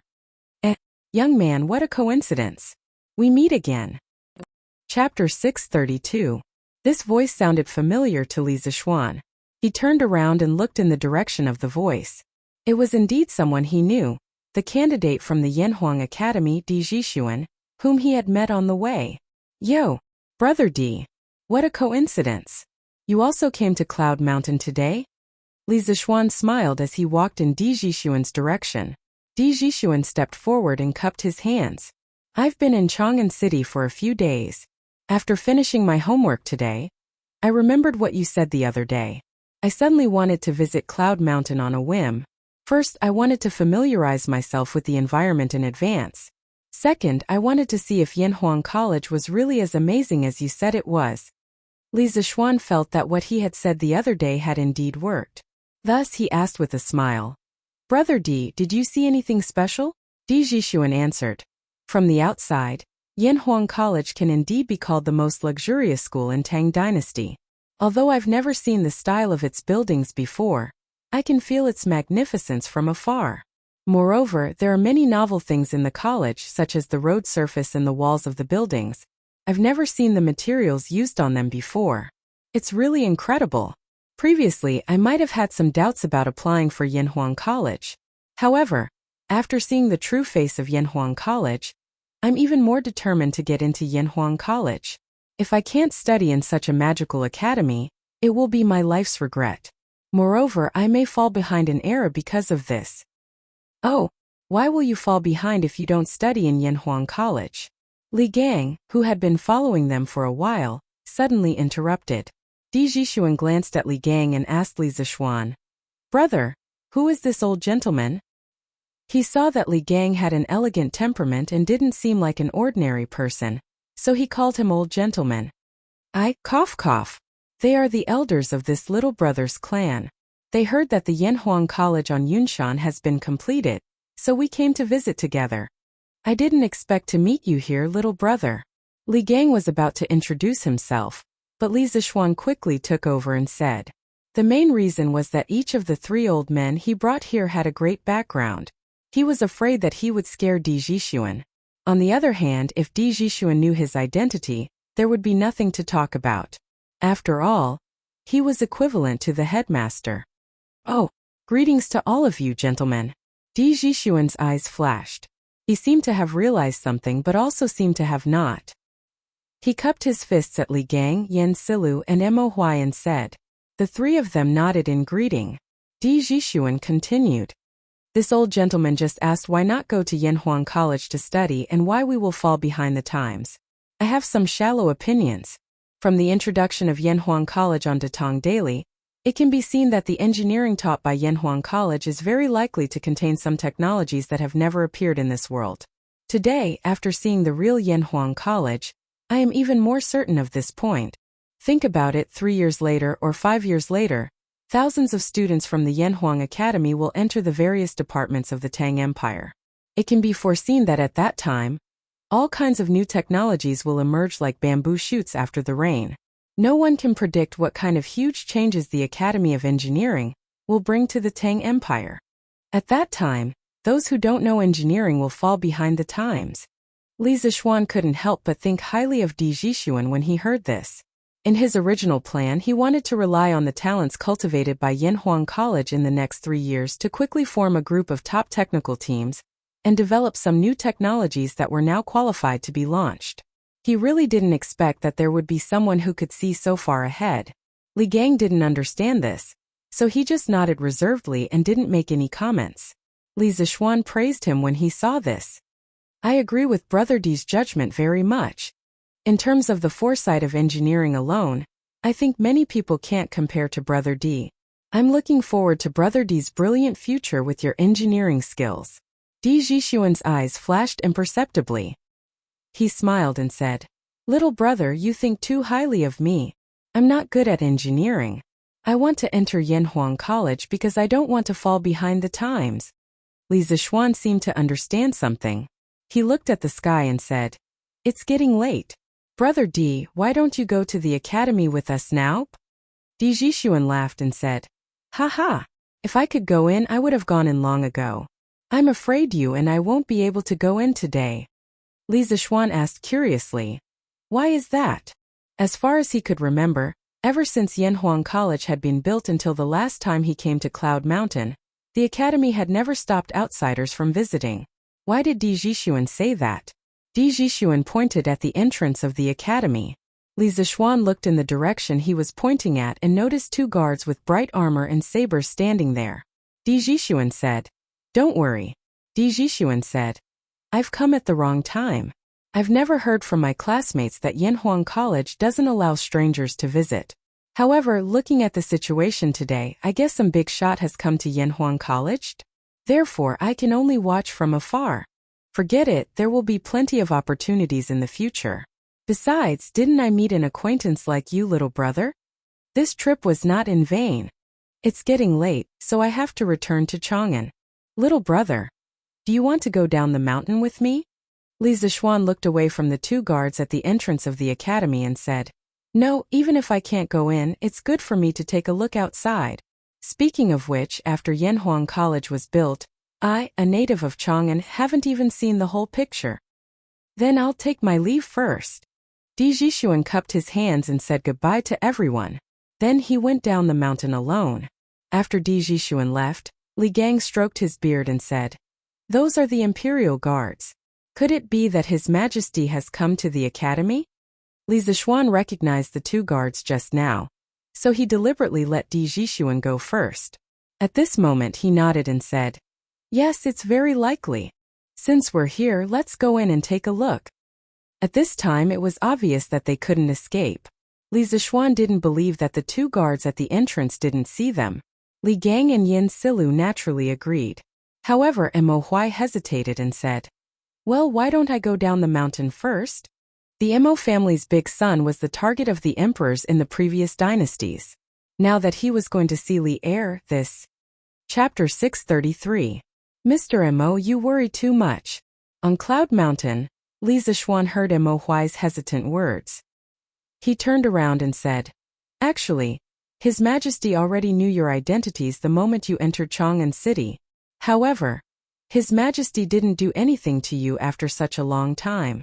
This means that His Majesty doesn't intend to exterminate the Mo family. Naturally, he doesn't have any evil intentions. But, even so, Mo Huai couldn't help but worry. Li Zixuan said bluntly, His Majesty is the saint of this generation. Moreover, the Tang Empire has been peaceful for many years. The Mo family is no longer the Mo family in its heyday. His Majesty won't punish the current followers of the school of Mo for what happened in the past. Moreover, His Majesty sent me a verbal order a few days ago regarding your matter. Mo Huai's expression changed. He asked, Oh? Lord Zhu, what did His Majesty say? Li Zixuan organized his words and said, His Majesty's general meaning is that although he won't find trouble with you, your identities are sensitive. When you enter Yanhuang College, you have to hide your identities well, and don't cause trouble. As long as you do these 2 things, you can live in peace. Mo Huai's eyes widened. He exclaimed, Are you serious, Lord Zhu? He couldn't be blamed for making a fuss. The imperial court had suppressed the Mo family too harshly for thousands of years. During the Sui and Tang dynasties, although the emperors didn't openly pursue the followers of the school of Mo, as members of the Mo family, they usually tried their best to avoid the imperial court. Now that Li Er had sent such an imperial order, didn't it mean that they could live in peace with the ruler? Li Zixuan nodded and said affirmatively, It's absolutely true. I'm not lying. Li Gang smiled and said, In that case, Brother Mo, come in with us. Mo Huai nodded, and the few of them walked to the entrance of the college. Father, Brother Xiaoxian's college is so beautiful. Chang'e wants to live in it. In the conference room in the middle of Yanhuang College's main building, Li Er brought his wife and children to sit on the sofa. Their ancient costume, coupled with the modern decoration in the room, looked very strange. However, old Li obviously didn't think so. Today he brought his family here for a vacation. At this moment, when he heard Changle's laughter, Li Er couldn't help but laugh. And this academy is indeed well built. But if Changle lives here, what will father and mother do when they miss you? Changle blinked and thought for a while before replying, "Oh, forget it. Changle can't bear to part with father and mother." Haha. Changle was extremely adorable to begin with. When she said this, Li Er immediately laughed heartily. At this moment he was no longer the ruler of a nation, but a gratified father. Li Changqian, Li Tai, Empress Zhangsun, Concubine Yang, Li Ku, and the others also burst into laughter. It looked like a happy and harmonious family. However, no one noticed the flash of disappointment in the corner of Chong Li's eyes. "Your Majesty, Li Xianan is here. Should I let him in?" At this moment, a chamberlain walked in quietly from outside the door and bowed. And Li Er was a little surprised. He didn't expect Li Zixuan to be willing to leave the house today after staying at home for more than a month. Thus he said, "Let him in." Logically speaking, if Li Er had come to the college alone today, he definitely wouldn't have arranged guards at the entrance of the college. As an emperor who was about to go to war, Li Er had never been particular about ostentation. He also didn't like to have people clear the place in advance wherever he went. However, he had brought his family here today. In order to avoid being offended by outsiders, he had to make an exception. "Your Majesty, there are 5 people who came with Lord Li. There is the former Grand Scholar Li Gang, the former Army Adjutant Yen Silu, an old man and 2 young people. Your Majesty, should I let them in?" the chamberlain asked cautiously. Li Er thought for a moment and guessed the origins of the other 3 people. Thus he ordered, "Let Li Zixuan, Li Gang, Yen Silu and Mo Huai in. The other 2 wait outside the courtyard." "Yes." The chamberlain received the order and left. A trace of joy flashed in Chong Li's eyes, but it was quickly concealed.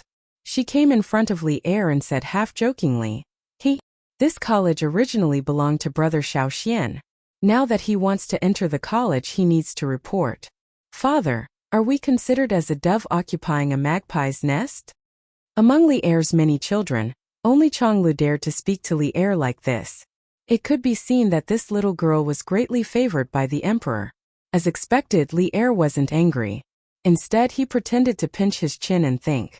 After thinking about it, he also felt that Chong Li's words made some sense. He couldn't help but find it interesting and laughed. "Haha. This way of saying it is interesting. We are occupying a magpie's nest. Who asked that kid to not return after building the nest for so long? He has harmed official Yan's beloved son."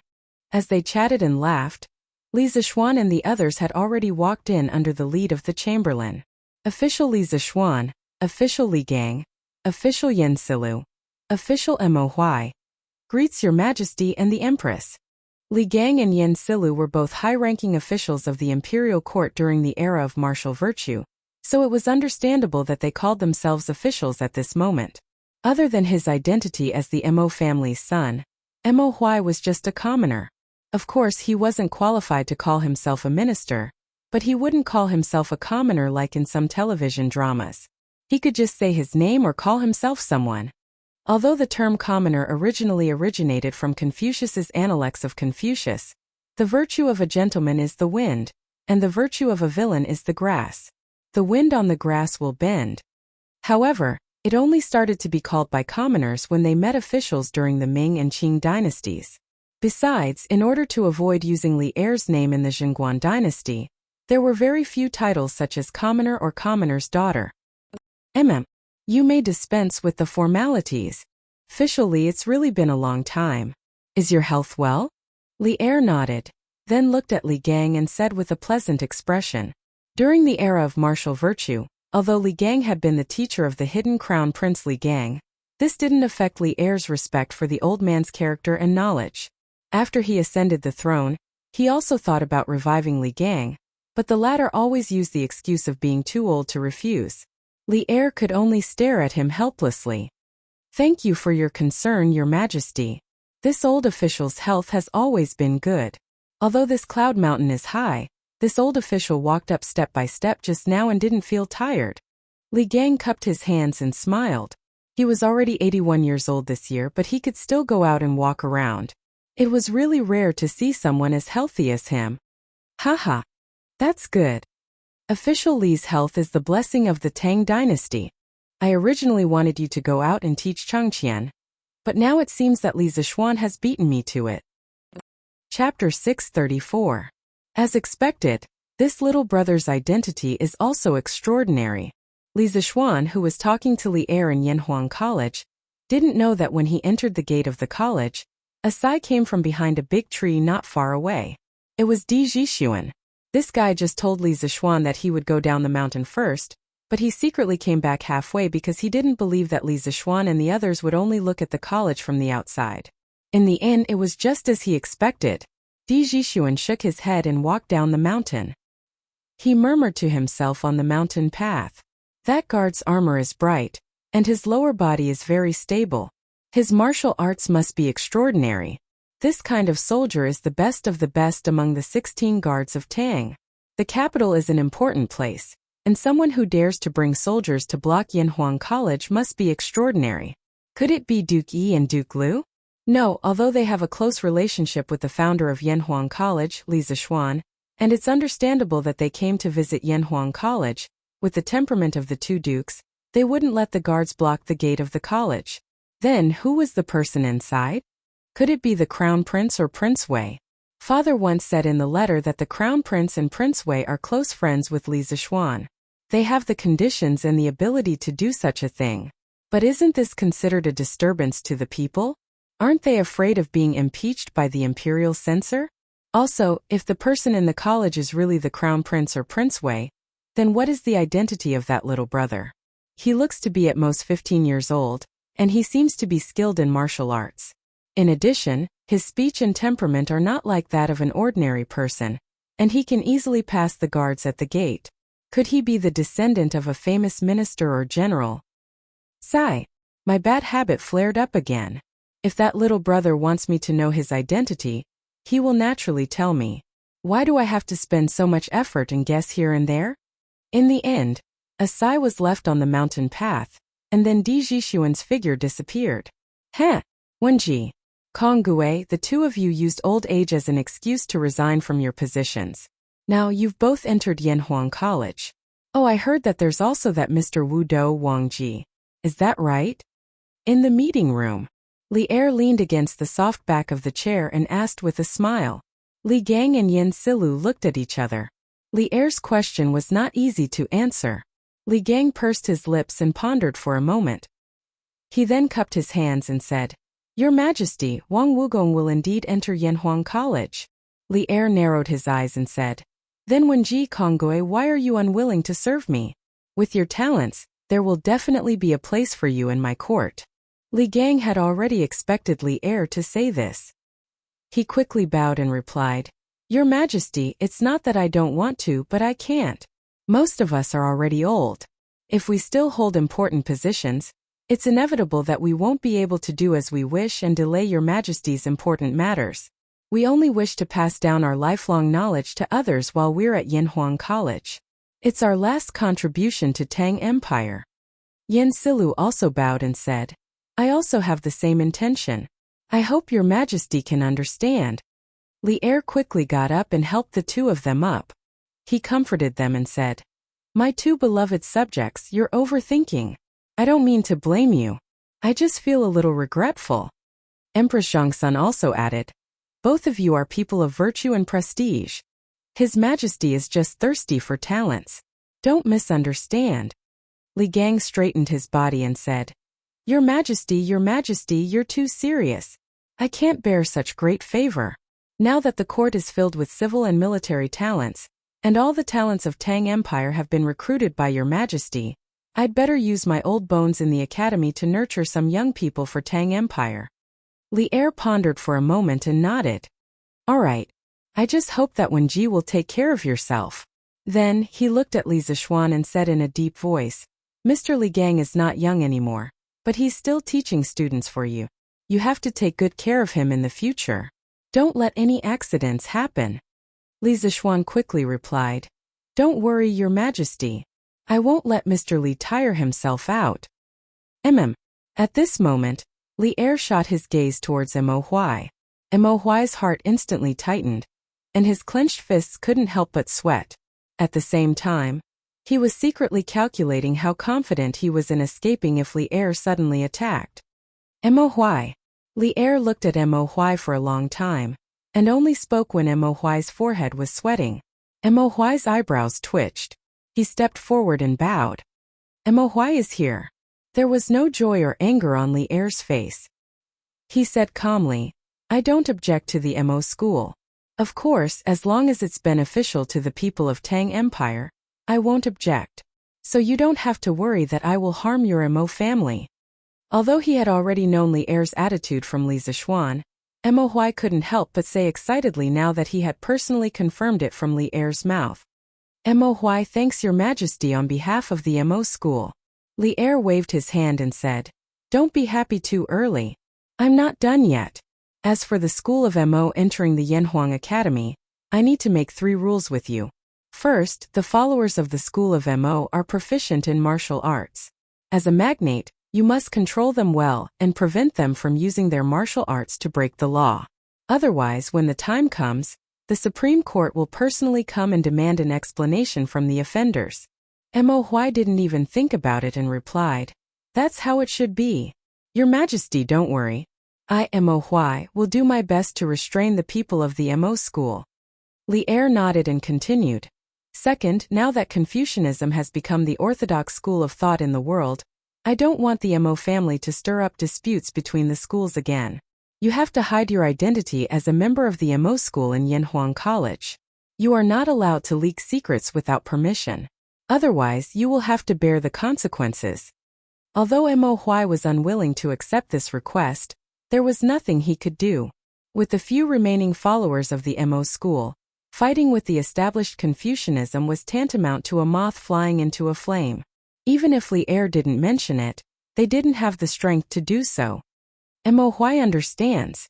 Third, after every one of the Mo family comes to Chang'an, their household registration will be transferred to Li Zishuan's fief, Plum Village. Someone will naturally allocate farmland and houses for you. From now on, you don't have to hide from the imperial court. However, in Yanhuang College, you must fulfill your responsibilities. As a teacher, you must take on the responsibility of a teacher. Do you understand? Li Er stared at Mo Huai with bright eyes and said the third request.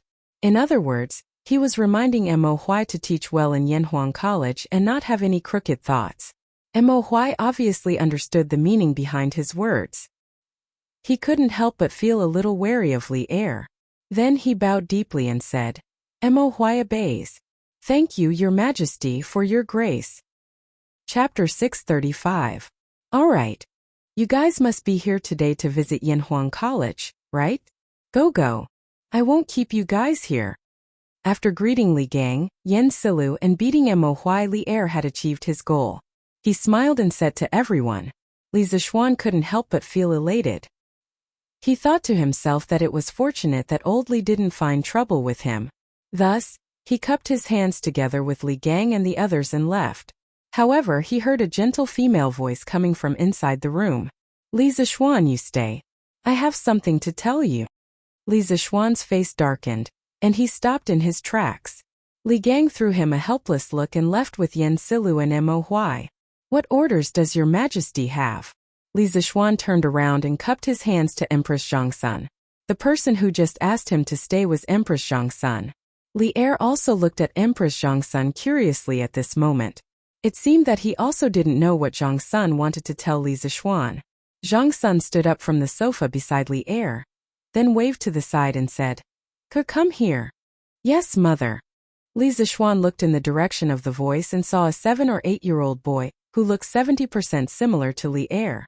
He was simply a miniature version of Li Er. When the little boy heard Zhongsun calling him, he quickly responded and walked over. Greetings, Your Highness. Li Zishuan was helpless. Although he didn't know why Empress Zhongsun did this, he couldn't pretend that he didn't see Li Ke standing in front of him, right? So he could only salute.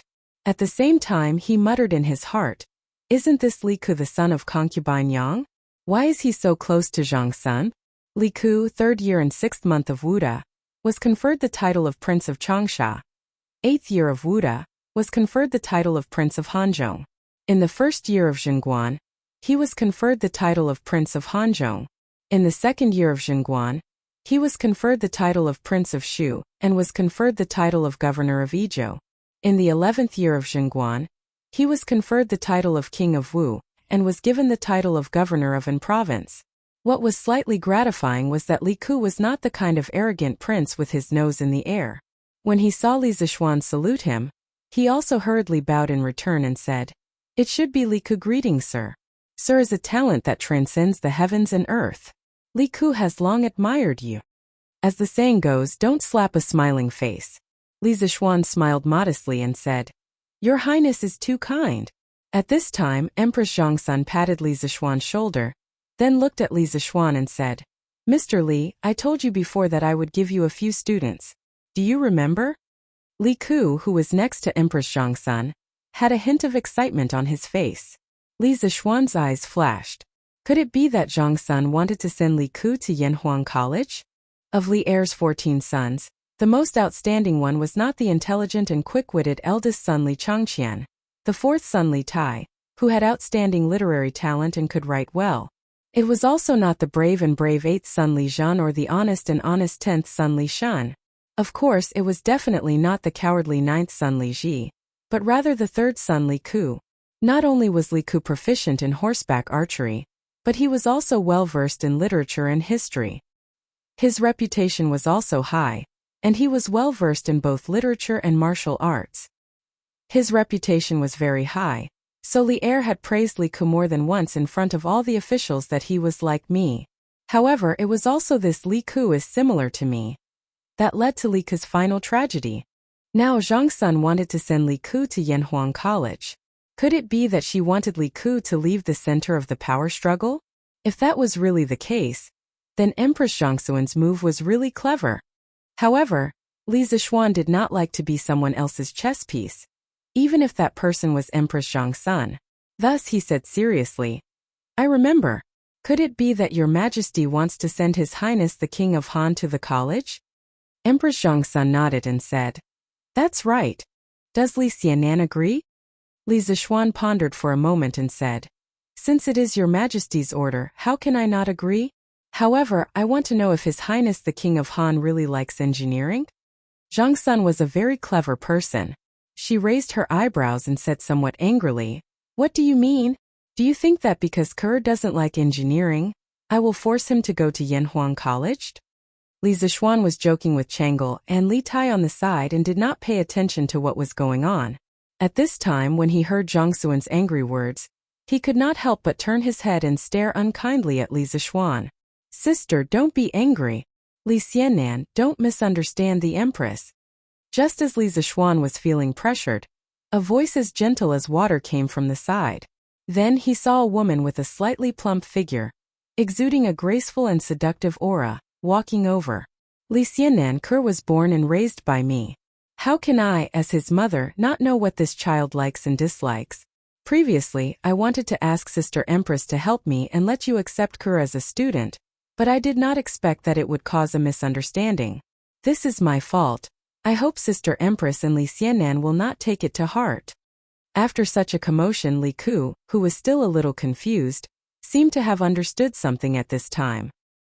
He looked at Li Zishuan with an inexplicable look in his eyes. After Yang Fei finished speaking, he cupped his hands and said, "Sir, Ku's yearning for engineering is absolutely sincere. There is not a bit of falsehood." Li Zishuan felt a little better. Just as he was about to speak, Li Er's dissatisfied voice came from the side. "What? Is my son not worthy of entering your Yanhuang College?" Li Zishuan did not know whether to laugh or cry. He thought to himself, "I didn't say anything. It was all your husband and wife's blind guesses. How can you blame me for this?"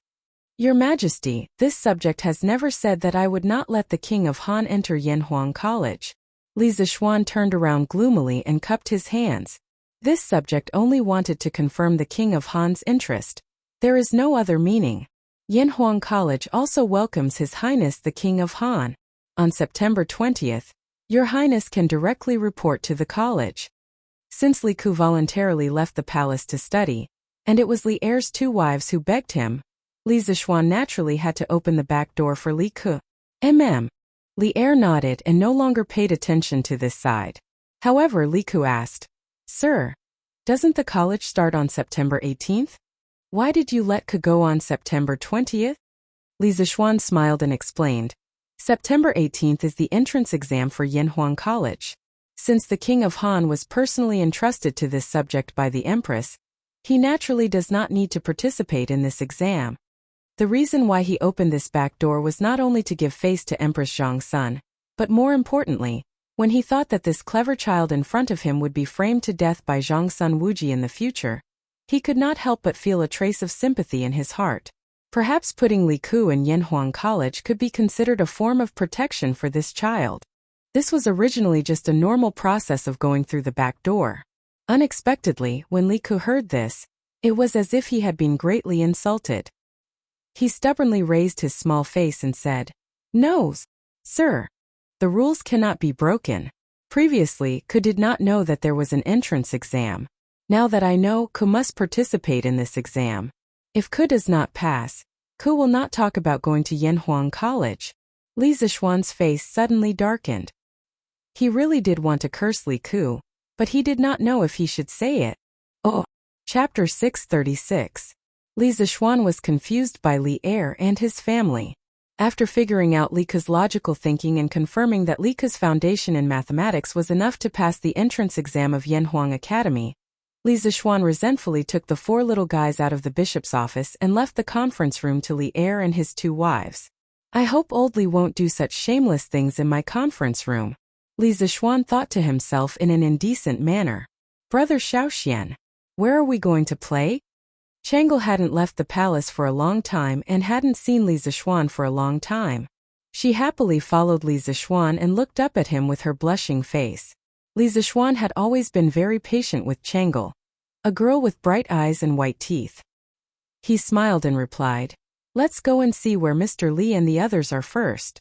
Then I'll take you around for a stroll. Oh, by the way, Changle, didn't you look around earlier? Changle shook her head and said, Not yet. Father thought that the building we saw earlier was very grand, so he brought us in to wander around. Who knew that it would be so big inside? Later on, when we were tired from walking around, Father brought us to that room to rest. Not long after, Brother Xiaoxian, you came? Oh, so that's how it is. Then I'll take you to see some interesting things in the library. Li Zishuan thought for a while and smiled. Yes. Oh right, Brother Xiaoxian, why didn't Sister Lanner come with you today? Oh her. She's not familiar with old Mr. Li and the rest, so she didn't come with us. Here, this is Yanhuang College's library. What do you think? Isn't it grand? After finding Li Gang and the others who were enjoying the cool air under a pavilion in the academy, Li Zishuan informed a few of the old gentlemen before bringing the 4 second generations to tour the academy. At this moment, he was a bit like a tour guide in his previous life. Little Xian, why is the shape of this library so weird? Li Chengqian complained after looking at it for a while. Li Tai immediately retorted, Tai doesn't agree with Big Brother's words. This is clearly grand, not weird. I think that among all the buildings in the academy, only this library is similar to the style of our central plains. Li Zishuan couldn't help but nod secretly. Li Tai was right. Yanhuang College's library, the Red Building, used a lot of China's traditional multi-eave roofs, China's ancient auspicious patterns, and China's traditional red beams and pillars. Compared to the other high-rise buildings in the academy that were purely made of cement, this library contained a lot of ancient style. But I still feel that the overall shape of this building is very weird. Li Chengqian muttered to himself. This is the academy's cafeteria. In the future, all students will line up here to eat after class.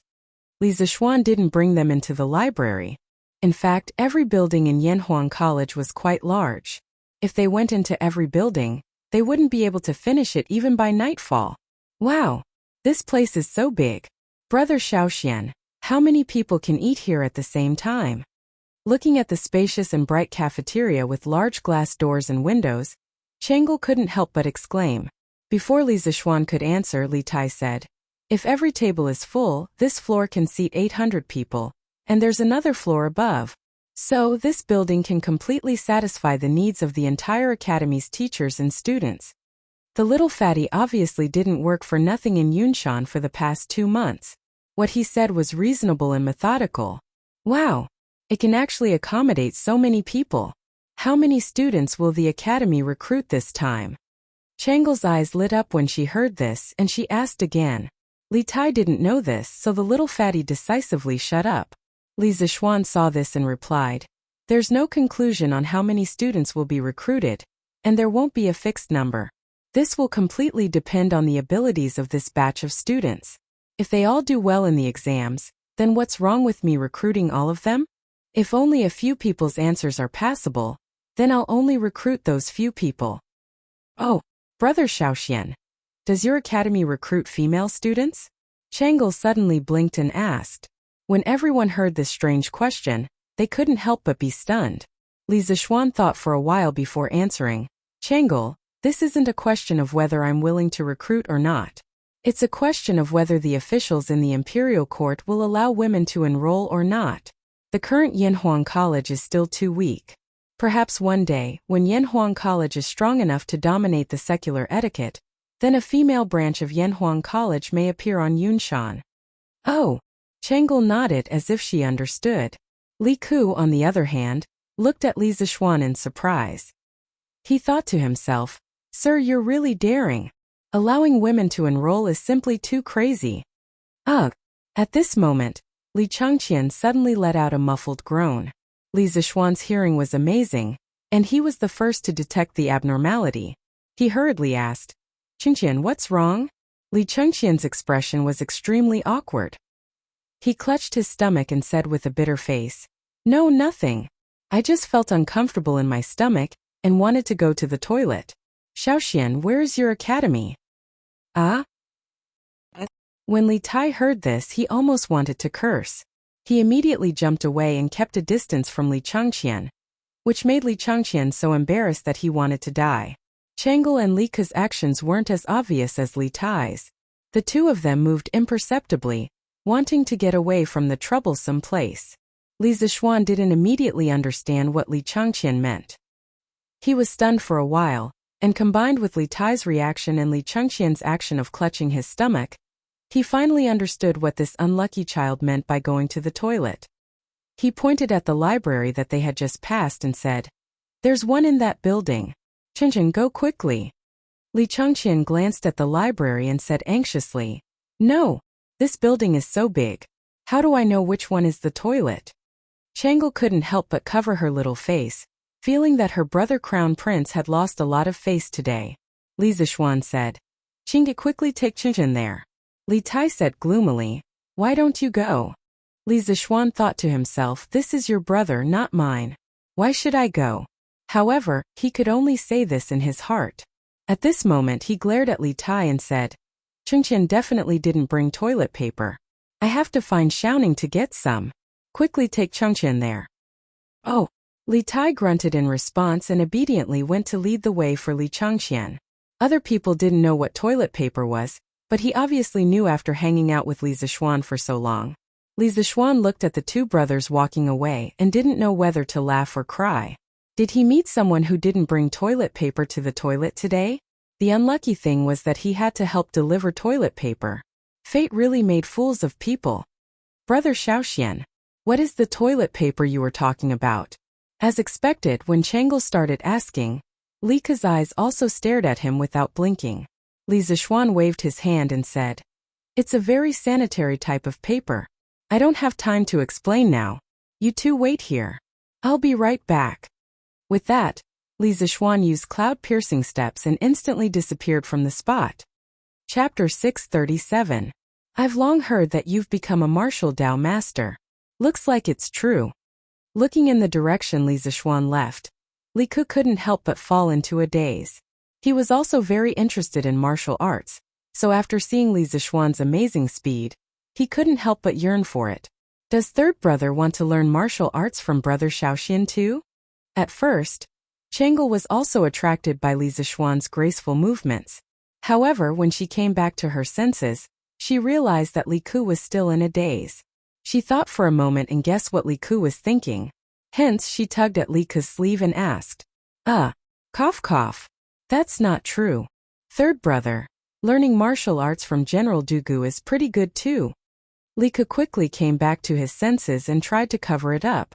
After knowing that he liked martial arts, Li Er arranged for Dugu Exine to be his martial arts master. As the saying went, a teacher for a day, a teacher for life. Li Ku was very principled when it came to conduct himself. Hee hee. Changel laughed and skipped the topic. She started to talk about the academy's architecture with Li Ku.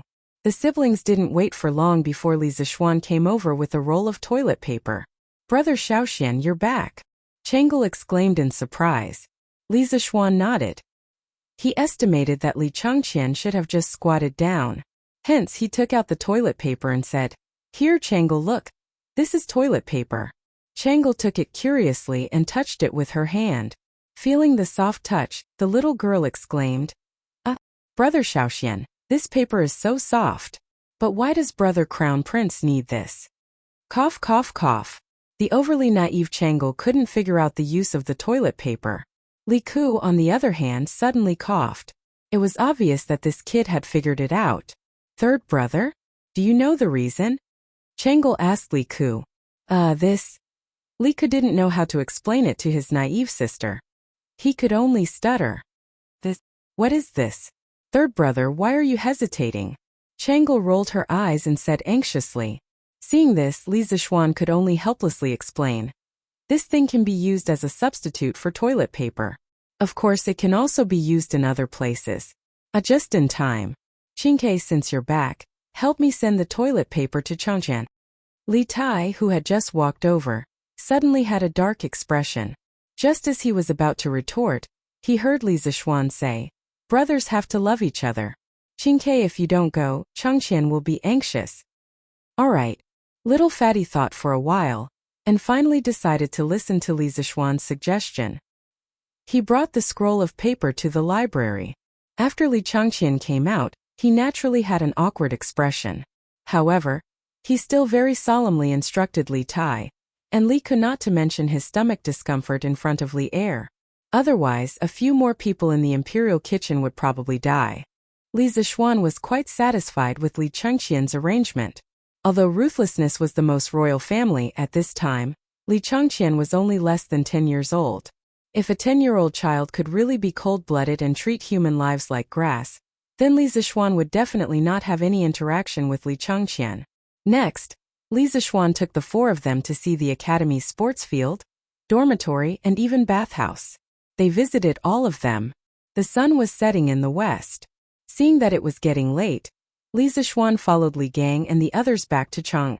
As for Li Chengqian, Changel, and the others, of course, they followed the guards that Li Er brought back to the palace. However, before leaving, Li Zishuan promised to give Changel 10 boxes of toilet paper. Thinking of the shy look on the little girl's face when she asked for toilet paper, Li Zishuan couldn't help but feel a little amused. Hey, wife! I haven't seen enough yet. Do you want to try it on? After dinner at night, Li Zishuan accompanied Lan Er to play around crazily for a while before returning to his room. However, he saw Han Yushi using her hand to caress the honorary dress sent by the palace. Li Zishuan couldn't help but tease. Husband! Han Yushi was startled when she heard the voice. Then she panicked and said, No, I was just packing my clothes. Really? Li Zishuan moved closer to Han Yushi's ear and chuckled. Then, he came to the desk where the honorary robe was placed. He sighed and said, So this is what the honorary robe looks like. This is the first time I've seen it. Sigh, wife, you don't say. This honorary robe looks quite good. What he said was true. Although he had seen it in a TV series in his previous life, how could the TV series be real? The director and the costume designer weren't historians. Han Yushi thought that Li Zishuan was teasing her again. She quickly came over and took away the honorary robe and the imperial edict on it. Then she said angrily, All right, husband, stop fooling around. Go to sleep. Sigh. That's not right. Why is this imperial edict made of wood? Could it be that it was replaced by someone? Li Zixuan inadvertently glanced at the imperial edict and suddenly said in surprise. Han Yushi turned around and said speechlessly, "Husband, are you sleepy?" The side of this imperial edict was originally made of sunflower ebony. Li Zixuan frowned and said, "Wood? How can His Majesty be so stingy? Shouldn't it be made of gold or jade?" He remembered that when he was conferred a title, the side of the imperial edict given by the palace was made of gold. Han Yushi put away the robe and the imperial edict, then walked over and said, "Husband, don't talk nonsense. His Majesty gave me a 6th rank official. How can I be qualified to use a jade or golden scroll?" Li Zixuan said, "Oh." He really didn't know anything about this, so he asked, "Then wife, do you know what rank of honorary title one needs to use a golden or jade scroll?" Han Yushi didn't know why Li Zixuan had to get to the bottom of this matter. She thought for a while and replied, "It should be above the 3rd rank, right? I'm not very sure about the specifics. Under normal circumstances, a 1st-rank madam would use a jade scroll, a 2nd-rank madam would use a rhinoceros horn scroll, a 3rd-rank and 4th-rank virtuous and respectful person would use a golden scroll, a 5th-rank pleasant person would use a horn scroll, a 6th-rank and 7th-rank official would use a sunflower ebony scroll, and a 8th-rank and 9th-rank official would also use a sunflower ebony scroll." The room fell into silence. Then Li Zixuan said firmly, "Okay, I'll help you get a 3rd-rank honorary title later." Han Yushi was shocked. She hurriedly said, "Husband, this 3rd-rank honorary title is not a joke. Besides, I don't care about the rank of the honorary title. As long as I can stay by your side, I'm willing even if I'm a commoner." Li Zixuan's heart warmed, but he smiled mischievously and said, "Hey, whether you care or not, we'll talk about it later. It's late now. Wife, shouldn't we go to bed?" Chapter 638. On September 15th of the first year of Zhengguan, Yanhuang College held its first teachers' meeting on Yunshan.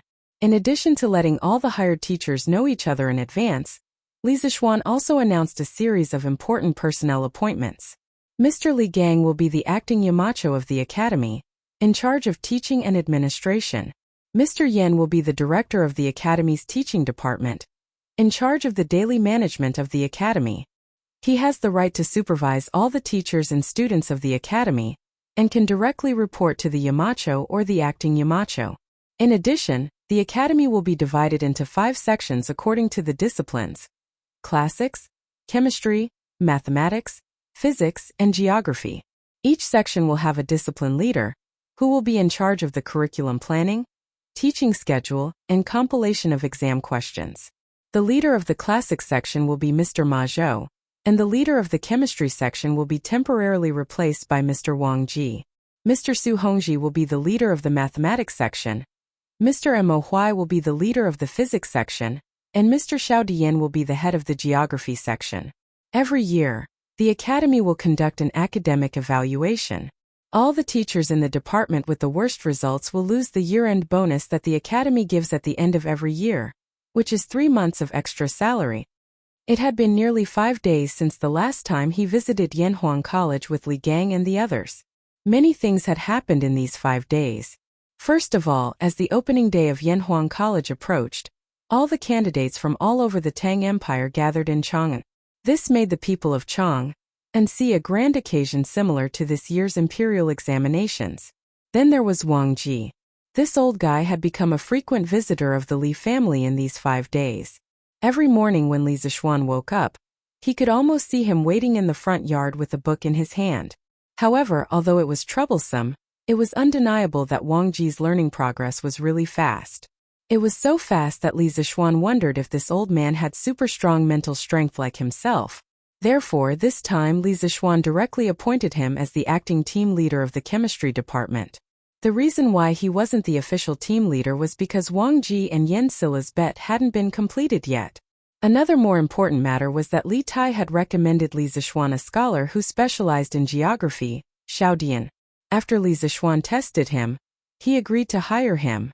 This time, among all the teachers in Yanhuang College, there was indeed no one more proficient in geography than Xiao Dian. At this moment, after hearing Li Zixuan's last sentence, the 48 teachers in the conference room all felt a chill in their hearts. They secretly thought that coming to Yanhuang College didn't mean that they could sit back and relax. There was also fierce competition here. Li Zixuan continued. From today onwards, all the teachers of the academy will start working. Everyone, please perform your duties. The academy has specially built a dormitory for the teachers. If your home is far away, you can choose to live in the academy's dormitory. The academy has a 2-day break every 5 days. During the break, all the teachers can go home. In addition, every 6 months, the academy will evaluate the teaching ability of the teachers in each department. Teachers who are confident in their ability can sign up for a title defense. Teachers who pass the defense will receive the corresponding title. Currently, most of your titles are teaching assistants. Above teaching assistants there are lecturers. Above lecturers there are associate professors, and above associate professors there are professors. The higher the title, the higher the salary. When you reach the title of professor, the academy will also give you a house with a similar architectural style to the academy. It will be located on Yunshan Mountain, in the northwest corner of the academy. Therefore, I hope that everyone can work hard. For the students and for yourself. This was the real clear distinction between reward and punishment. As a leader, you can't only give pressure to your subordinates, you also have to give them some motivation. Otherwise, under the pressure, they will all become pressure monsters. How can they do normal things? Sure enough, after Li Zixuan finished speaking, many people in the conference room were eager to give it a try. Yamacho, may I ask what the content of the teaching ability assessment is? The person who spoke was a young man in his early 30s. His name was Tang Yu, a frustrated scholar who failed 3 times. In the previous round of interviews, Li Zixuan asked him to explain a passage of the Analects of Confucius. In the end, this person not only explained it clearly and logically, but also explained it in a very interesting style. Even Li Zixuan, who didn't know the 5 classics, was fascinated by it. Therefore, Li Zixuan hired him. In terms of age, Tang Yu was considered one of the younger ones. Of course, the most important reason why Li Zixuan hired Tang Yu was that although Tang Yu studied Confucianism, he wasn't a defender of Confucianism. He only saw Confucianism as a stepping stone. In fact, none of the teachers recruited by Li Zixuan were stubborn Confucians. He wouldn't hire stubborn and inflexible people. The teaching ability assessment is divided into 2 parts. One is the assessment of the teacher's mastery of the subject taught. The other is the evaluation of the teacher's teaching method. Of course, those who follow the book will obviously not get a high score. The specific assessment rules will be distributed to each department after the Academy's teaching office has formulated them. Tang Yu, when the time comes, you can ask the leader of your geography department, Mr. Xiao. Li Zixuan replied faintly. What was interesting was that when Tang Yu, a scholar who failed the exam, chose geography instead of Confucianism, the reason was that he felt bored after studying Confucianism for so many years. Li Zixuan thought that most of the teachers in Yanhuang College would undergo unified training after school started anyway. Therefore, he agreed to Tang Yu's request. This Tang understands. Tang Yu nodded and cupped his hands. Li Zixuan looked at everyone and said, the most important thing now is not the title evaluation, but the student entrance exam and the induction training for all teachers. After the meeting is over, Mr. Yen will be responsible for organizing people to clean up every classroom in Guanghua Building. Also check carefully. If there are any shortages, report to me as soon as possible. Okay. Yen Silu nodded in response. Li Zixuan continued to arrange. All teachers, please find Mr. Li Gang as soon as possible according to the subject you are teaching. In the first month of Yanhuang College's term, the students will be organized for training, and there will be no classes. During this period, all teachers will undergo training. I know that most of you have never been exposed to this knowledge, so please hurry up. If there is something you don't understand in the teaching materials, you can ask the leaders of your respective departments. If the leaders of your departments don't understand, then come and ask me. I will be in the academy during this period. Chapter 639. Li Zixuan's performance today was unusually strong. His tone was not to discuss, but to inform and command. This was also the dignity that a principal should have. Li Gang, Yen Silu, and the others were also very cooperative because they all understood that in order for Yanhuang College to operate normally in the future, They must first establish a certain prestige for Li Zixuan. Seeing that the arrangements were almost done, Li Zixuan stood up and gave everyone a bowl of chicken soup for the soul. He encouraged them and said, "Then from today onwards, Yanhuang College will officially operate. Everyone please work together with me. For the Tang dynasty and for the continuation of our descendants, let's carry forward work in Yanhuang College. What we need to do is to establish our hearts for the world and our lives for the people." Good. What a good establish our hearts for the world and our lives for the people. Good. Let's carry forward Yanhuang College together. This bowl of inspiring chicken soup for the soul was still very popular. As soon as Li Zixuan's voice fell, there was a burst of applause in the conference room. Meeting adjourned. Li Zixuan waved his hand and announced the adjournment of the meeting. Then he took the lead and went out. At this moment, the people in the room had long lost the curiosity that they had when they first entered Yanhuang College. At this time they put away the meeting notes. This was specially requested by Li Zixuan before the meeting, and went to do their own things. The Guanghua building, which used to be silent, suddenly became lively at this moment. This huge college also had a trace of vitality because of this. The Bishop of Yanhuang College Guanghua building was a typical building with 2 towers. The 2 towers in the center were 10 stories high. The towers were the offices of the college's teachers. As the top boss of Yanhuang College, Li Zixuan's office was of course not shabby. His office was on the 10th floor of the tower on the right side of Guanghua building.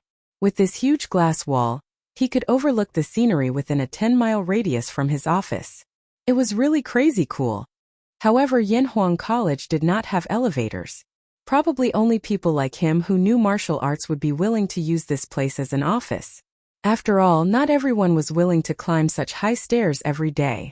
After opening the office door, Li Zixuan found Yin Xiaoning inside.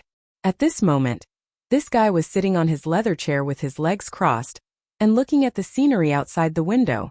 Li Zixuan could not help but tease him. "Hey, Xiaoning, it seems like you're quite relaxed now." He had been at the college frequently these few days.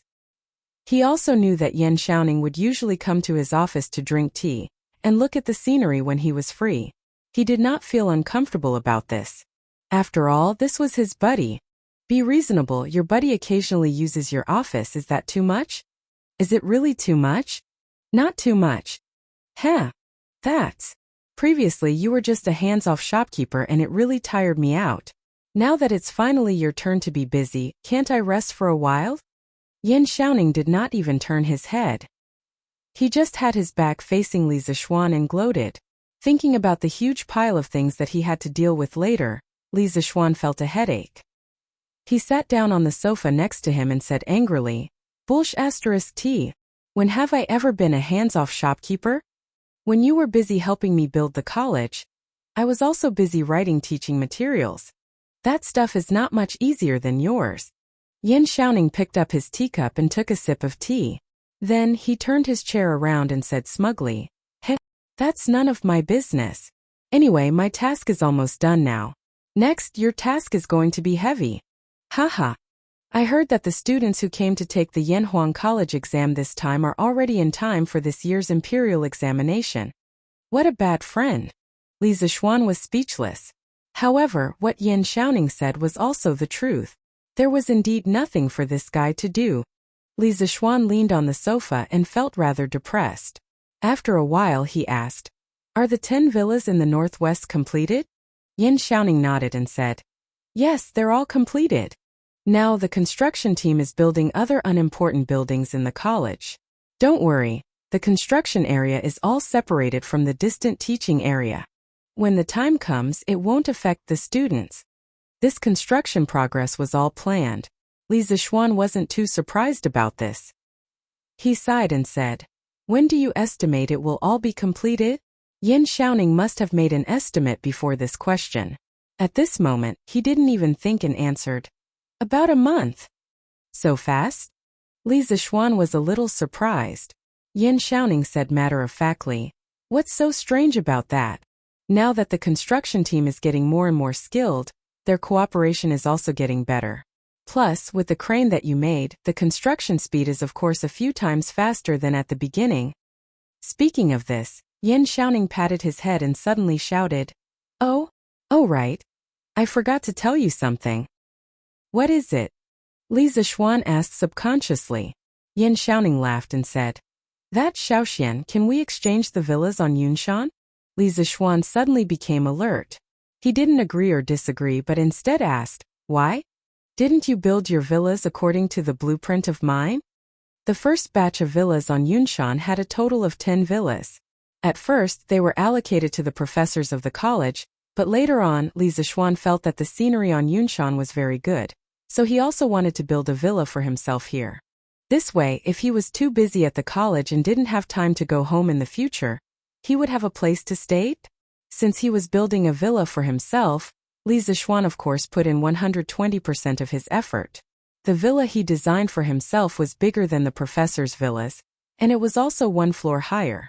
When Yin Xiaoning saw it, he immediately wanted to change his villa to the same one. How could Li Zishuan have a reason to object?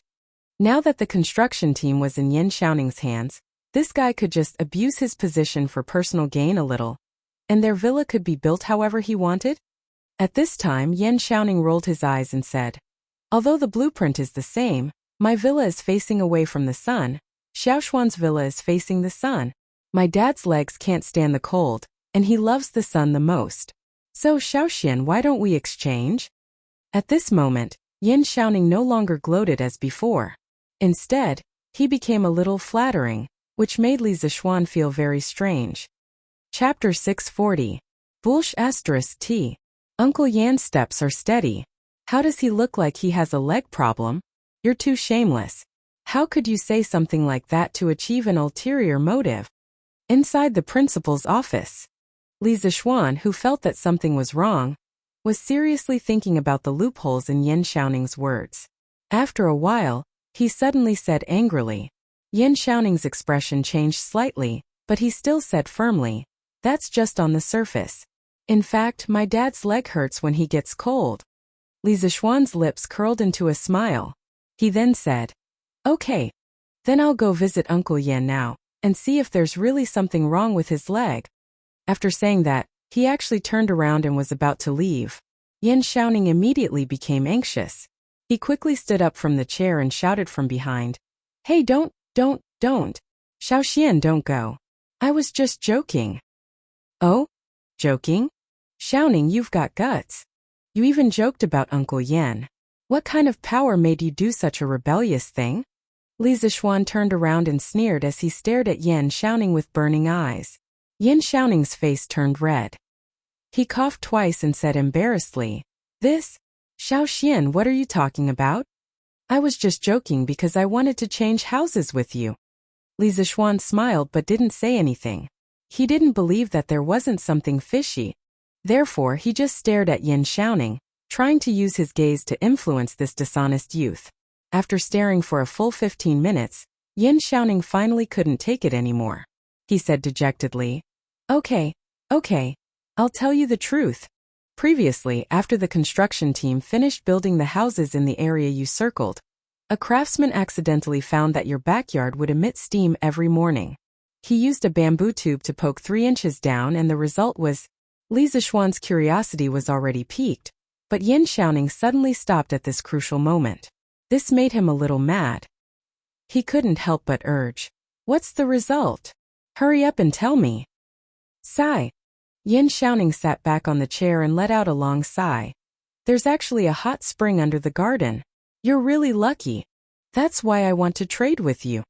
As early as in the pre-Qin dynasty's classic of mountains and seas, there was a record of hot spring. At that time it was called Hot Spring. Bandit's water came from Kunling Mound County's high-pressure mountain. It was also called Dongha Hot Spring. The water came from the northwest Clamor Valley. The water was as warm as hot soup, and could cure all kinds of diseases. Therefore it was called Hot Spring. Later on, people began to call it hot springs. For example, in the Han Dynasty, an astronomer wrote a book called Hot Springs Prose. In the text he wrote, Looking at the treasures of the central region, there is no god of water. Staying in the hot springs to pass the time, to get rid of the harshness, to serve the righteous. Emperor Shiyu, save your own life. F***CK. Hot spring? Li Zixuan's eyes widened. His expression was wild with joy as he said, "Haha, that's great. I can't believe I found a hot spring in such a beautiful place. In the future, I'll build a house on top of it and soak in the hot spring during winter while eating delicious food. Wouldn't that be wonderful?" Yin Xiaoning's old face darkened. He was so angry that he gritted his teeth and said, F***CK. You're too much. Li Zixuan curled his lips and said, "TSK, who's the one who's too much? Someone wanted to cheat me of my hot spring just now." When Yin Xiaoning heard that, he immediately stopped talking. Li Zixuan saw that this guy was unhappy and couldn't help but say, "Xiaoning, didn't you try digging in your backyard? What if your house has a hot spring too?" Yin Xiaoning looked at Li Zixuan with a strange expression and then said unhappily, "How do you know I didn't dig it? Not only my backyard, I dug everywhere except my house. In the end, I didn't dig anything." Li Zixuan was sweating profusely. The image of Yin Xiaoning instructing a group of craftsmen to dig his house involuntarily appeared in his mind. TSK, so ruthless. Sigh. But speaking of which, why do you want a hot spring? This thing can cure some diseases, and it's good for women's skin. Xiaoning, you're healthy, so the hot spring doesn't seem to be attractive to you? Don't tell me you want to be a gigolo? Li Zixuan suddenly thought of something wrong and couldn't help but ask with a strange expression. The ancient people had a certain understanding of the medical and health effects of hot springs. The Han Dynasty's 3 Qin records recorded the legend of hot springs curing diseases. The first emperor traveled with the goddess and disobeyed her orders. The goddess spat on him and caused him to have ulcers. The first emperor thanked her, but the goddess washed off the ulcers in order to get out of the hot spring. The goddess used the hot spring to cure Qin Shi Huang's ulcers. Therefore, Qin Shi Huang called the Li Mountain hot spring goddess soup. Yin Xiaoning said angrily, "You're the one who wants to be a gigolo. I want a hot spring only because I'm afraid of the cold in winter. You don't know how cold Chang'an's winters are these years. Even charcoal can't cure it." Is it that exaggerated? Li Zixuan didn't think much of it, but he was too lazy to argue with Yin Xiaoning over such a small matter. He looked at the sky and said, "Then I'll go take a look at my house first. If it's all renovated, I'll immediately arrange for people to buy furniture for it. Maybe I'll really have to live here in a few days." Yin Xiaoning felt a little hurt when he thought of the hot spring. He waved his hand and said, "Go quickly. Go quickly. Oh right, if you're buying furniture, help me buy one while you're at it. I always feel that the house we're building will look very awkward with the furniture bought from the East Market." "Okay." Li Zixuan responded and went out. Thinking of Yin Xiaoning's words just now, he couldn't help but think to himself, a modern house should of course be equipped with modern furniture. If you put some couches and screens in the house, of course it will look awkward. After leaving Yinhuang College, he walked towards the northwest. After passing through a tree-lined path, he could see a few modern-style villas scattered not far ahead. The main buildings of the villas were mostly 2-story bungalows. Only 2 villas in the south were 3-story bungalows. There were fences in front of the buildings and ancient trees. Behind the buildings was a very spacious courtyard with a garden, rockery, pavilion, and all kinds of low shrubs. It was actually a simplified version of a modern villa. Sigh. It feels like a lifetime ago. Li Zixuan looked at the modern villas in front of him and couldn't help but think of his previous life. Although he was living well in ancient times, his soul was still from the 21st century. His family, friends, lovers, and more than 10 years of memories were there. But he couldn't go back anymore. Oh. Chapter 641. After sighing inexplicably for a while, Li Zixuan lifted his feet and walked towards the southernmost courtyard. That place was an area that he randomly picked with better lighting, but he didn't expect there to be a hot spring there. If he had known earlier, he wouldn't have designed this courtyard so stingily. This was because he only wanted to build a temporary residence here. After all, this place was only a few steps away from Yinhuang College. But now that there was a hot spring here, Li Zixuan wanted to build a bigger residence, at least the size of the Li mansion. When the time comes, it could be a manor for the Li family outside of Chang'an City. Although this would cost a lot more money, Li Zixuan didn't lack money now. In his opinion, he had earned so much money, if he didn't know how to enjoy it, wouldn't it be a waste? Hey, boss, you're here? When Li Zixuan arrived at the entrance of his courtyard, he met an acquaintance. Gu Xiaomao? What are you doing here? Li Zixuan asked curiously. According to Yan Xiaoning, all the craftsmen in Yanhuang College were focused on building the remaining buildings. As the captain of the 8th team of the 1st Regiment, Gu Xiaomao had no reason to hang around here. Gu Xiaomao quickly replied, Boss, Commander Yan asked me to take some time today to bring a few people here today to check the construction drawings to see if there are any omissions. He said that the academy is about to start classes, and these courtyards are likely to be put into use soon. There can't be any mistakes. Li Zixuan heard and was instantly angry. Good for you, Yan Xiaoning. You already arranged for people to check, but you purposely didn't tell me. You made me come here specially. This brat is definitely doing it on purpose. Oh, are you done checking? Li Zixuan adjusted his emotions and asked. Gu Xiaomao took out a piece of paper, nodded and said, Hey boss, I finished checking. Your courtyard didn't miss anything. However, the 7th courtyard is missing 2 fences and a stone bench. After I report to Commander Yan, I'll bring people over to fix it. Li Zixuan glanced at the paper and found that there wasn't a single Chinese character on it. It was just some scribbles. Obviously, Gu Xiaomao didn't go to school. But even so, his work attitude was commendable. Xiaomao, in last month's evaluation, what was your regiment's rank? Li Zixuan seemed to ask casually. Heh. Gu Xiaomao scratched his head embarrassedly and answered. Last month our first team got first place, so everyone's salary was doubled. Also, the team I was leading was rated as one of the 5 most outstanding teams, so we were rewarded with 5 strings of cash. Including our salary and some rewards in the middle of the month, we got nearly 10 strings of cash. I've never seen so much money in my life. Thank you, boss. Feeling the youth's heartfelt happiness, Li Zixuan's originally slightly gloomy mood gradually improved. He smiled and said, You don't have to thank me. You exchanged all of this with your own 2 hands. Also, you led the 8th team of the 1st Regiment to achieve such good results. Qing Ke, the original team leader, should be thanking you. Gu Xiaomao didn't dare to answer him. He knew Li Tai's real identity. Oh right, Xiaomao, is the autumn harvest at home affected by your work here? Gu Xiaomao bowed and said, It's not affected much. But I heard from my father that this year's harvest is 10% to 20% lower than last year's. Luckily, you're kind enough to give me such a high salary. With this money, my family's reduced grain production won't be affected. Li Zixuan's expression became a little serious. He suddenly remembered that Han Yushi had told him a while ago about the Han village's grain yield problem. So he asked, Xiaomao, is it only your family's grain yield that has decreased? Gu Xiaomao shook his head and said, No, boss. No one in our village has a higher harvest than last year. A few families' harvests have decreased by 30%. Sigh. They're not as lucky as me to have such a good boss like you. I think they'll starve before next year's autumn harvest. Li Zixuan was silent. He could save one family, but he couldn't save thousands of families. He patted Gu Xiaomao's shoulder and said, All right, you don't have to worry. The imperial court will definitely find a way. Gu Xiaomao nodded dejectedly. Li Zixuan saw this and changed the topic. Xiaomao, how much money have you earned in the past 2 months?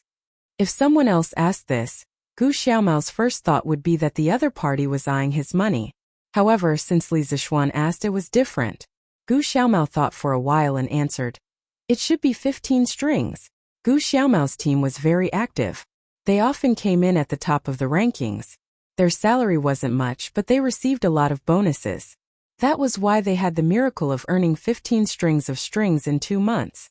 After transmigrating for so long, Li Zixuan was no longer the naive person who didn't know anything. He knew very well what 15 strings of strings meant to an ordinary family. He asked, Xiaomao, have you thought about what you want to do with this money? Gu Xiaomao was stunned for a moment before he scratched his head and said, My father and mother want me to use this money to get a wife, but I don't want to get married so early. I want to use this money to buy medicine for my mother to treat her illness. If there's any money left, I plan to use it as capital to start a small business in Chang'an. Li Zixuan was surprised and asked, Your mother is sick? Gu Xiaomao answered sadly, Yes, my mother got sick when she gave birth to me. Later on, she often felt dizzy and her legs hurt easily. In recent years it has gotten worse. My father doesn't even dare to let her get out of bed to work. In the past, the doctor said that my mother could recover if she took some nourishing medicine, but the medicine is too expensive. My family can't afford it, so it has been delayed until now. So this time I must cure my mother's illness. Li Zishuan praised. Good. Xiaomao, you're right. Filial piety is the most important virtue. I support your decision. Gu Xiaomao was a little embarrassed by the praise. He said shyly, Thank you, boss. Then what kind of business do you plan to do after curing your mother's illness? For some reason, Li Zishuan suddenly wanted to enter the world of this simple farmer's son. Perhaps it was because he was also a farmer's son in his previous life. Gu Xiaomao thought for a moment and said, As long as it's not against the law, I'm willing to do any business that can make money. I want to make more money and build a big house like these villas in the future. When that time comes, I'll go find a wife. Later on, I'll send my son to a prestigious school like Yanhuang College to study. If he can't pass in 1 year, I'll let him take 2 years. If he can't pass in 2 years, I'll let him take 3 years. Chapter 642. Gu Xiaomao's dream was so simple that Li Zishuan only needed to move his lips to help him realize it. But at the same time, his dream was so difficult that even if an ordinary person spent their entire life, they would not be able to achieve even a small goal in his dream. Xiaomao, I have a long-term task here. The more you are unwilling to do it, the more you are unwilling to do it? Li Zishuan did not directly give Gu Xiaomao a large sum of money to let him realize his dream, nor did he leave him to fend for himself. As the saying goes, give a man a fish and you feed him for a day, teach a man to fish and you feed him for a day.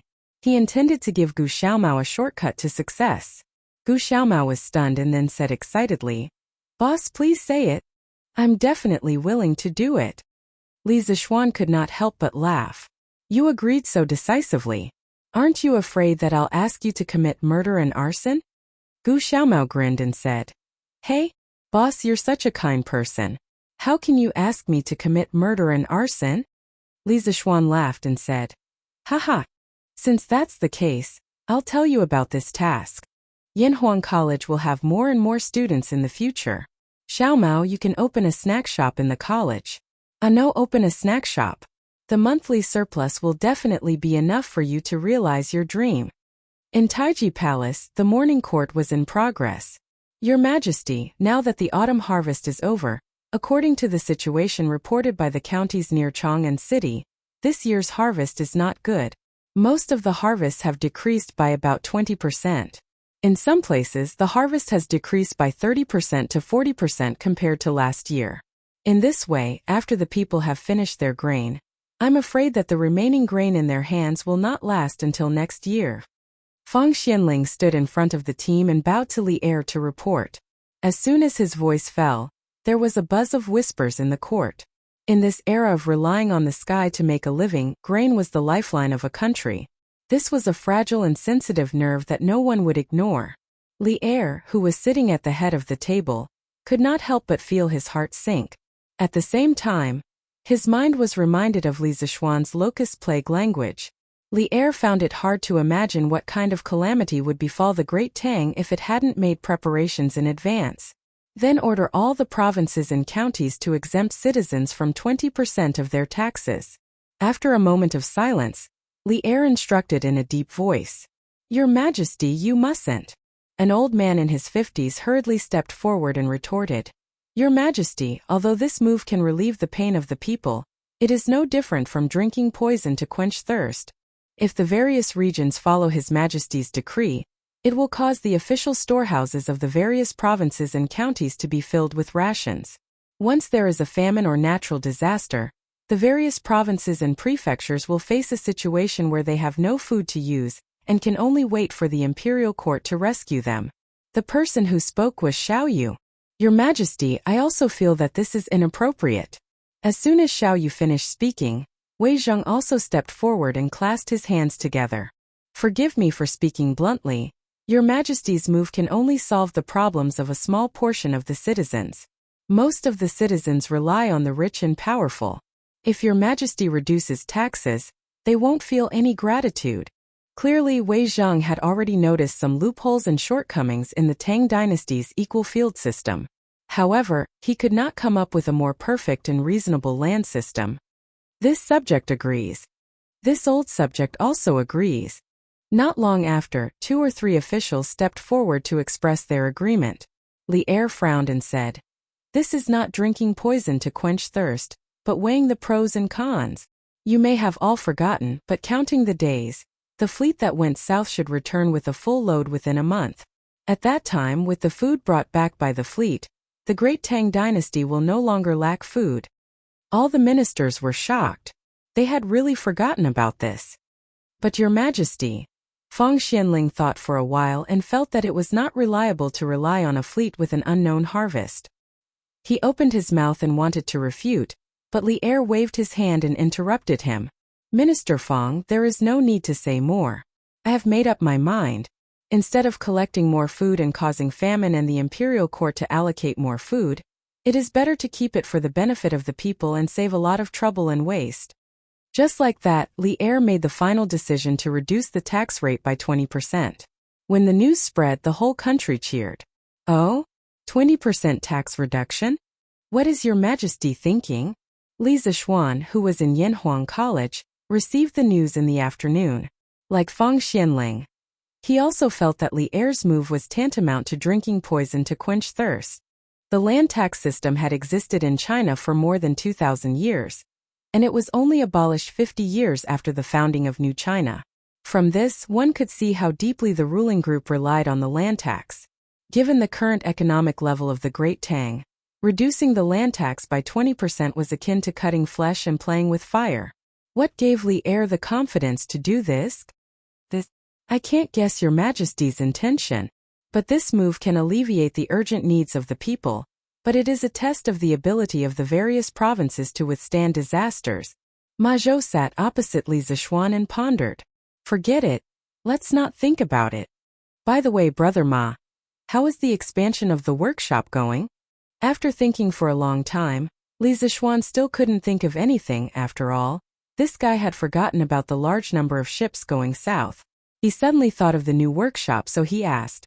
In order to expand the workshop, Li Zishuan had originally planned to move the workshop to Plum Village. But because of the construction of the academy, money was tight, so Li Zishuan had Faubert temporarily suspend this plan. Later on, with the introduction of the immortal mirror and the glass utensils, Li Zishuan had made a fortune, and the financial crisis was quickly alleviated. Only then could the expansion and relocation of the workshop be restarted. Ma Zhou and Faubert had been busy for the past few months. "Lord Zhu, the site for the new workshop has been arranged. It was built on the riverside according to your wishes. Everything is basically ready, and can start production at any time." Ma Zhou replied with a smile. Li Zishuan nodded, his heart calming down a little. He had been too busy these past few months, so he definitely couldn't take care of everything. Fortunately, the people around him could often take care of things on their own. "In that case, Brother Ma, I'll have to trouble you in the future. You have to take care of Datong daily and the academy." Li Zishuan sighed with emotion. Ma Zhou smiled bitterly and said helplessly, "Lord Zhu, I've told you before. I'm not cut out to be a teacher, but you." Chapter 643. The reason why Ma Zhou said that he was not suitable to be a teacher was mainly because he knew that he had a criminal record. During the reign of Wu Da, he was once promoted by the provincial governor of Bo Province to be an assistant teacher in Bo Province. However, he was fired by the provincial governor of Bo Province because he often drank and made mistakes. Now Ma Zhou couldn't help but feel ashamed every time he thought about it. Li Zishuan knew a little about Ma Zhou's past. He waved his hand and said, "I think Brother Ma was young and impetuous back then, but that's all in the past. What's the point of bringing it up now? In the future, as long as Brother Ma doesn't drink during lectures, it'll be fine. What's more, there's a drunkard in our academy who is even bigger than you." Ma Zhou couldn't help but laugh. "Lord Zhu, are you talking about Mr. Wu Dou? The old man is carefree and open-minded. I've admired him for a long time. I didn't expect Lord Zhu to invite him here." "Hey, in my opinion, Brother Ma admires him for his alcohol tolerance," right? Haha. Sigh. There are only 2 days left. Reading a little more won't affect the final results. I might as well go to Yinhuang College again. It's a pity that I didn't go in last time. In the afternoon, Chongren Lane, Tongfuan. Di Jixuan sat in front of the window with a book in his arms and muttered to himself. Then this guy really did what he said. He put down the book and began to change his clothes. In less than a quarter of an hour, Di Jixuan had finished packing. He straightened his clothes, opened the door and walked out. Father. Why are you here? Di Jixuan never dreamed that he would encounter such a big surprise the moment he opened the door. It really scared him out of his wits. Why am I here? You brat, if I didn't come, when would you come to see your father? Opposite Di Jixuan stood an old man in a purple robe with round eyes. At this moment he was reprimanding Di Jixuan aggressively. Feeling the power of the old man, the waiter who had rushed over after hearing the commotion did not dare to go forward and question him. The old man was none other than Di Jixuan's father, Di Xiaoxiu, the minister of the imperial court's left prime minister. Father, your son is actually preparing to meet you. I didn't expect you to find me here. How did you know I live here? Di Jixuan forced a smile and then lied through his teeth. As the saying goes, no one knows a son better than his father. How could Di Xiaoxiu not see that his son was lying? He angrily said, Bastard! You still want to deceive your father? If I hadn't received your mother's letter the day before yesterday, I wouldn't have known that you've arrived in Chang'an. Furthermore, you haven't come to find me for so long. You're getting bolder and bolder. Di Jixuan thought to himself, so that's how it is. What a miscalculation. After feeling regretful for a while, Di Jixuan licked his lips and said, That's my fault. Father, please calm down. Do you want to go in and have a drink? At a time like this guy still wants to let Di Xiaoxiu drink water to calm down. He's simply too naive. Di Xiaoxiu flicked his sleeves and said, Drink what? Hurry up and go back with your father. Don't embarrass yourself here. Father, that. Di Jixuan still wanted to struggle, but Di Xiaoxiu did not give him a chance at all. He directly ordered, Tie him up and bring him back. I was wondering why you secretly came to Chang'an City. So you're here to take the Yinhuang College exam. You little brat, what did I teach you in the past? I told you to read more books and pay more attention to current affairs. You actually dared to spend your time on this miscellaneous subject. This is outrageous. Qinren Square, D Mansion. Di Xiaoxiu pointed at a mathematics textbook on the ground and roared at Di Jixuan with his eyes wide open. Di Jixuan shrank his neck and said weakly, Father, who said that mathematics is a miscellaneous subject? Even His Majesty didn't say that, right? You. Di Xiaoxiu did not expect his son to dare to refute. He was so angry that he took 2 deep breaths and said, I said it. If I say it's a miscellaneous subject, it's a miscellaneous subject. You don't agree? Di Jixuan lowered his head and muttered softly, The imperial examination is considered a subject. How can it be a miscellaneous subject? What did you say? Di Xiaoxiu's volume suddenly increased, and Di Jixuan felt an inexplicable sense of danger. He quickly shook his head and said, I didn't say anything. I didn't say anything. Bastard! How dare you say that it's a subject? I only allowed you to take the imperial examination. If you dare to have any other ideas, I will break your legs. Father, you can't do this. It's my freedom to choose what subject to take the examination. You can't take it away from me. These were all advanced ideas that Di Jixuan learned from the newspaper. He used them here, but he also used them in the wrong place. Di Xiaoxiu's nose was almost crooked when he heard this. He trembled and said, Unfilial son. Stubborn. Someone, bring the family discipline. Master, you can't. A middle-aged man who looked like a butler hurriedly came forward to persuade him. The young master is young and inexperienced. Why do you have to be so calculative with him? Give the young master some time, and he will definitely think it through. Young master. Hurry up and apologize to master. As the old butler spoke, he madly winked at Di Jixuan. Butler, you don't have to persuade me anymore. Hurry up and bring the family discipline. Today I will. Father, I was wrong.